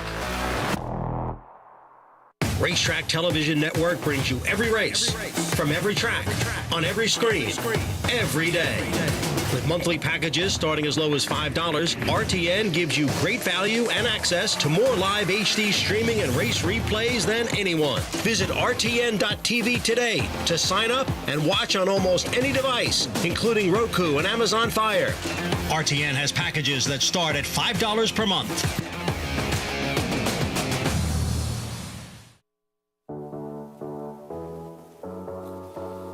Back with you on America's Day at the Races on our FS2 coverage. We're getting set for the start of the late Pig 5. Coming up in Hot Springs, 6 furlong sprint, $50,000 maiden claiming race. We're going to check in with Paul LaDuca. Paul, you saw Step Brothers, right? Of course. Pronouncing the 4. Is it Pan? Pan? Yeah, it's Pam with 2 M's, or yeah, 2 M's. Is that confusing to you? It's Pam with 2 M's. Okay, we'll get off that one. But that's the horse I like in here, Pam, to be honest with you, for Ron Moquette. This is a horse that has been running against better. I know they're going in the gate right now. I know this horse is 3-1. But, you know, this horse had a bad beginning last time, been facing much better. With a clean beginning, I would say the 4 is the horse to beat. The 9, Wowzers, I've never seen a horse explode home like he did last time, or she did last time, but it was against lesser. She's going to have to break better today. Talked to Cipriano Contreras. He thinks the 10 will run a little bit better, draws a bad post. But if Pam Pam breaks in here, I think we might have a winner in here. I like this horse a lot at 3-1. And for attack for the first time, let's go to Matt Dinnerman for the call. Waiting for Wampus Kitten to take her spot. We're ready to go. And we're off. Awkward break from Vino Veritas, the first-time starter, is at the back of the pack. She's Not a Joke, put into play early. The Big Kahuna is battling on the lead. Take her back, Miss Escapade. Wampus Kitten on the far outside, easing off the Speed Brigade. So is Lady Driller down on the inside as they sort themselves out on the lead. Spa City Gal in midfield with slow starter Vino Veritas. And Pam Pam is 3 deep with that pair, a gap of 5 to Wowzers, who can see them all as they hit the 4-turn run. Take her back, the Big Kahuna side by side. Miss Escapade got a breather, eased off the pace, is trying to come back on again. In the 3rd position around the 4th turn.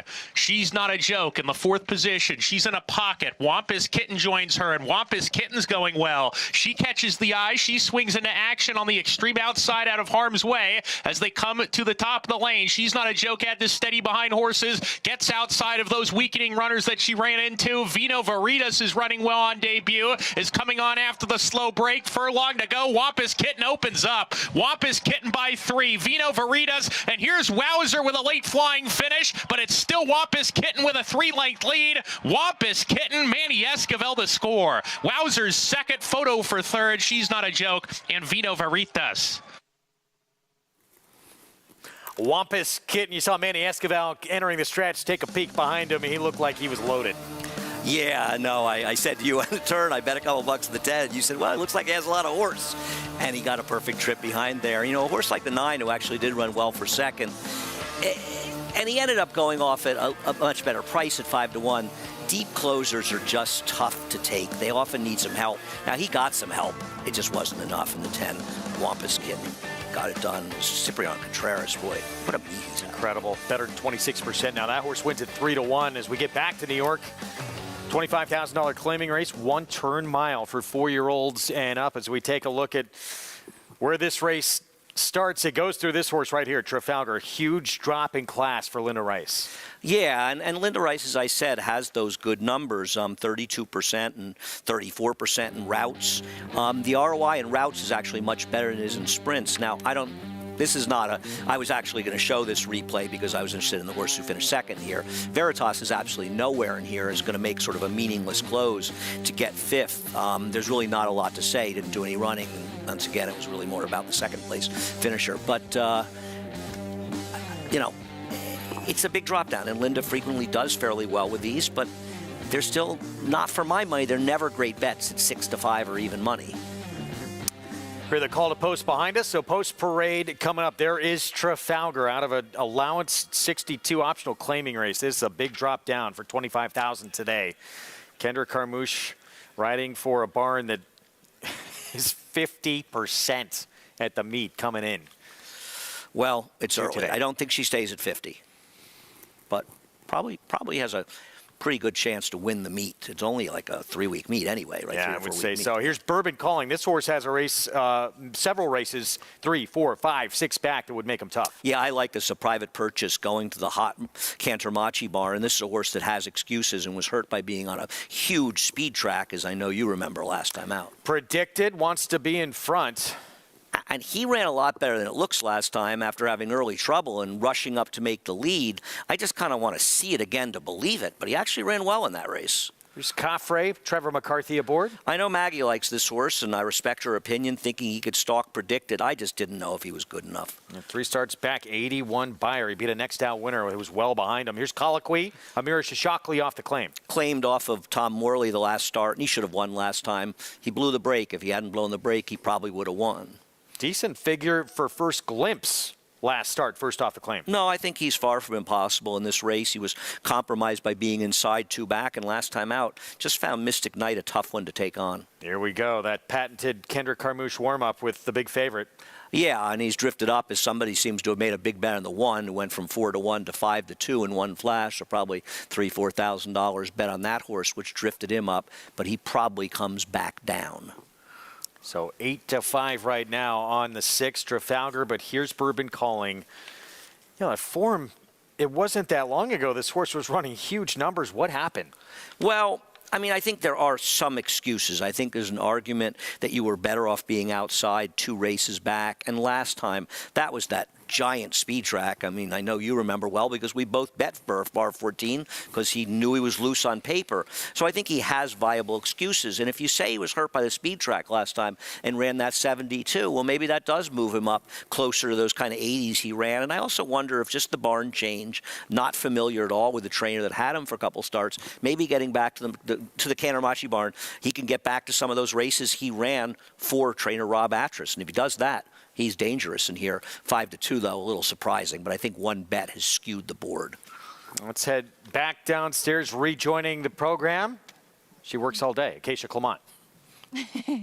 Yeah, set a little quick bite and back out here, Greg. But happy that the sun is shining. And take a look at Trafalgar, who is taking that significant drop in class. And probably just from a basic physical standpoint back in the paddock, he does stand out amongst this group. Had that strong warm-up with Kendrick Carmouche, as you mentioned.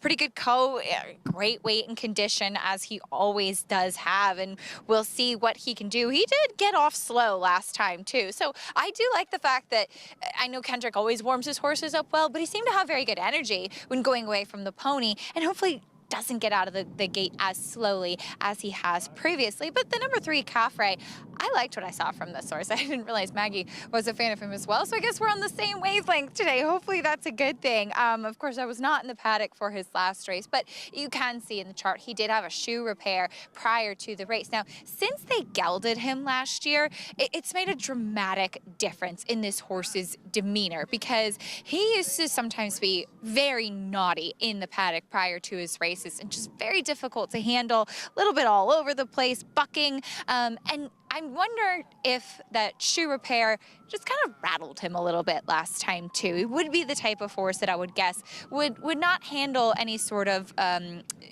varying from the routine prior to the race, would not handle it as well. But he was outgamed for second last time out, as mentioned. Bar 14 wired the field that day, thinking he could potentially sit in a good trip. And I just really physically like the way that he's handling himself, the way that he's moving. He did strike me as a horse that's just doing very well right now. The number 1, Bourbon Calling, though, I wanted to reserve judgment till I saw him warm up, because he's always a horse that's rather unassuming back in the paddock and then looks completely different out on the track. And today is no exception. He warmed up beautifully under Manny Franco. Great energy out on the track, was really kind of throwing those legs out and extending over the track very nicely. Again, up against it last time when he was last early by several lengths, really trying to close a bit against some common foes in here. But this is a horse that I think really could be finding himself in the right kind of spot in here today. We saw the Cantermacis with 2 wins yesterday, and oftentimes they really do well with horses that they acquire and kind of figuring them out along the way. He looks like he's doing well right now. We'll see if he can turn the tables on some of his other competition. But 4-5 on your favorite, Jonathan Kinchin with us. JK, do you trust Trafalgar here on the drop-in class? I mean, it's not really about trusting Trafalgar, but it's that I have absolutely zero trust or inspiration from the other 5. And that's no offense. It's just Trafalgar's last 1, 2, 3, 4, 5, 6 races are better than what anyone else has really run in the last couple of years. I suppose there's an opportunity for the 1, Bourbon Calling, to kind of come back into form with a switch to a very sharp operation like the Cantermacis. And so there's a chance you can get back to some of those numbers late last year that do kind of put Bourbon Calling in the mix. But you're hoping. And you're hoping at 3-1. And I just, there's a certain threshold where my brain doesn't want to hope at 3-1 when I could be pretty certain at 4-5 that the 6 is the best horse who's going to run the best race. I'll take the 4-5 because one thing that people don't understand about value is you cannot spend money from losing tickets. Many singled in this pick six carryover today. 2 Trafalgar, but there are some interesting options in here. Yeah, we've not had any real upsets yet. No, we'll see what happens. I see it differently than Jonathan does. I think it is about trust for Trafalgar. And I'm not sure how you can be so absolutely confident, because I don't think he's any kind of cinch if he runs his last race. I think he's a player in here, and I do think he's the horse to beat. But I think his last race doesn't make him better than a few horses in here. So I think there is a question of trust, and he is dropping down precipitously to 25,000. He was claimed back in October for 62.5, and in those races he had 4 races where his form was worth a lot more than 25,000.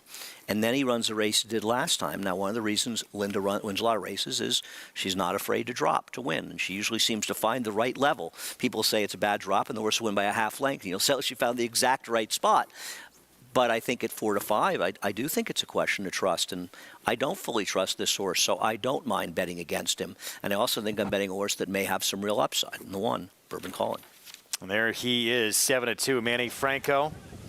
And as you were saying earlier, likely upgrade that last race. It was almost impossible to overcome speed that day.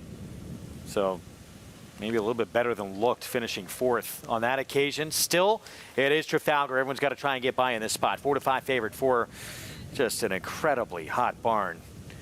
Linda Rice, who unfortunately didn't get the opportunity to try and get that first Kentucky Derby starter yesterday. El Grande scratching before they broke from the gate. I did speak to her, and she says he's doing well this morning, so hopefully it was just one of those things. She said he had been, battling some foot problems, so it wasn't, that shocking that, there had been an issue, and Dylan hadn't ridden, I don't think had ridden the horse before, and listen, you always have to err on the side of caution. He'll be back to fight more days. I try to impress upon her that he is the Mike Lee winner. I mentioned that about 9 or 10 times, I think I said that. Didn't want to overdo it too much. We'll see if that winds up being a spot down the line. There's Trafalgar, the favorite. We're set for the 6th. Here's Chris Griffin.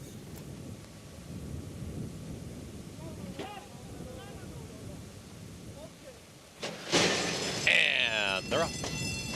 Caffrey broke very well, and so did Predicted. Predicted broke better. It's Predicted and Caffrey 1-2. Trafalgar is going to settle just off of them, as in 3rd. At the rail is Bourbon Calling, the 2 trailers.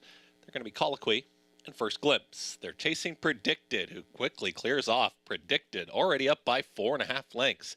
Right there is Caffrey, now content to stalk from 2nd, as that 2nd grouping is well off this early leader. Bourbon Calling is going to progress forward there in the red cap, wants to go, is just held back in here, went 23-3 for that opening quarter mile. They're content to let the big long shot just press on, and Predicted is alone up top, but here comes Bourbon Calling and also Caffrey. They travel as a pair, 2nd and 3rd. First Glimpse has picked up some spots, is in 4th, and at the rail is Colloquy. Trafalgar is wide, and the trailer. They went 47.31 for the half-mile time. Predicted is in front. It's Caffrey to the outside, and now Bourbon Calling is called upon for the effort. Red blinkers as Bourbon Calling might have that seam at the rail to burst on through, and Predicted is the gray in front. Bourbon Calling tightly at the rail. Caffrey's going to go 3 wide. Trying to follow them is Colloquy. Trafalgar just not firing there with First Glimpse. They reach the top of the stretch. Caffrey up on the outside. Bourbon Calling is ready to pursue as well. Tightly at the rail is going to be Colloquy. Can Colloquy get through at the rail? Here comes the blue cap of Colloquy, and Madison Ulver trying to muscle on through. Bourbon Calling is going to try and intimidate right towards the outside. They're approaching the final 16th. Bourbon Calling, and still look at Colloquy. Very game and all heart, and Colloquy will get on through. It's Colloquy who gets the win at 9-1. Colloquy wins it over Bourbon Calling, Caffrey, and First Glimpse in 1:37.1.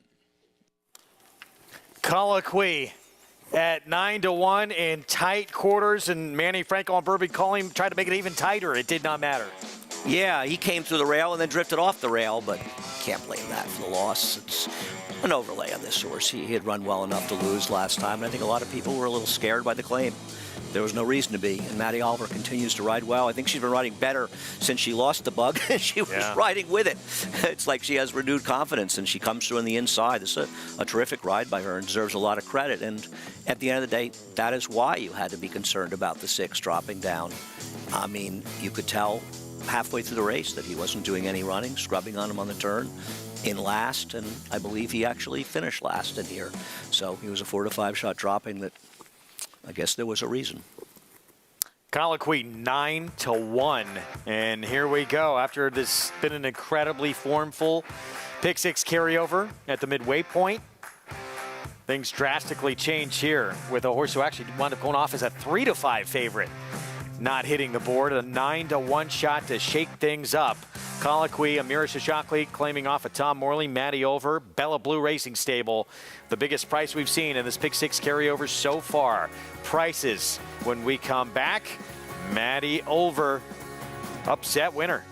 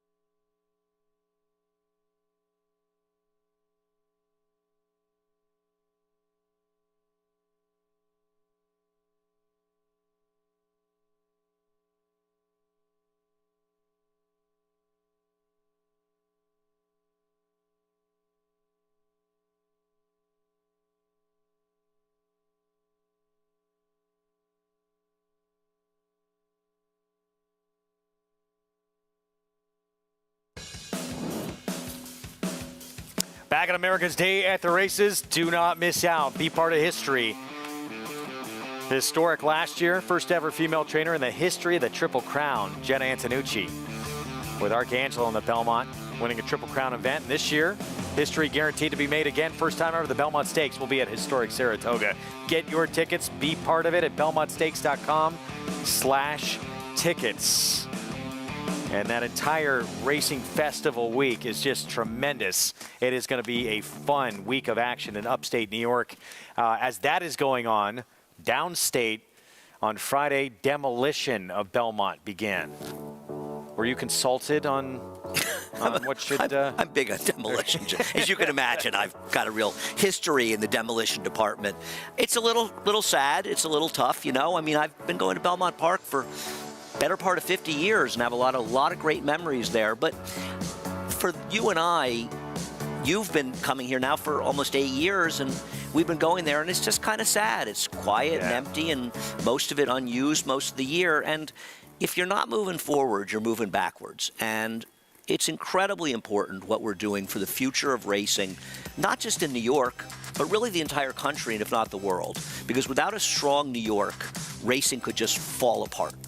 And what we're doing is we're moving out of the future, and you can't have enough thanks for Governor Hochul and her staff, and for, you know, allowing this situation to happen, to build what looks like a beautiful new plant, and to move us ahead in the future, to have a permanent, solid home at Belmont Park. So this is a very, very exciting time. Yeah, I'm sad to see Belmont torn down. You see the memories going, but your memories stay with you whether it's there or not, right?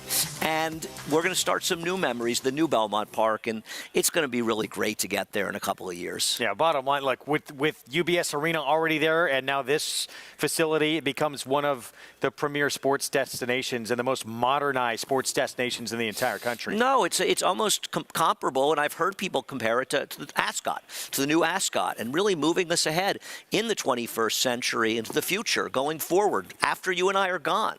An opportunity for Belmont to flourish. It's going to be so exciting to get there. Do we have a telestrator handy? Can you point out where your office is going to be?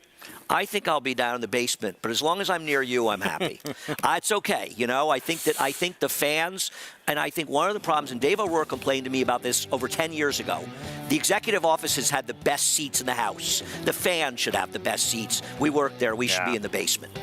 Colloquy, 9-1. Basement? We should give up all good spots to the fans. No, I agree. I know you agree. Maddie over, Amira Shishakwi first off the claim, Bella Blue Racing, and this is a big upset in this Pick 6 carryover. No, it is. It's going to really blow things up. And, you know, I think there is a big argument that the rail is a significant advantage. I'm going to say it's more of an advantage than yesterday, where I thought by the time the day was over, the rail bias had mitigated quite a bit. It's not the case today. We are seeing inside runners do exceptionally well. And my hat's off to Matty Oliver. And I'll tell you something.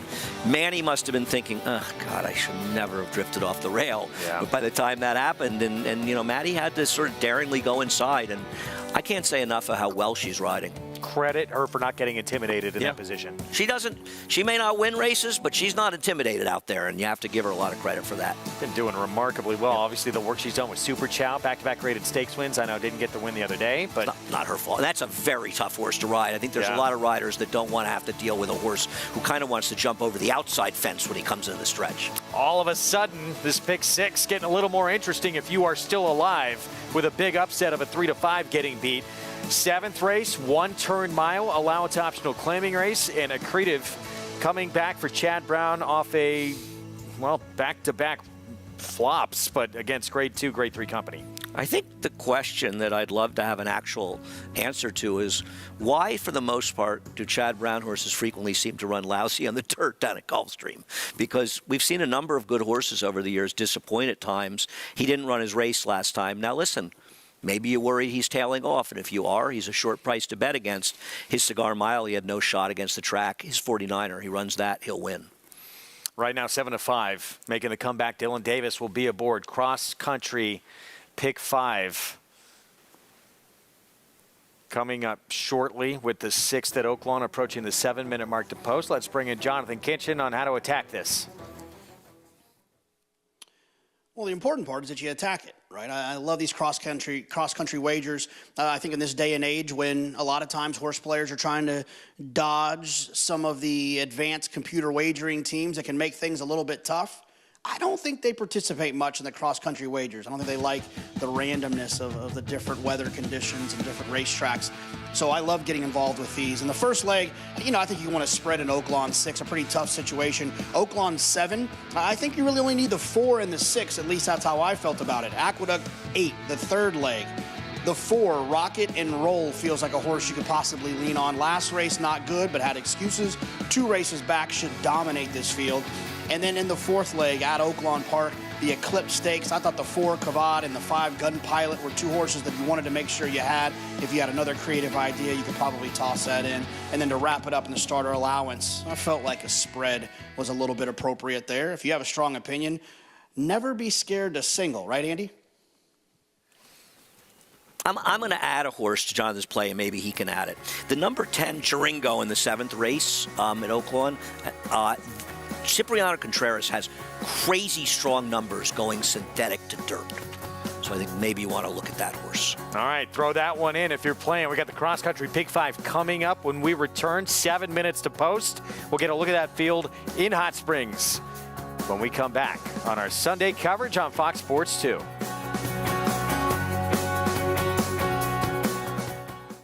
Number 1 is Mo Donegal by Uncle Mo.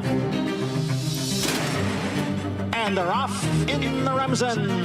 As they come on for the finish, and it's going to be tight here in the Remsen. Mo Donegal. Mo Donegal bearing down on the outside. It's Mo Donegal and early voting, and it is Mo Donegal to win the Wood Memorial. And it will be Mo Donegal to win the Test of the Champion, the Belmont Stakes. Experience the adrenaline-pumping, suspense-filled action of the Sport of Kings no matter where you are with Naira Bets. It's fast, easy, and secure. Download the app today and start winning with our lucrative weekly promotions, thrilling handicapping contests, and a one-of-a-kind VIP rewards program. Don't just watch horse racing, be a part of the action with Naira Bets.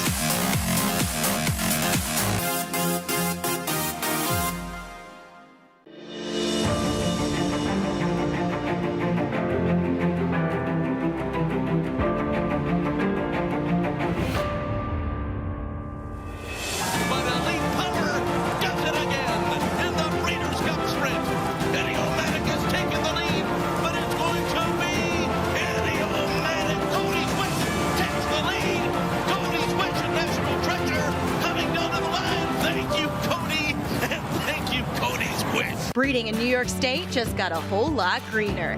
Starting in 2026 with 2-year-olds and expanding in 2027 to include 3-year-olds and up, New York breds on the Naira circuit will be offered purses matching the race's open company counterpart. That's a nearly 20% increase per race compared to 2023.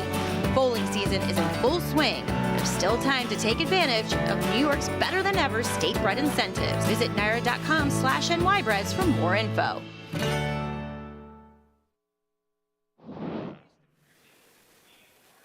Thanks for being with us on our Sunday coverage. Getting set for this cross-country Big 5 begins with this race from Oaklawn, the 6th. You can play it through Naira Bets. Mile and a 16th here, $10,000 condition claiming race. Fillies, mares 3 and up as we look at Alsana. And looking at this board, it's wide open. Now, this is a long shot that would have to improve immeasurably to be competitive. Nick Juarez will be aboard. Jerry Dawn next door for trainer Tim Martin. Basically, ditto on this horse, another big price that we need to improve. I mean, look, the favorite, the number 11, is 4-1. It's that kind of race. Wide open, yeah. Jerry Dawn, there's the 2 stretching back out. It's primarily been a sprinter. Gets a fast track for the first time in quite a while. Yeah, that's true. My at 12-1 for Eusebio Rufino. Yeah, just seems to be a little faster than the inside 2, but still probably a cut below. Double-digit odds on this one as well, Chasing Shadows. Yeah, a horse who is, I believe, stretching out for this race, and the trainer's numbers stretching out are not great.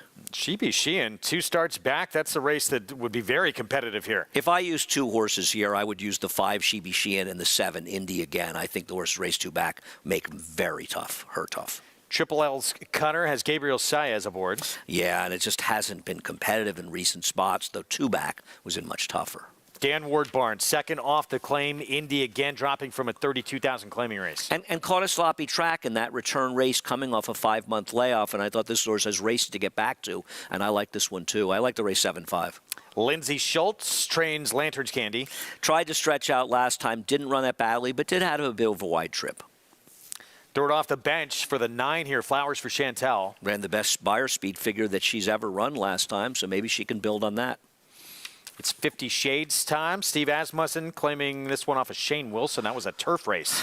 You know, I don't really understand all the money, but this horse, I mean, probably a little better on the turf overall. Taking Asmussen money for my money. And this one has become the favorite now. Honey Run 7-2 mild favorite Chris Hartman barn. But I'll tell you something. I'll give you some interesting Chris Hartman stats because this is a route.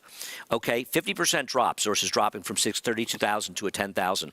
He's just 20 for 94 overall, $1.39 ROI. In routes, he's only 4 for 32. And this is a guy who wins. Okay, at Oaklawn Park, 50% or more drop in claiming price in a route. He's 0 for 11. With 7 hitting the board, short prices, though, but 0 for 11. And he's just 2 for 27 on these drops at Oaklawn overall. And this is a guy who wins a lot of races at Oaklawn. All right. Last 2 times, though, going 7 furlongs or longer. The other was a mile on dirt, fast track. Both wins for that one. For Honey Run. Yeah. Yeah, listen, he's got back form to get to. I just don't trust the drop. Back to New York. 7th race, and there is a creative 6-5 favorite for Chad Brown, coming back for the first time since a grade 3 defeat.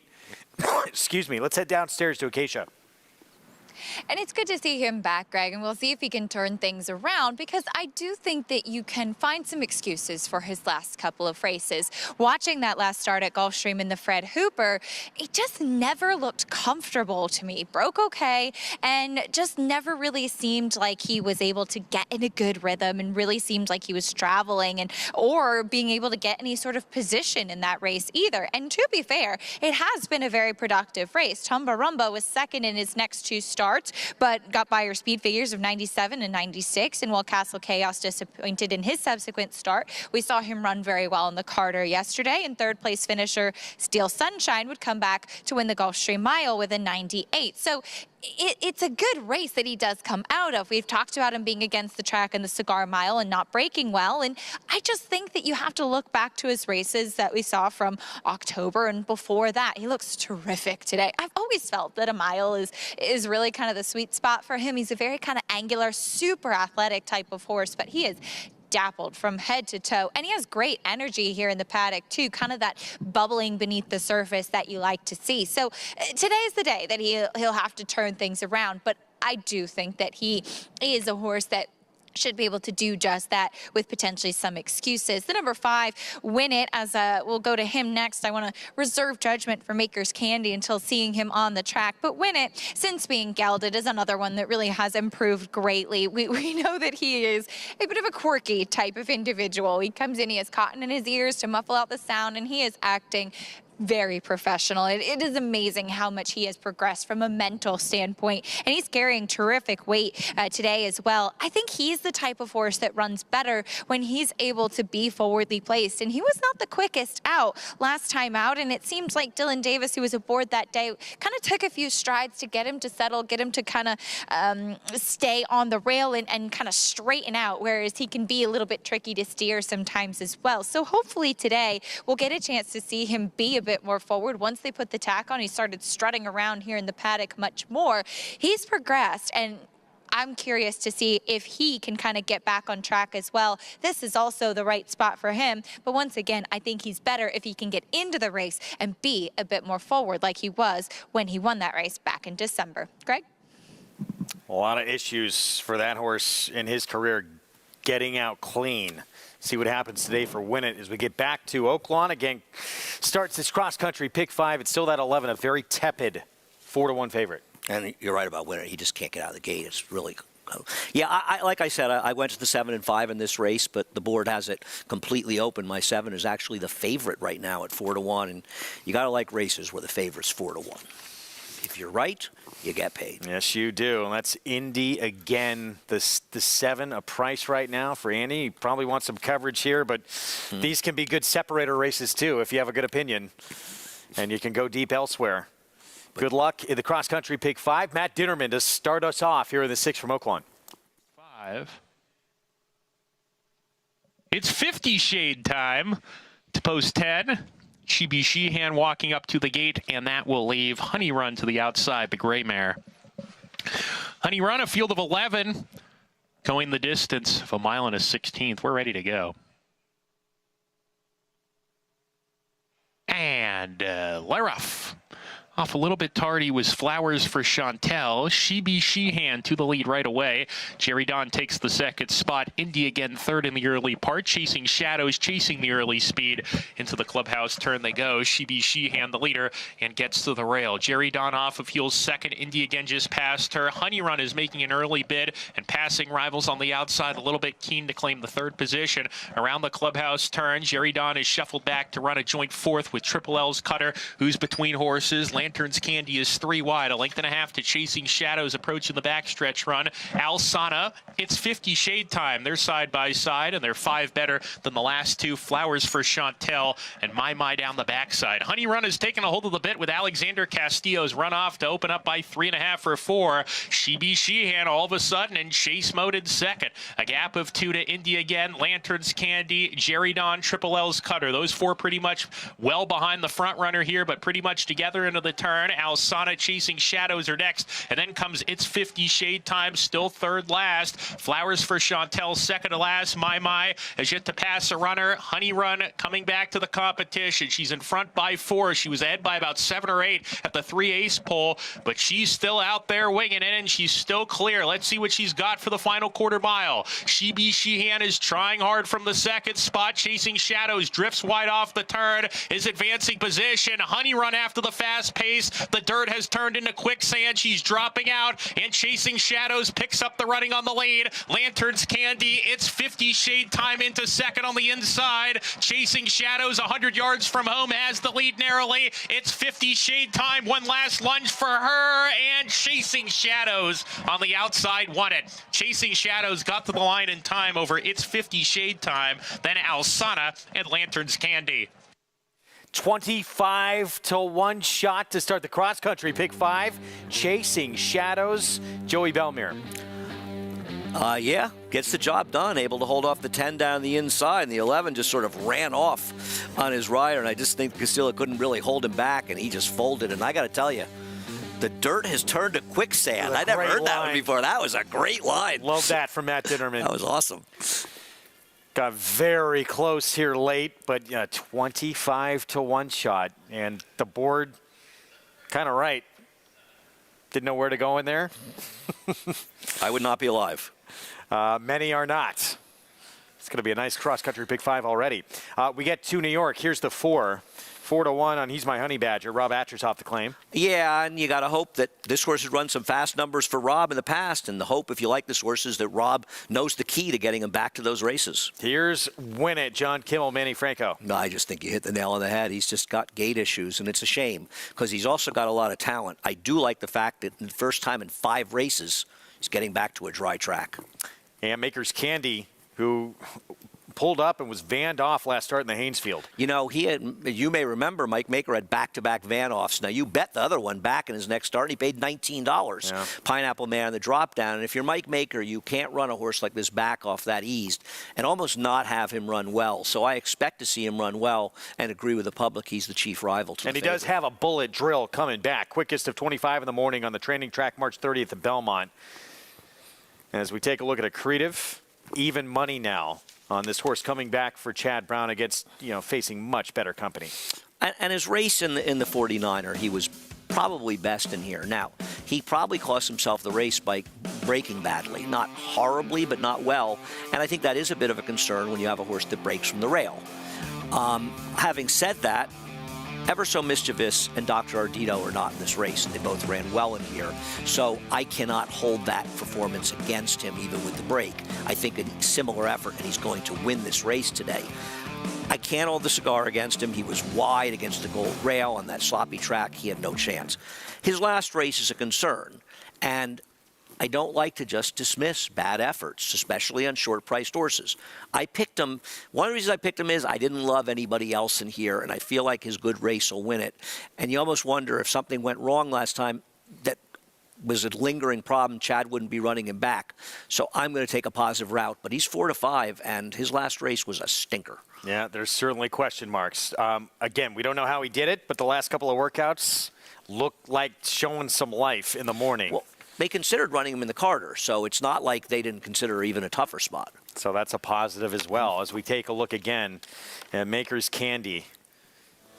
5 for 12. He's 4 for 8 at Aqueduct. This was 2 starts back when he was good, and he did finish the race, and he got the win. Well, his race is 2 and 3 back on a muddy seal track here, and a good track before that were big speed figures, and they were really excellent performances, and he draws well towards the outside, and he should be in a position where he can potentially control the pace. Depends on how fast the 4 and 5 want to push him, and I think if you think the 4 is going to get back to his good efforts, if you kind of like that horse a little, that could work a little against Maker's Candy because that could force the pace as well. And that might work for Accretive, but against Maker's Candy. Once again, is Win It going to get out of the gate one of these days? Because if he does, he can be forward as well. But he never does, does he? Does not seem to do Never it. seems to do it. 2 to 1 on this horse with Jose Gomez. Let's go downstairs to Acacia. And real quick on Win It, I think one of the things too is that because he's so big, he takes up the entire starting gate, so to speak, and sometimes those horses kind of rock back a little bit, and it might be one of the cases with him as far as breaking. But going back over to Maker's Candy, said I wanted to reserve judgment until I saw him on the track, but I also wanted to mention, yes, he does have a very fast, exciting looking work coming into this, but given the fact that he was pulled up and vanned off last time, he will have had to have gone through a specific set of protocols here at the NYRA tracks, including working in front of the state vet in order to be able to enter again. So rest assured that even given the fact that, yes, it's a concern that he did pull up and was vanned off last time, he will have had to pass those protocols in order to be able to even be entered in this race and come back. Jose Gomez has ridden this horse in the past, and I mean, I even look back at my notes in the Albany this summer when I wrote I really was not a fan of how he was moving prior to the race. He's a choppy moving kind of horse, and it did seem like he was up close kind of chasing the pace setter last time, and then maybe just the way that he was traveling felt awkward to Jose Lezcano, and then he kind of bolted as he was pulling up as well. And I don't know what happened in that race, or if it was just something that caught the rider by off guard a little bit, but he's had a very reserved and quiet warm-up coming into this. We certainly know that he's fit given those sharp workouts, and he looks very fit. Great energy, great weight, just from an overall physical perspective. He looks well today. Just like I said, and it's sometimes just typical of certain horses, they're just not the most efficient type of movers, and that does hold true for Maker's Candy. The number 4, He's My Honey Badger, is very intriguing given that he's a reclaim for Rob Atras, and while this horse has won going 7 furlongs, he hasn't gone a mile in quite some time. He's a much more stout, compact, round sort of built horse, built like a quintessential sprinter almost, especially in comparison to his competition in here. But I will say, as far as his demeanor is concerned, he's very laid back, and that gives me hope, Jonathan, that he'll be able to handle the distance in this spot. Thanks, Acacia. Yeah, you know, look, the one Accretive has always just been kind of knocking on the door of being a stakes-type horse. And he's had some performances that say, I deserve to be in stakes races. But he's also had a couple of races that he's come up a little bit short, maybe when the waters have gotten a little bit deeper. He's caught a racetrack he didn't necessarily like. Ultimately, facing this group, he still has a ton of talent. He's hard to trust, but I just feel like he's the best horse in this race. And often when it's a situation where the other horse I would pick is 2-1, 9-5, which is the 6, versus the horse that's 4-5, give me the horse that ultimately at the end of the day I feel like has more talent. I'll go with the 1 Accretive. Public agrees right now, 4-5. Accretive coming back for Chad Brown. There's Win It. Keep your eyes on him. Can he get out of the gate for once? And then Maker's Candy. Is he going to try and control on the front end with Jose Gomez? We're set for the 7th. Let's go to Chris Griffin. Is in. All set. And they're off. Accretive was off a step slowly. He's My Honey Badger shows early speed. It's He's My Honey Badger right out to the front with Win It and Maker's Candy. Accretive is going to be the early trailer as they get set to hook up with the backstretch, and He's My Honey Badger, Kendra Carmouche, there in front. He's My Honey Badger, Maker's Candy wants to go. Jose Gomez is just trying to hold him back right now as it's 3 across the racetrack as Win It's going to join them. 3 across the racetrack, but Maker's Candy just tugging at Jose Gomez.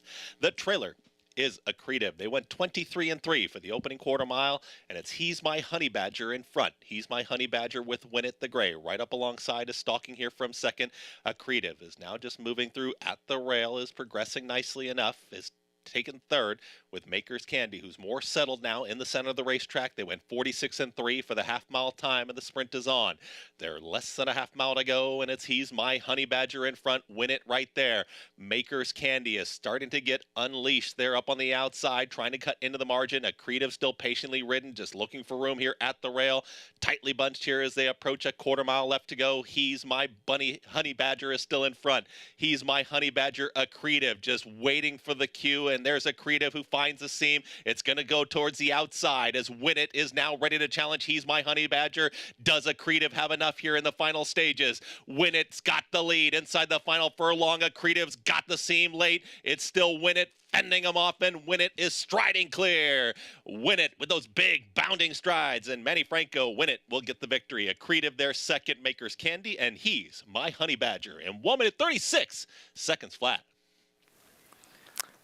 Finally broke well, and this is what Win It can do. As you said, he has this kind of talent, and another odds-on favorite defeated in this Pick 6 carryover. Yeah, and we'll get to him in a second, but this is a nice effort by him. And, you know, in a lot of ways, Greg, you sort of knew at the start, if you liked him, the way he broke, you had to feel really good about it. Because not only did you not get left, but it's just a good sign that he was able to break in here, and he stalked. And He's My Honey Badger Rob just couldn't get him back to the horse he once was, and so he abdicated. And I'll tell you something about Accretive that I don't like. He was lugging in. You know, Manny wheeled him out. Now, I know the best part of the track has been the inside, but it's not like he gained once he's in there, but I don't like how he lugged in, right? Manny was trying to go around, which makes a certain amount of sense. The natural way horses are best running inside out.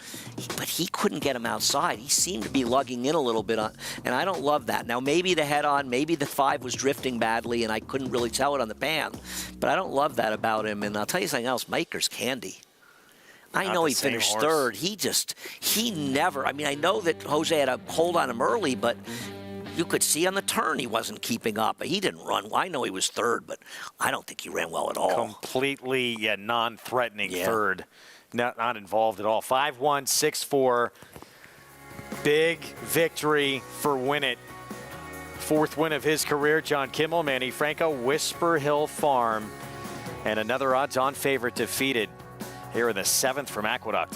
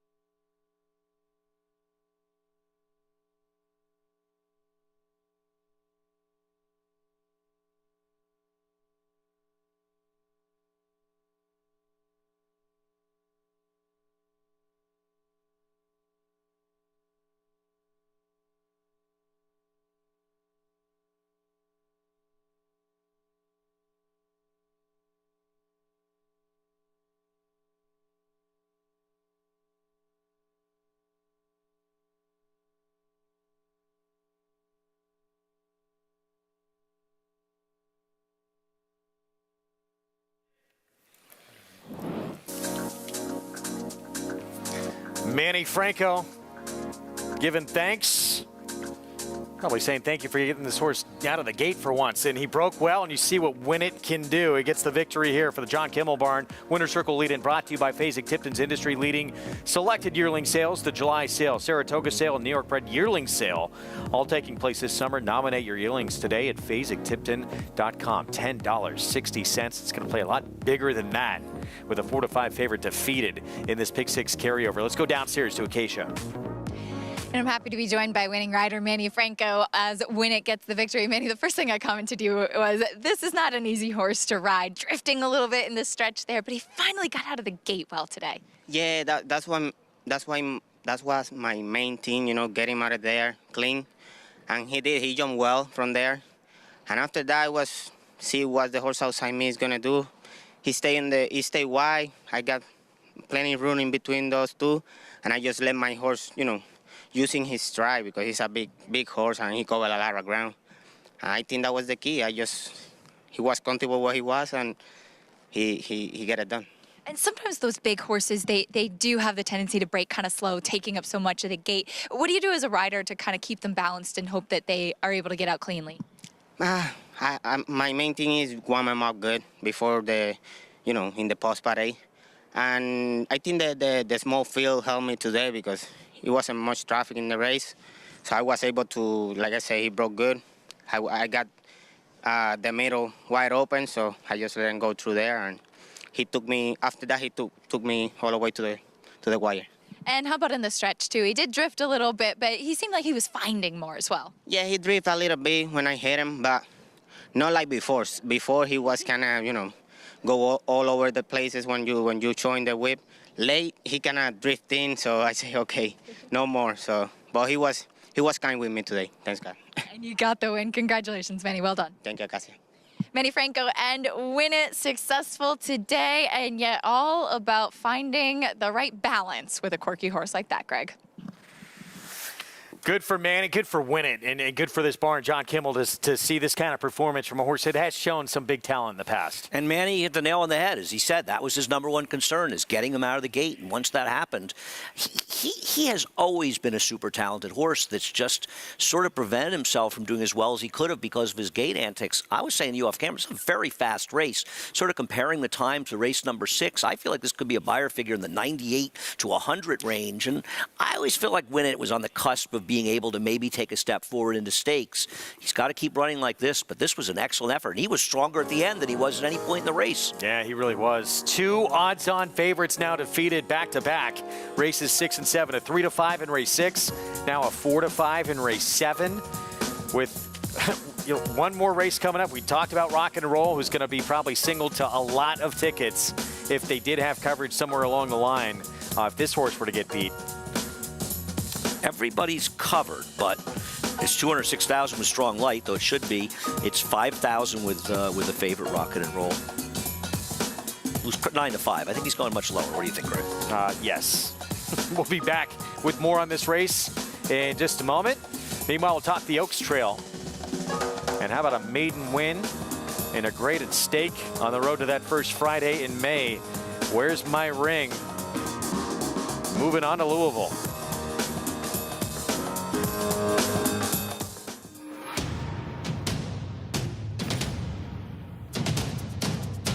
Drain the Clock will win and win by as much as he wants. He'll win by 6 in the end. It is Drain the Clock who will bound home the winner in the Bayshore. Drain the Clock, Jackie's Warrior, a terrific finish in the Woody Stevens that goes to Drain the Clock by a head. The Cross Country Pick 5 combines the best racing from New York with top races from around the country in one bet. Find it in your track menu and play every race day. Races are posted weekly at NYRA.com/crosscountry. General admission tickets are on sale now for the Belmont Stakes Racing Festival at Saratoga, June 6th through 9th. Admission is just $10 on Thursday as well as on Sunday for this historic event. Visit BelmontStakes.com/tickets today.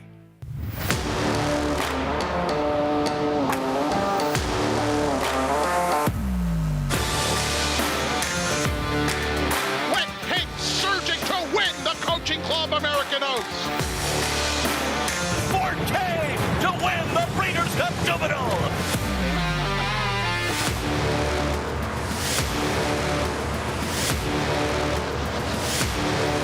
Eclipse champion Blame, standing at Claiborne Farm. Racetrack Television Network brings you every race, from every track, on every screen, every day. With monthly packages starting as low as $5, RTN gives you great value and access to more live HD streaming and race replays than anyone. Visit RTN.tv today to sign up and watch on almost any device, including Roku and Amazon Fire. RTN has packages that start at $5 per month.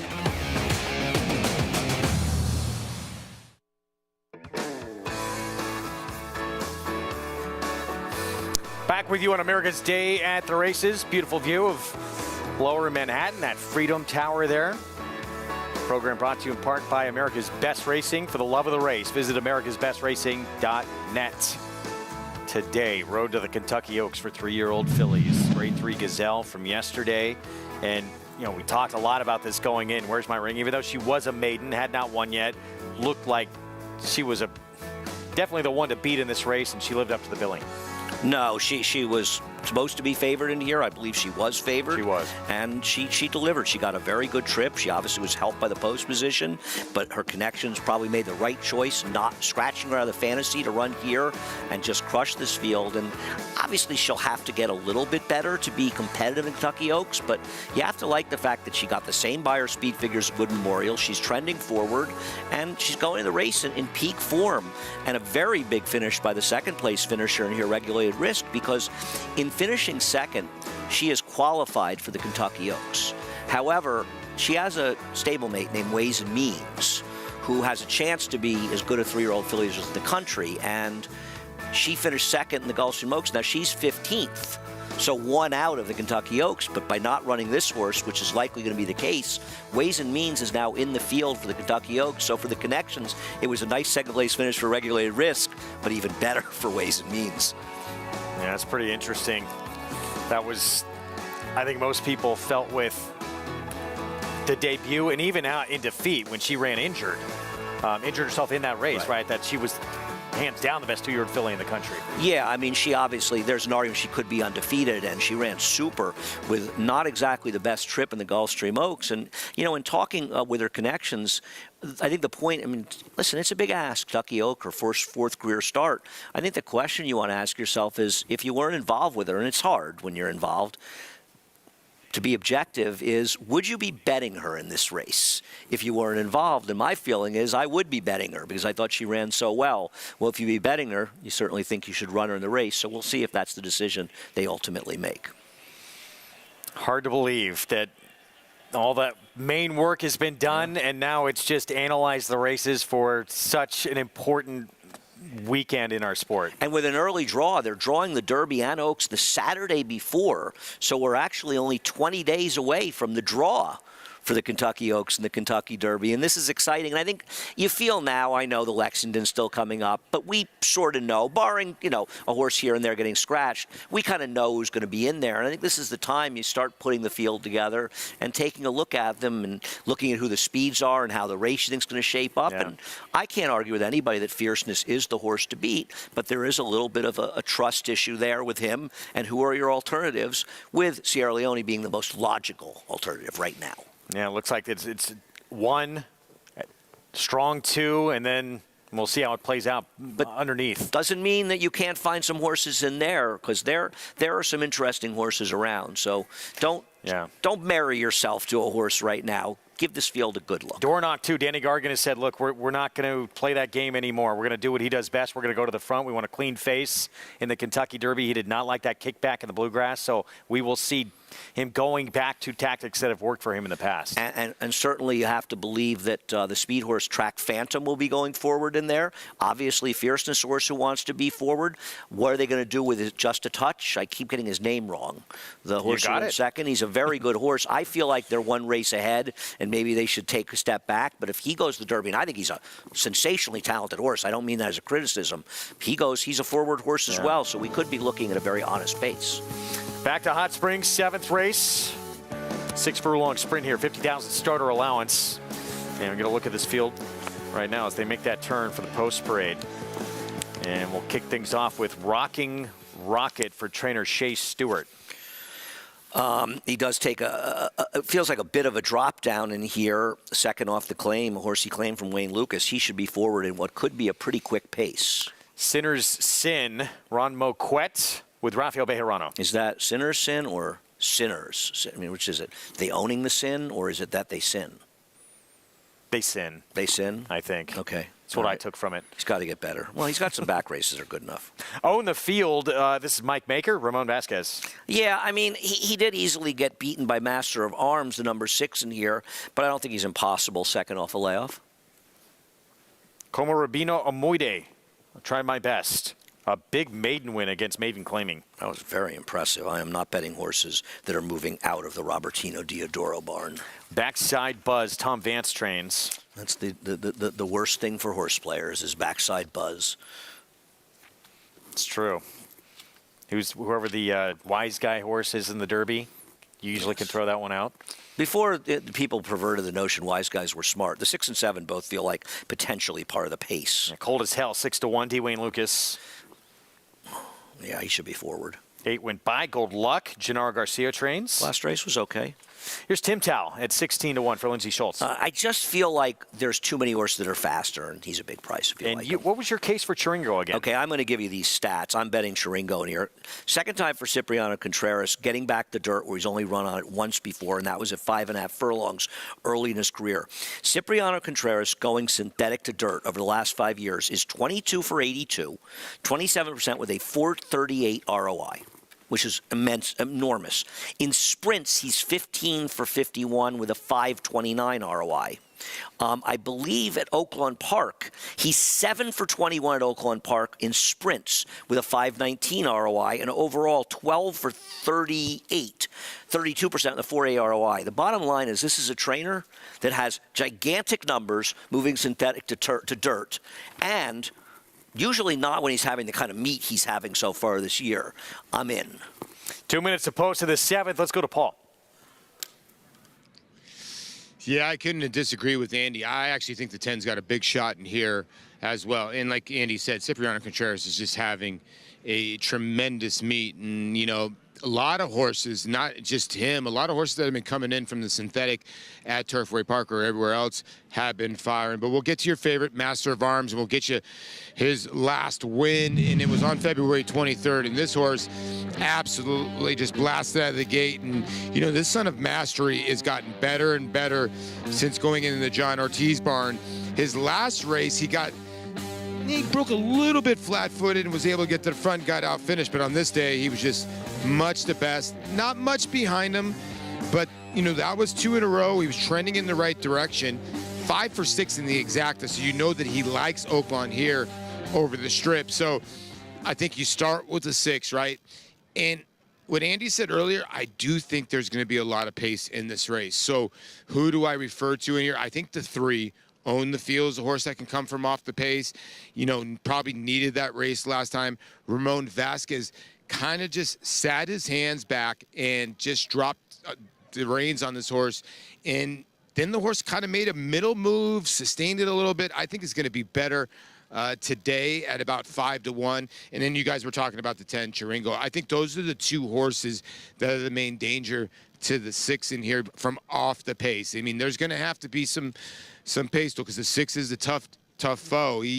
He's really, really stubborn deep in the lane. But if somebody can sting him early, I actually like the 3, Own the Field, a touch better than the 10, Andy. But maybe we can get home 10-3 or 3-10. I'm betting an exacta box right now, 3-10. Own the Field, Mike Maker. There he is, Ramon Vasquez. Second All he start likes back. the 3, I'm in. My box 3-10. Thank you. He was making up ground on the favorite, Master of Arms, last time out. And that was first off the bench. Oh, I have that. I agree with Paulie. I have him open second off a layoff. I think he could easily run much better here. We'll see what happens, but I'm going to stick with Chiringo. 7-1 from that outside post on Chiringo. Back to New York. And the nightcap, this 8th race here, 1-turn mile, $14,000 claiming race. Non-winners in 3 lifetime, and that's a look at Rocket and Roll. Let's go to Acacia. Yeah, Greg, and I know that there was a lot of disappointment about the scratches in here because the question is, where do you go besides Rocket and Roll, who is taking a big drop in class? And I was coming in hoping to try to find an alternative to him, but he just really, from a physical perspective, is a huge standout here in the paddock. Now, that being said, he did get that win 2 starts back with an 81 Beyer speed figure, and the horse that he beat that day, Dr. Kraft, was very game, and he was 32-1 that afternoon. And while he did come back to win, run second again in his next start, he regressed in his Beyer speed figures. I'll watch them warming up, Greg, but so far in the paddock, we'll see if we can get around Rocket and Roll. All right, we'll get back to it right now. Loaded up at Oaklawn here for the 7th.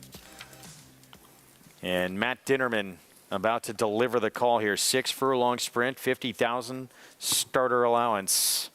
Good luck. Rabino Amoide.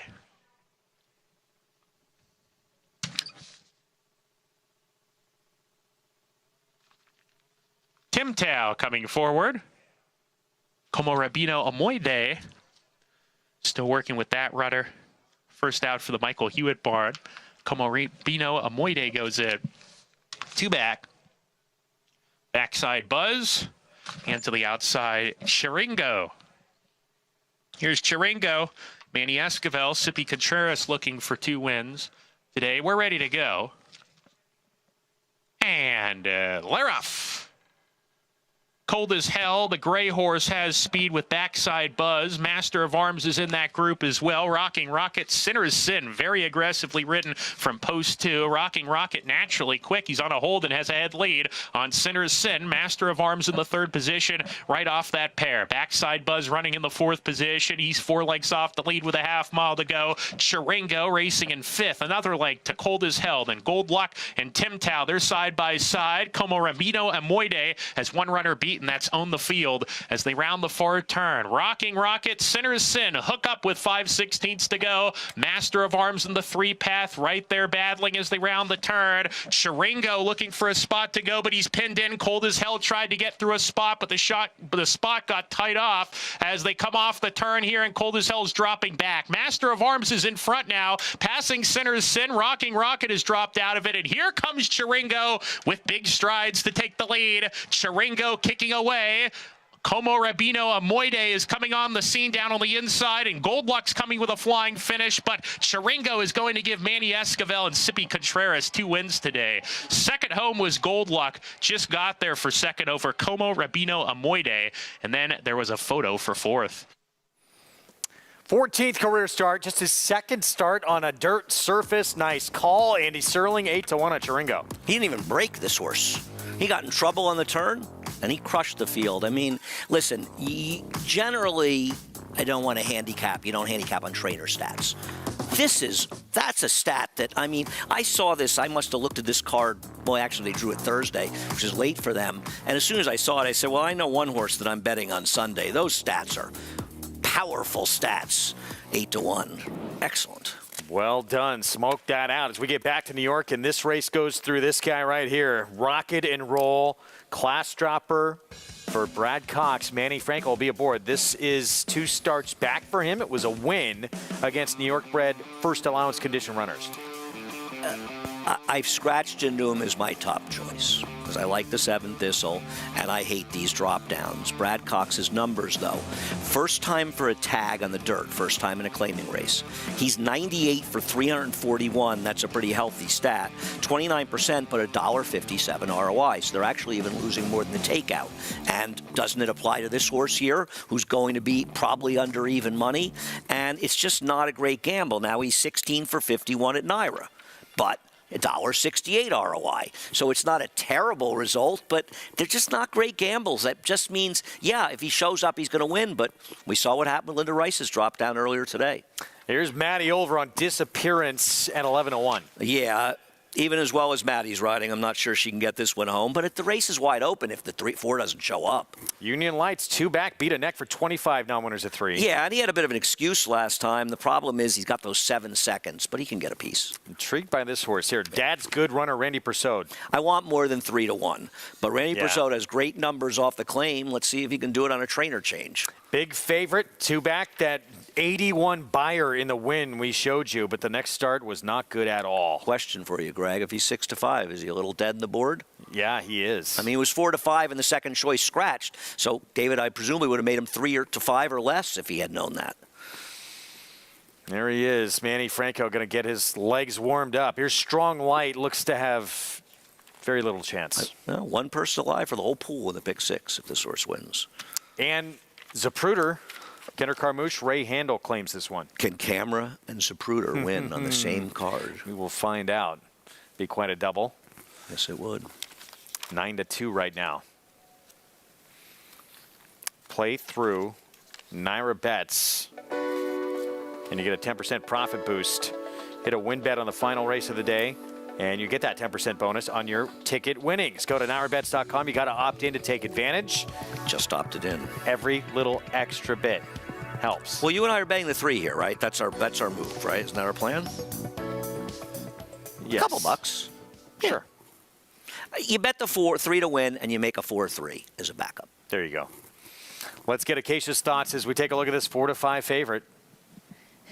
I like that tactic. And, you know, with Dad's good runner, he looks like he could be the one that maybe is quickest early. Now, of course, the question is that he's skipping a condition. He's eligible to be running for the non-winners of 2, and instead is against non-winners of 3. But that said, tactically, I think he has a bit of an advantage. And his race 2 back was strong. He was running against much tougher last time out. He's a horse that doesn't carry a ton of condition, but he warmed up well under Human Harkey, a horse that he knows very well. And look, if you're trying to get around the favorite in here, I don't have any problems with this guy.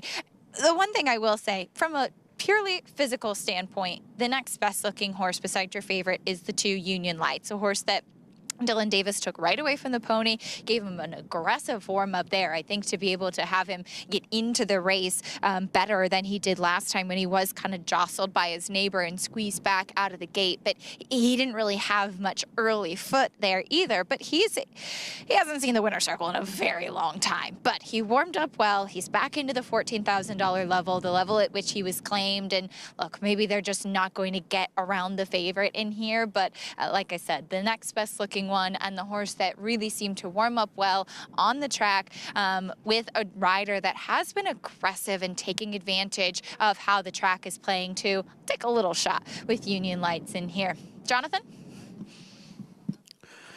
Hi, Acacia. Just wanted to say hello. I like the 4 Rocket and Roll. Look, I talked about it when I was talking to the cross-country pick 5 sequence. This horse ran poorly last time, if you look just down at the paper, but if you watch the tape, you'll understand this horse had a lot of trouble, right? Broke slow, had some trouble throughout that race. And I think a lot of times, horse players, you're listening to me, you know this has happened to you before, get a little lazy. Just look at the last line. Not all the horse players out there, but there's just times where you got to kind of, I call it quick cap. You look at the last line, you get dismissive. Horse showed a ton of speed last time early, didn't run well, but if you look at the race 2 back, Rocket and Roll is an absolute standout. And you're getting 3-5. And this is a look at the 8 here. We'll see if they're making some sort of equipment adjustment with Zapruder. Camera on. As Kinder Carmouche waits. 1-2 now on the favorite. And he may well win. He's not going to run his 81 buyer from 2 back.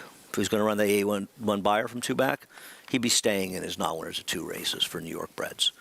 And obviously something went badly wrong. And I think you have to be concerned. I end up scratching into him. He's my top choice. I bet a little on the 3 to win, as I said, and I bet a 4-3 exacta. But the question is, what is he reasonably going to run? Now, he may run a 70 buyer and still win this race. But I think the likelihood of running an 81 is pretty unlikely, though. In all fairness, track's been kind of the inside, but is he even going to outrun the 3 Dad's good runner early in this race? We'll see. Yeah, we'll find out shortly. I mean, it's an interesting point. If Barn thought he had that ability back in him, why this massive sort of red flag drop? New York bred with that non-winners of 2 condition that he can still run in. And don't forget, as a New York bred, I mean, I know that's a lot. You know, you clear that condition, you can go back and open company non-winners of 1 now. And if he was capable of running the 81 buyer, he could move up on that and be competitive. So this is a very negative drop down. It's also the very likely winner of this race. And again, if he does not win this race, pick six, the smallest pick six to the 2 Union Lights, just over 13,000. Then it jumps to 24,000, 29, 26, and then a pool if you happen to get the 6 home. That would be incredible. And it would be quite incredible. It is horse highly racing. Unlikely. Well, yeah, anything can happen. But yeah, I mean, if the 4 doesn't show up, I don't want to, the horse that I'm surprised is taking so much money is the number 8 Zabruder, because where is his dirt race that makes him competitive here, right? Yeah, I'm with you. And I guess 2 back he ran okay, winning the slop though at a mile and 1/8. I'm surprised he's 6-1. I'd like to take the 3 against the 8 head-to-head for $20 even money, maybe even $50. Meanwhile, 1-2 favorite. About to step in with Manny Franco there in the background. There's Dad's Good Runner. Eamon Harkey always likes to be aggressive when he has the opportunity. There's Manny and a big favorite. Finale on this Sunday card. Final leg of a pick 6 carryover. Let's go to Chris Griffin. Zapruder.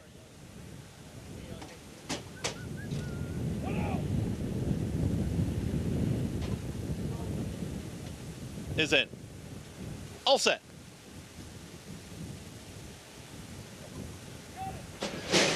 And they're off. Good speed from Dad's Good Runner. In between horses right to the front, and Union Lights trying to be in the early mix. And from the outside, they're now moving forward. That's going to be Rocket and Roll. It's Rocket and Roll who's got the kick. It's Rocket and Roll in front. Mild pressure here from Dad's Good Runner, and just off of them a quick 3.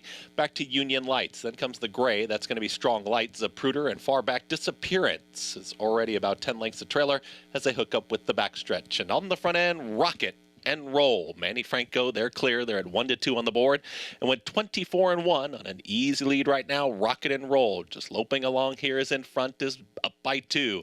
Dad's Good Runner is chasing here from second. Strong Light is moving through towards the inside there with Union Lights. They're 3rd and 4th.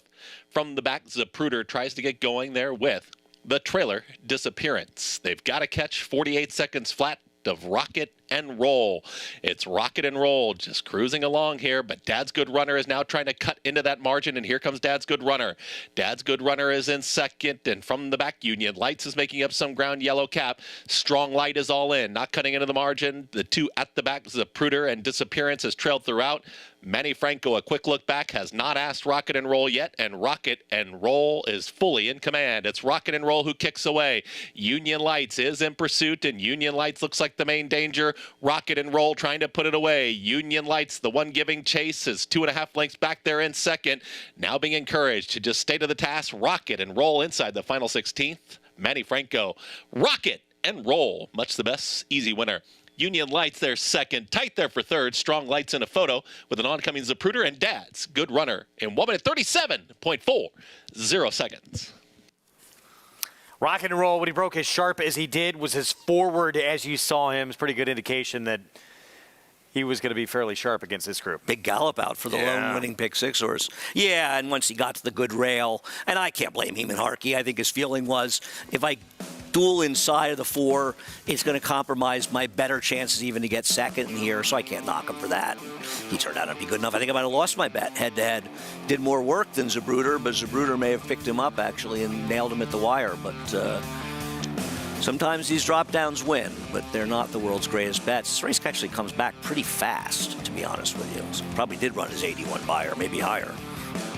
137-2. We just talked about winning, how quick that was. That was 136.02. Yeah. So based on that race, it was a pretty fast race.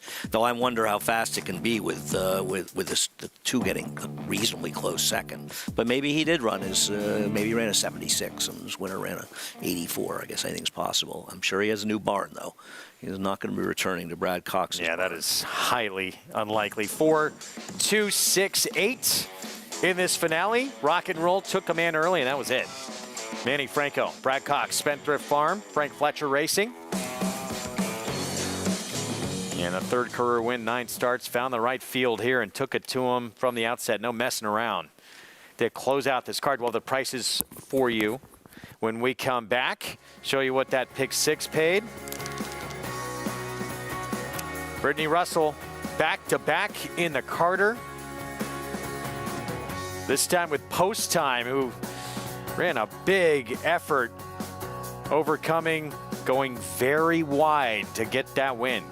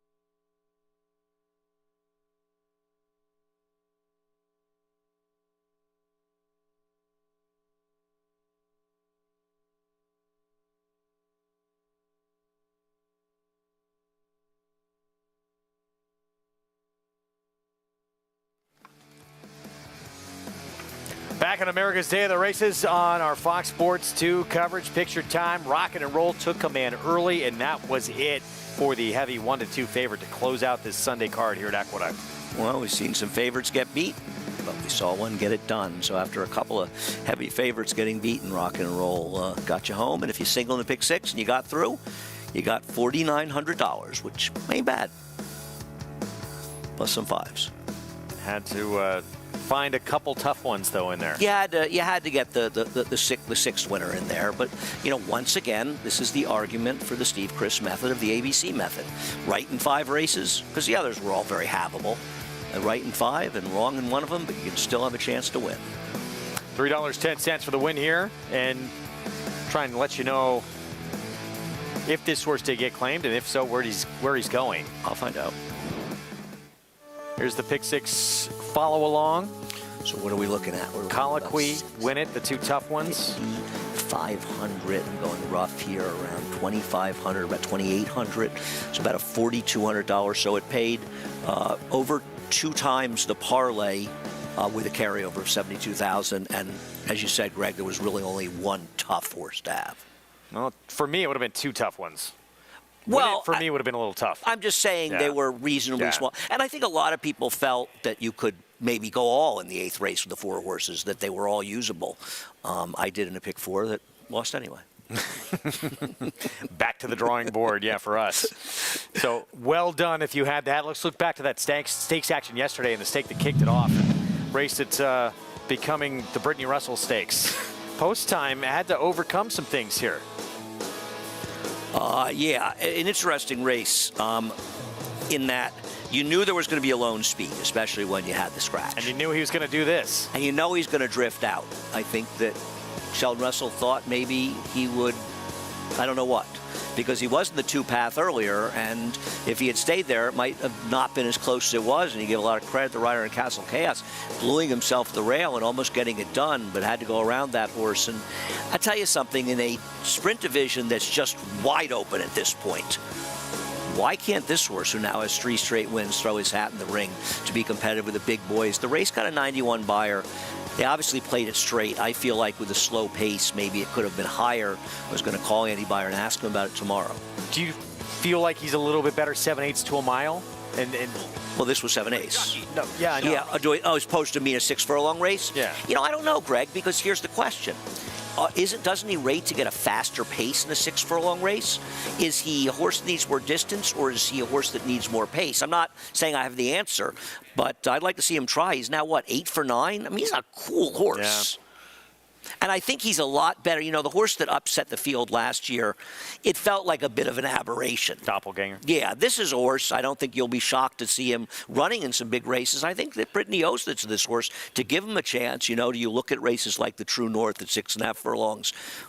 Or is he really going to take a shot in a race like the Met Mile? I don't know. You can 91 buyer, too. Do you give him a little extra credit for that because of how far he got pushed out late in the race? Well, more because the pace was so slow, you know, to be a deep closer and closing into that pace. But, yeah, you can't disagree that he was certainly hurt a little bit by being pushed. And I think you were better off being inside, which may have hurt him. And it was a number that I thought they might move up a little bit because of the slow pace. Because I feel like if you look at Keeneland, Alva Star got a 100 buyer, and I wonder if a lot of that was because she held on after a very quick pace. I don't know. I was going to call Andy Byer and ask about some of those figures with him. I'll call him in one of the dark days. Meanwhile, grade 3 Distaff coming off the bench for Chad Brown and owned by Peter Brandt. Sheeta Beauty comes up with the goods here, able to get by Ain't Broke. This was just an absolutely sensational ride by Dylan Davis. He did everything right. I know it was only a 5-horse field, but from the far outside post, he got the horse to the rail, and it certainly felt, at least early in the day, the rail was a real advantage. And he saved ground until the stretch, and then he angled out, whereas Ain't Broke made a bit of a premature move. Now, he's a horse that's made that move before, but he never saw the rail. He was always at least 2 or 3 wide, maybe 4 wide, made the lead a little bit early, and Sheeta Beauty coming off the layoff. I mean, credit to Chad Brown's team having her ready in this race, but getting a very, very good ride, and ultimately race dynamics in her favor. And maybe she'll have some bigger and better things, because she feels like a 7 furlong to a mile type, doesn't she? Yeah, she really does. Yeah. Credit that barn, having her ready to go. And as you said, credit that ride from Dylan Davis. It was terrific. Meanwhile, Chad Brown was not done. In the Bayshore, 15-1 on a horse coming off a maiden win, jumping right into Stakes Company and coming up with a 7-wide move victory. And this was a horse that just sort of got lost in the wagering because probably a bit of an overlay, 15-1. Not saying should have been less than 6-8, but felt like got a little lost and got a very fast pace to close into in relative terms. But where were the other closers, Greg? It's not like anybody else was making up ground. I think the second place finisher, like so many of Butch Reed's horses, ran a very good race to be second. But this was a big move forward for him, an 83 buyer, and he's going to have to obviously continue to improve to run against the best horses in these sort of elongated sprints. But you have to be excited about this effort. It's a big step forward and a nice job by Eric Hensel. So Chad Brown with an unexpected win there, 15-1. Reasoned analysis, and yeah, Butch Reed second with Maximus Meridius, who early in the stretch looked like might be his day in this race. I thought he ran very well. You know, I'll tell you something. Speaking of Butch Reed, watching the Wood over a couple of times, I thought Uncle Heavy ran pretty well. He actually gave him a great ride. He got him into like the 2-path on the first turn. He didn't lose a ton of ground. I thought, considering the dynamics, the racetrack, thought he ran a decent effort to be, I think, 5th in there, not abused late when he was beaten. And Uncle Heavy didn't disappoint in a lot of ways. He was just in a tough situation. I look forward to seeing him coming back when he has a more realistic shot. Yep. Post 13 with that turn coming up almost immediately. Very difficult proposition for him. It was resilience in the Wood, as we talked about earlier. Look at all your stakes winners from yesterday. And Belmont back in the Derby picture. Of course, that 2019 win via disqualification with Country House. And now that you know the figure that came, I know a lot has to happen and see who is going to line up and it's got to improve. Going to be in there. Needs to get better. Yeah, but it's also a long year. And Derby or not, this is a horse that has a right to continue to step forward and maybe, if not the Derby, be a player later in the year. We'll get you back to Oaklawn when we return. This is our current favorite in the Eclipse for 4-year-olds and up, with how appropriately named is this? The solar eclipse happening tomorrow. Do you have your glasses yet? Or photograph, does that help? I'm having lunch. You'll burn the retinas. I'm eating nausea at lunch tomorrow. Maybe he'll bring glasses for me. Mike Maker with this one here, Kavod. We'll talk more about this group when we come back. Zandon's poetry in motion. Big horse, but light on his feet. And he's always showed up and been consistent and been right there with some of the top horses in training. In the Bluegrass Stakes, he showed his determination and his raw ability. It's over. Zandon wins the Toyota Bluegrass. I feel breeders will be really blown away by what a striking, outstanding looking horse he is. Experience the adrenaline-pumping, suspense-filled action of the Sport of Kings no matter where you are with Naira Bets. It's fast, easy, and secure. Download the app today and start winning with our lucrative weekly promotions, thrilling handicapping contests, and a one-of-a-kind VIP rewards program. Don't just watch horse racing, be a part of the action with Naira Bets.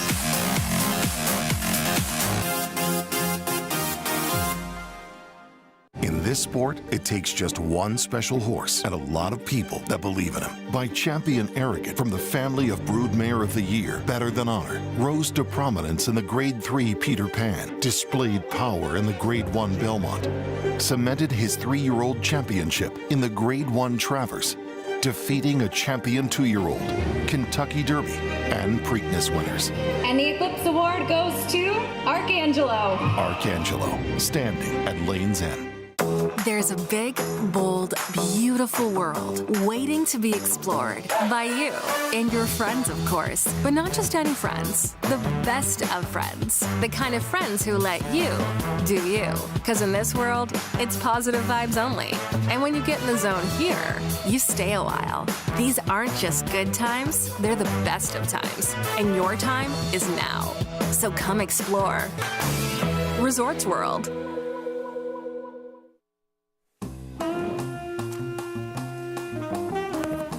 Back on America's Day of the Races on our Fox Sports 2 coverage. This 8th from Oaklawn, the Eclipse. 4-year-olds and up, $175,000 purse. And it's Gun Pilot, the 5, who's the current favorite. We start with Alto Road. Ronnie Cravens. This is a very, very tough competitive race, and even this horse's best race probably falls short of being good enough to win, thus 40-1. Chasing Time, Steve Asmussen. Tell you what, this horse's last race was very, very good. I don't know if I'd take 3-1 on him, but he at times has run some very good races. Yeah, that was behind Rivet, who'd come back, I believe, and win a stake. Keith aboard. So Wellington for Mac Robertson. A little bit of a step back last time out when third behind Gun Pilot, but before that, his efforts were okay.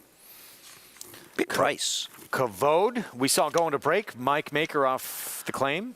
I think this is a very interesting claim, Mike Dubb and Mike Maker making on a horse that's been a very good, solid, consistent performer. I may have to lose a couple dollars on him.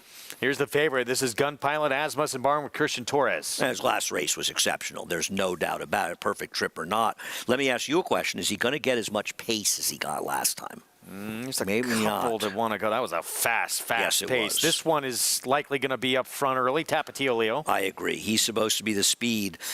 He was over his head last time, but he was also bad, but it was a very fast pace. Much better scenario today. 10-1 here. Touch Revenge. Mike Maker off the claim as well. Yeah, another one. This one for Flying P Stables. He doesn't quite have the back form, though, that Kavod did, but good graces at times. Going to get to a very interesting horse in a moment. First, Mr. Iceman. Yeah, listen, he's another horse for Peter Miller, and he's got some credentials. He's just been off for about 2.5 months, but his races aren't bad. Here's the graded stakes placed edge to edge. He was second behind Skelly, 3 starts back. Yeah, I was a little disappointed in his race last time out, but he's run some fast figures, and 7-1's an awfully generous price. And our favorite Gotham winner? I know. As soon as I saw him in, Greg, I was excited for you. For Steve Asmussen, Blue Lion Thoroughbreds. I just never really panned out from there. He's going to have to improve, but both you and I have a lot of love for this guy. Yeah, he had some gate issues in his past as well. Let's go to Paul for more on a very good Eclipse. Yeah, you're right, Greg. This is a nice addition of the Eclipse. So we'll start out with your favorite, Gun Pilot, who's a horse that, for Steve Asmussen, if you look back, last year, tried the Rebel Stakes, and it just didn't work. Tried the Hot Springs, the Pate Mile. And I say this all the time, Steve is so good at hitting the reset button, back to sprinting 6 furlongs. I remember after this horse won last time out, he said, no, I'm just going to keep this horse sprinting. I think 6 furlongs is right up his alley, and he exploded last time. But this is only a 6-horse field. Now you have 9 other foes in here, and it gets a little tougher. I do think the 5 is the horse to beat in here. The 6, Tapatio Leo, for Terry Lovinger, he came in, actually, Terry, who bred part of this horse, Stay Thirsty, who moved to California and has turned out to be a great sire there. 2 back, this horse really broke sharply. In his last race, he literally got reloaded, unloaded. He was, it says fractious, he was actually unruly. He did not get out of the gate at all. But his race on February 10th, he can get kind of loose. And I know, Greg, when the blinkers come off and he gets loose on the front end, he can be tough. And he's one of those horses you just don't know, right? He's 5 for 8 lifetime with no placing. So it's either one way or another. He gets to the front end and he's clear at the top of the lane. He's going to be a bear to run down. He just needs to mind his gate manners, because he lost it at the gate last time out. And I think that's why he threw a little bit of a clunker in. And I'm along with you, Greg. Edge to edge, 6-1. The race 2 back on a sloppy racetrack, he's never liked a sloppy racetrack. So if you draw a line through that, you're right. He's been behind Skelly. I'm with Andy a little bit. I think he got hung out a little too wide last time out. But if you go to some of his races, man, he's beat CZ's Rocket. He's beaten some nice horses, and you're getting 6-1. I don't know if that's a horse that's kind of dead on the board or not. And then we'll get to the 2, who's taken a lot of money in here. And I think Andy's right. This horse ran a sneaky good race last time out. For the other Asmussens in here, this horse opened live from the beginning. And I thought, okay, 12 morning line's going to float up a little bit. Really hasn't at 9-2. So both Asmussen horses getting bet. And I just have a feeling that Gun Pilot is going to turn into the real deal as a 6 furlong horse, guys. Well, he's trying to win 3 in a row now. And they had some expectations for this horse. They traveled the Pate Mile, Woody Stevens last year, and then was to the bench for quite a while, the entire second half of the year. Well, no. They right. Obviously, listen, one thing about Steve, he is not afraid to take shots. His horses don't sit in the barn, they run. And those were very competitive races. And we'll see. I worry a little bit. First of all, I think 8-5 is a tough price to take in this race, because this is a very competitive race. Time From US loves his last race, but I just worry a little bit he's not going to get as contentious a pace as he got last time. And I don't like horses at short prices off huge efforts when they got extremely fast paces to close into. That's the one thing that worries me a little bit. That's the horse right there who'd won 4 in a row until he was fractious in the gate, as Paulie talked about last time out. You could be part of this tomorrow, that Solar Eclipse. Infield Festival tickets for $20. I assume Paulie's going to be there. I assume Paulie's going to be part of the entertainment for this, I have to think. And I know you still need to get your glasses. You don't actually have to have glasses. You can make your own little, you need some tin foil. I have a tinfoil hat, so does that help? What do you call the inner part of the toilet paper there? The roll? The toilet paper roll. Yeah, there you go. And you can make your own little thing to see it I've without been known looking to at use the those sun. to make other things in the past. I'm Okay. not looking at eclipses. You got to do that. I'm going to be at lunch, though. I have my glasses. What if I just don't look up? There's a good movie about that. I like Leonardo DiCaprio. I like that movie. 7-5 favorite. It was very good. Steve Asmussen and this horse trying to win 3 in a row. Can he do it and stay undefeated this year as a 4-year-old? Let's go to Matt Dinnerman for the call. Coming up, Touch Revenge is just about it. Now he's in. Mr. Iceman, Edge to Edge, and Gun Pilot. Gun Pilot going in, Edge to Edge, post 9, and we wait on Morello, one of 3 runners trained by Steve Asmussen here. They're going to open the front of the gate, it looks like, for Morello, and they have done that indeed. Actually, that's edge to edge who they're working on there. And that did the trick. He went in. Now we wait on Morello. We're ready to go. And they're off in the Eclipse Stakes. Alto Road from the inside, sent along to get forward position. Isn't quick enough to get to the front, though. Tapatio Leo on top here early. Edge to edge takes second. Morello strides in third in the early stages. Gun Pilot, Cavad in chasing time. That trio's together, 2 off the lead. Another length and a half to Touch Revenge and Mr. Iceman. Sir Wellington is second to last. Alto Road dropping to the back of the pack. The big long shot dead last and need to turn it around as they hit the forward turn. Tapatio Leo on the lead. Edge to edge, pressing from the outside.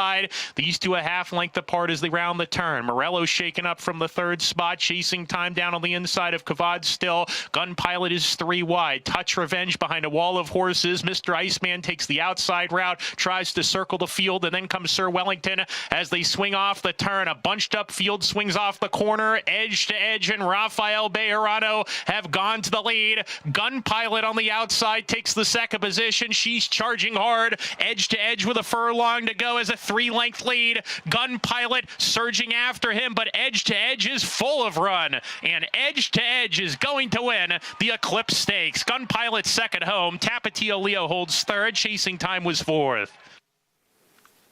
Edge to edge, very sharp early, sitting just off that speedster. Tapatio Leo under Rafael Bejarano cruises to victory. Very good effort by him. It was an honest pace. I wouldn't say it was blistering for these horses, but a very honest pace, and he ran extremely well, especially considering the other speed who took money. He finished sort of a distant third in here.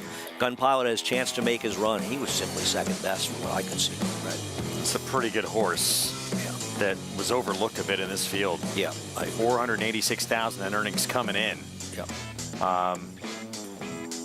Little outshadowed, I guess, by his stablemate, Tano Twist, last year, and who's become a little bit better runner than him. He's back in but the he has Count ability. Fleet. He's back in the Count Fleet along with Skelly, one of your favorite horses. The Wind Machine, whose tally finally came to a screeching halt in Saudi. Caught him back 49 days or 7 weeks exactly from his race in Saudi. Will he be ready to run? I look forward to that coming up next weekend. So it's edge to edge with the win in this Eclipse. We'll have the prices coming up. We start anew with the Big Six getting hit today in New York. And a big favorite closing things out. I finished Thursday's card. I'm ready. You're always way ahead of the game. Got to get ahead of the game. Edge to edge, your winner. For my days off. Chris Hartman Barn. Rafael Bejarano. We'll have the prices. When we come back, we'll set up the 9th as well. Going to stretch back out to a mile and a 16th. Stay with us.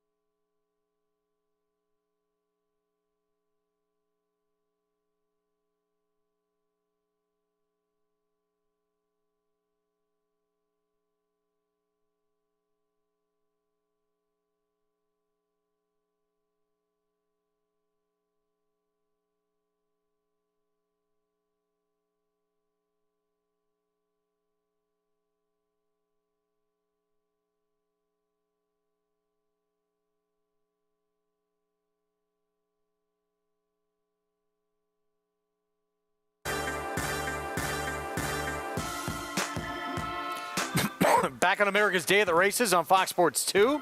Brought to you where you can play it all at Naira Bets. Bet any track, anywhere, anytime. Did you used to take Grand Central to the track ever? No, I don't think. I've taken the train back from Belmont to Grand Central because the long railroad stops there now. By accident, usually. You're only a very good speakeasy bar hidden in there. Yeah, the Campbell right? House. Yeah, it's supposed to be nice. Campbell Room, I think. Edge to edge with the win in a very competitive sprint here. It's a nice horse for Chris Hartman. Gets the 7th win of his career. Yeah, and I think you spend a lot of time racing like we do. You get real admiration for horses like this, right? I mean, he's now 20 times out of 31 hitting the board, a sprinter that has kept good company throughout his career. He's a 6-year-old, and he's still capable of running really, really good races. He's a really good horse. Pick 3, $770 with edge to edge there, closing it out. Let's go to Paul LaDuca.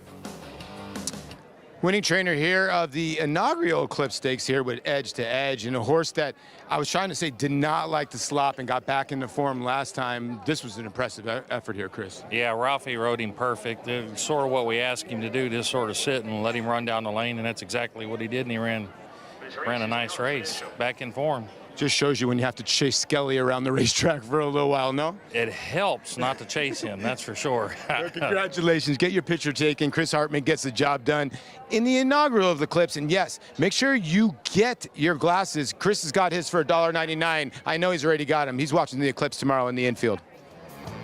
And we had our governor of New York here issuing a statement out on social media saying, do not pull over to the side of the road when you're driving and look up at the eclipse. Let the emergency vehicle, do move over, but don't sit there and watch the eclipse. Trying to get ahead of it.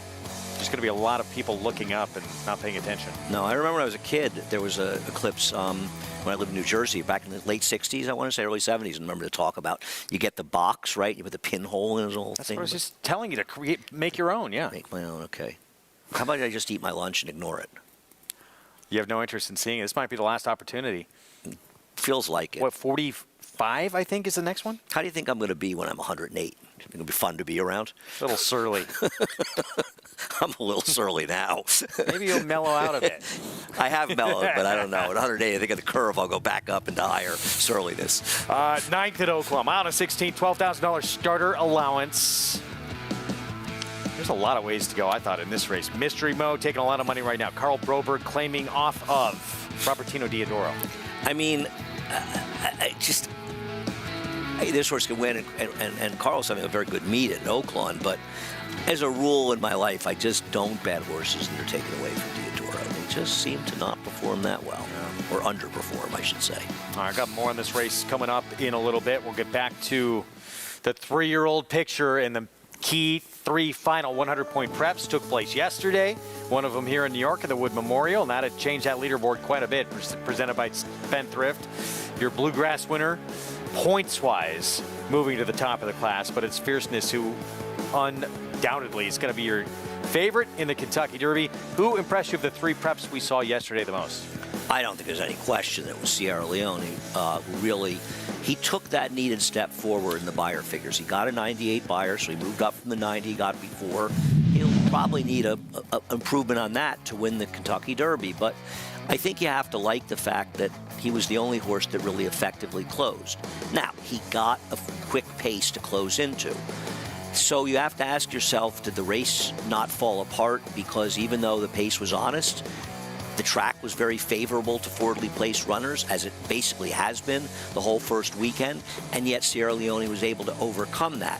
I also think it's a bit of a factor that maybe the best horses just sort of finished forwardly in this race, and he beat a very, very nice horse in here who's light on seasoning, but he kind of got it done before the wire. He didn't just get up. I think he was more professional in here, the way he just sort of swallowed up the competition, and this Derby is going to be divided into sort of forward horses and deeper closers. And with Fierceness's talent, if I'm trying to beat Fierceness, and I'm going to wait and see how the field sets up and what it looks like before making definitive decisions, I think you want to, if you're going to bet against Fierceness, you want a closer.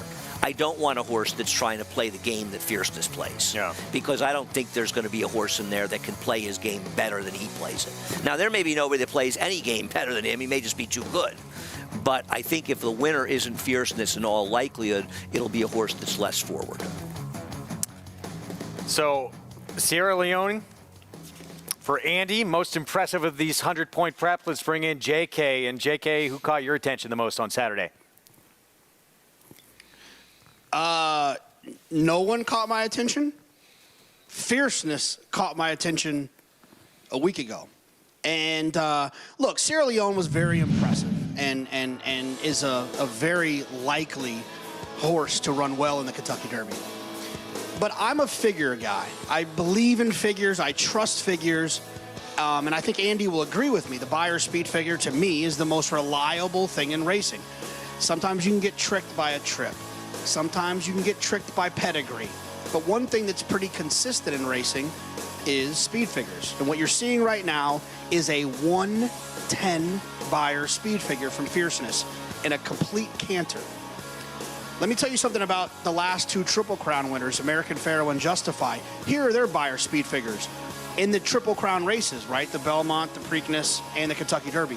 105, 102, 105, 103, 97, and 101. Fierceness ran a 110. They better bring their running shoes.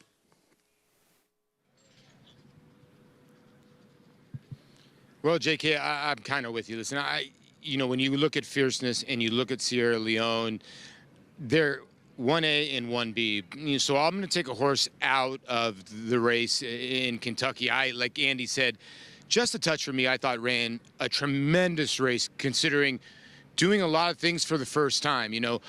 On a dry racetrack, number one, around 2 turns for the first time. Lightly raced, went right into the Gotham. I know ran into deterministic, and Indeterministic did not run well, obviously, in the wood. But, this horse showed a rating ability, was up on the pace a little bit, and he kind of hung around. Did he get swallowed up as Sierra Leone? 100%.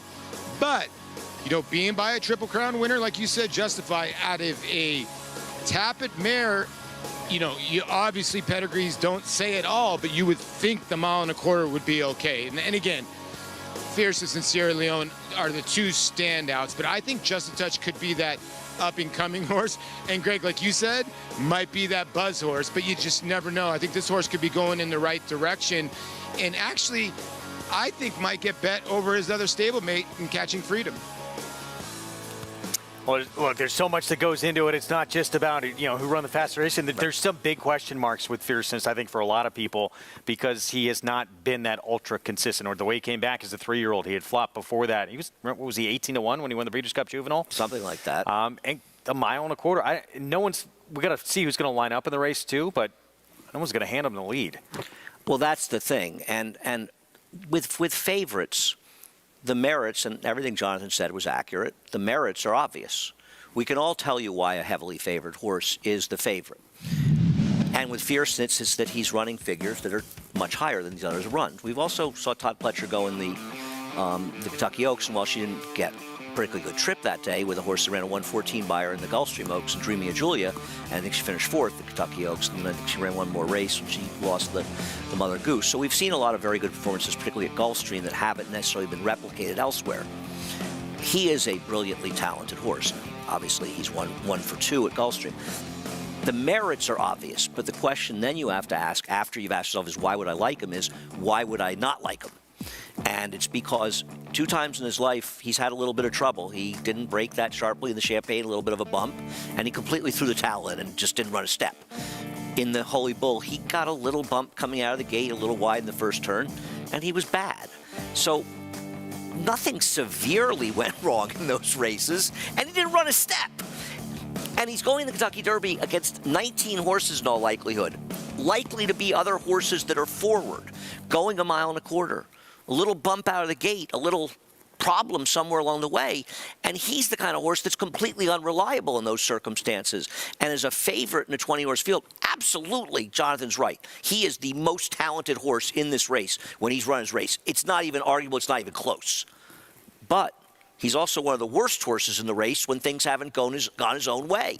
And that has to be considered a major concern. And the thing that we've seen from Sierra Leone is that he is able to run and close into races. He doesn't need absolutely perfect setups in these races, and he runs. Now, listen, he can get in trouble, too, trying to close and get in traffic.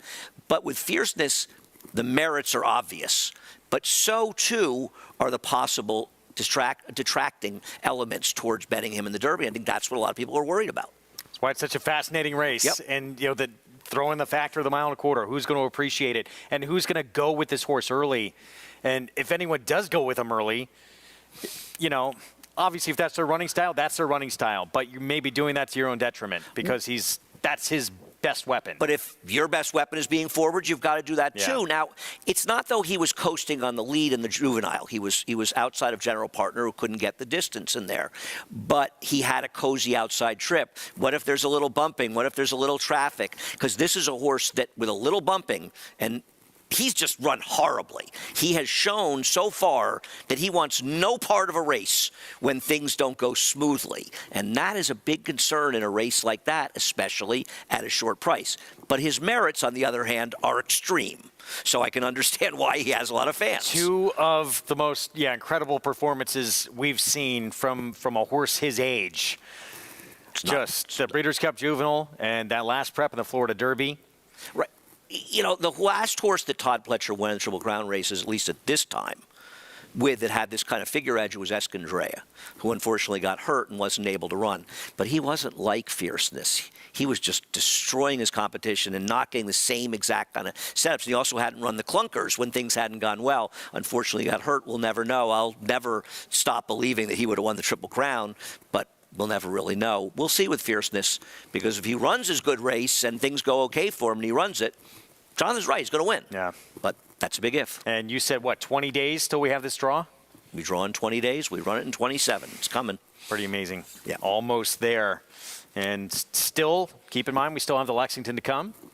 See if that knocks anyone out of the top 20 to get in that starting gate. Hoping Hades gets in there. He's your horse if he gets in. Picture pretty much set. Yeah. Liberal arts. We're going to take a timeout. We'll be back. We got more coming up from Oaklawn right after this. Get more from Paulie as well. As our Fox Sports 2 coverage continues, there's Truculent. Lindsay Schultzbarn, current 2-1 favorite in this starter allowance coming up.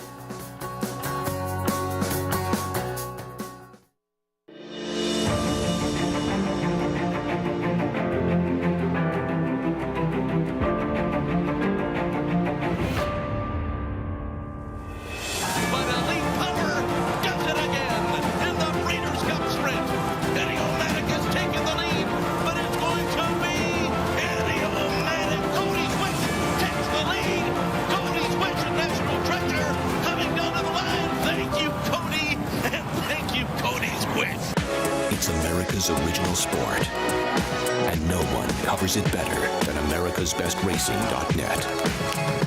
From the sport to the lifestyle, the best races, horses, and destination venues, cocktails, gambling, fashion, and more. americasbestracing.net is a sport for you.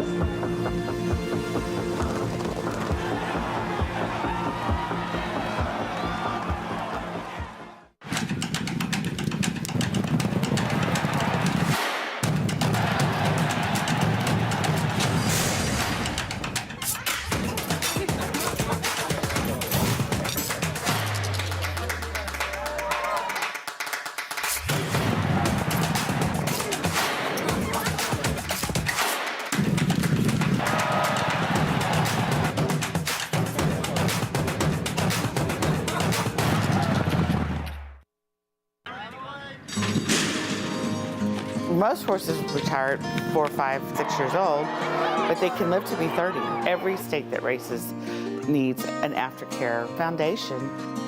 It was all started by Bill Walmsley, so we got together, got with Jennifer Hoyt, we got a website, we got a Facebook page, and we could rehabilitate and retire the thoroughbreds that have raced at Oaklawn. We started off very slow. I think we maybe had 6 horses the first year we were in the program. Overall, we've probably retired and rehomed over 50 horses.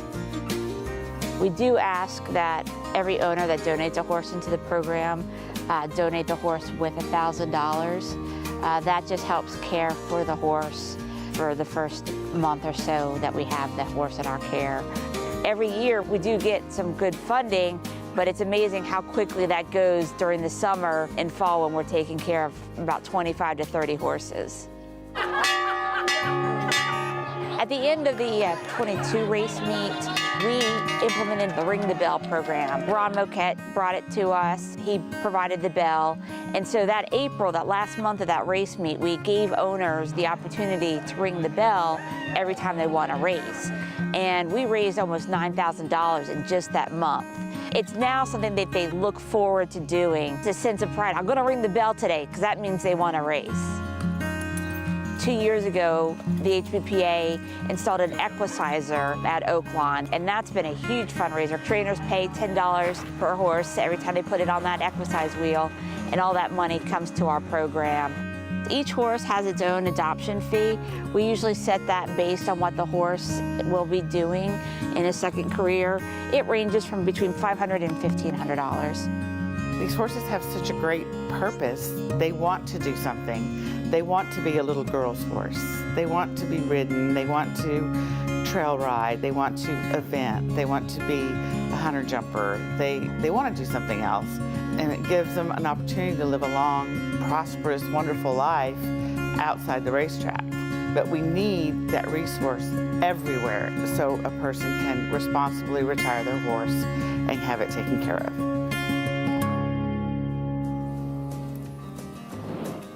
Great program, taking care of those equine athletes and making sure they are cared for well into retirement. We get set for this 9th coming up here at Oaklawn. Mile and a 16th in this 12,000 starter allowance. Still, that horse we saw going to break, Truculent, the favorite. We start with Ardoc, a long shot. Yeah, Ardoc just feels like his best racer behind him, and even those may not be good enough to win here. 10 strike. Lindsey Schultz, Truculent, the favorite. I love his name. He finally gets back to a fast track. We've seen him run around here. Can he improve a little bit in the fast track? I don't love him as the favorite. 8-time winner coming in from the West Coast, looking for revenge. Yeah, he just doesn't feel like he's good enough getting back to the dirt. He's better, I think, on synthetics. Huge race for the 5 last start when he was with Diodoro, new barn now. I know. I mean, there are things to like about him, and Broberg's going well, but I can't bet Diodoro off. Shack's Way stretching back out. Yeah, I mean, he can be a little forward as he stretches out, and any forward horse would really help by the 2 scratches of speeds. T-Bone's Trick went by the 8-year-old, and here's Busy Legs. Yeah, Busy Legs is going to really have to improve to win here. And on the outside, final 2 of the field, Coach Adams, Dan Wardbarn, Francisco Arrieta. This is a speed horse that was dramatically helped by the 2 and 8 coming out and really moved his chances up. And then City Legend, Walter De La Cruz. Just seemed like he was a cut below these, but not that far.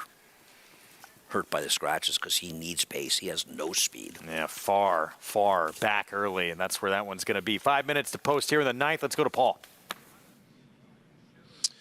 Yeah, let's start off with the favorite here in the 9th. If you're alive in these pick 5s, good luck, because you're alive for a nice little payout in here. And we'll start with the 3 Truculent, you know, going from the Bentley Combs barn. Bentley Combs actually has now taken an assistant trainer job underneath Chad Brown. So he is not a he's assistant trainer for Chad now, but he's now a lot of his horses being transferred. This one being transferred over to Lindsey Schultz. And listen, Truculent figures in this race because, you know, I kind of like the 6 in here, Shack's Way. I just think that last race is live.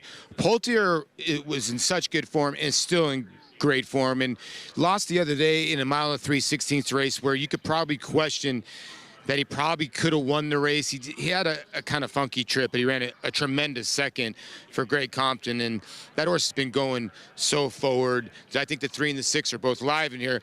But the 5 Mystery Mo is an interesting horse in here, right? Because, you know, horse leaving the Diodoro barn in a horse last time out put blinkers on last time, right? So you're wondering to yourself, was the blinkers made this horse just freak and win by 14? The horse was 60 cents on the dollar, though. So it's a really tough read. But when you win by this many lengths, you usually come back and you can run okay, even if there's a little digression in the Carl Broger barn. But Carl's so good off the claim. So I'm kind of with you guys. It's a weird proposition whether you want to take the 5 at 5-2. You know, I like the 6 JK Shaq's Way, and the only reason why is I know he had to chase Poulter around the racetrack the last time he ran a mile, and he just could not outfinish him. I'm hoping he gets to the front. So I'm going to go with the speed pop, JK. But you've been hotter than me today. Who do you like?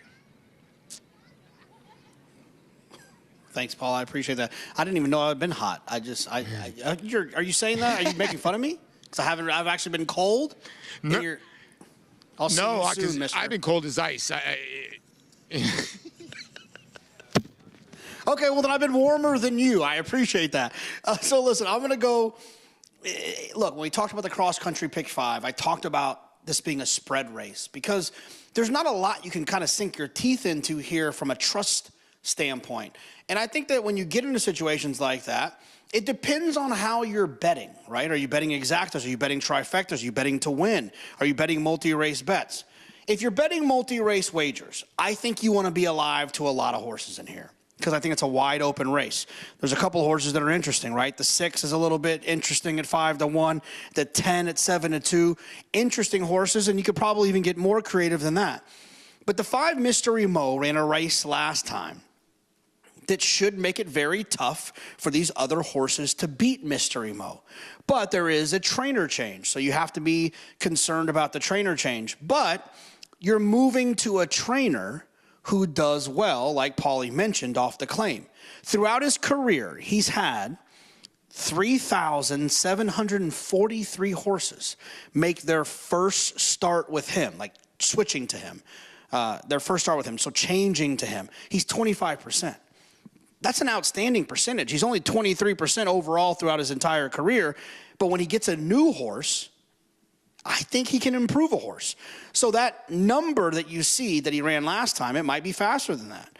I got to go with the 5 Mystery Mo as we look at this race individually. I don't trust the horse, but I do believe that this horse could take a step forward. I'll take the 5-2 from a win standpoint, from a on-top exacta, on-top trifecta standpoint. In multi-race wagers, I'd like to be alive to a lot more than just the 5. So Mystery Mo for JK. Carl Robert taking this one off of Diodoro. I wouldn't want to have to improve a horse off Robertino Diodoro, who I believe is now banned from Oaklawn. Yeah, I think, not allowed to run any more horses at the meet. Yep. We'll see. He is the favorite. Huge number last time out. He did. Best number. His 35th career start, 14 length when he was 3-5 in that race. He was supposed to win, but he won the way he was supposed to. So see if he can back it up for the new barn. Christian Torres was aboard for that win. He'll stay aboard. This is coming up next week. One of the premier races in the Distaff division. Grade 1 Apple Blossom, $1.25 million, and a field of 9 will line up. The first Grade 1, the routers, right? We saw the Madison at 7. And the Derry Manor, I mean, this horse has been really good. And Bob Baffert, she can't run at Churchill, so she can't run the La Troyenne, and she'll run here. And I won't be surprised if maybe we see her in the Ogden Phipps if things go well here. She's good. She's going to be very hard to beat. Multiple graded stakes winner, Grade 1 winner. And she's been first or second in 12 of her 15 lifetime starts. Talk about reliable. She's been in great form. I mean, she didn't run that well in the Distaff, but her last race, we got a big figure in defeat there. We'll see if she can run back to that fig. I'll kind of want to see if she can, because it was a career best figure for her. Is she best on the lead? I feel like she could be, and I don't know if she's getting it from Free Like a Girl, the very cool $5,500 purchase who's won $1.3 million is a Louisiana bred. She is a cool horse. What do you think? West Coast speed's pretty tough. I know. But the one's got to go, doesn't she? Maybe not. We'll see. Yeah, it's hard to believe. But yeah, Bob Baffert ain't taken back. I know that. Great storyline in that race, that Louisiana bred. 17 for 37 lifetime. But that's a big step up. And the first race for Wet Paint is a 4-year-old, and we'll see if she can improve on her 3-year-old form, which was okay. Taxed was sensational coming back sprinting. Yep. Black Eyed Susan winner from last year. It's been such a great story for Randy Morse and that owner that it's been a horse of a lifetime for them. We're set for the 9th. Matt Dinnerman with the call. Winner Mystery Mo goes forward, 2 back. Coach Adams and City Legend.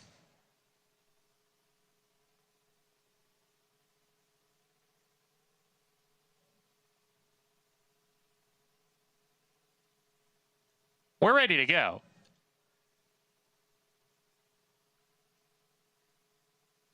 And they're off in the finale. Truculent on the inside, up on the pace with Shack's Way. These two 1-2. Busy Legs not far off in third. Coach Adams, deeper City Legend, easing off the speed into the turn. Mystery Mo looking for revenge. Or side by side, T-Bone's Trick is in the second last spot.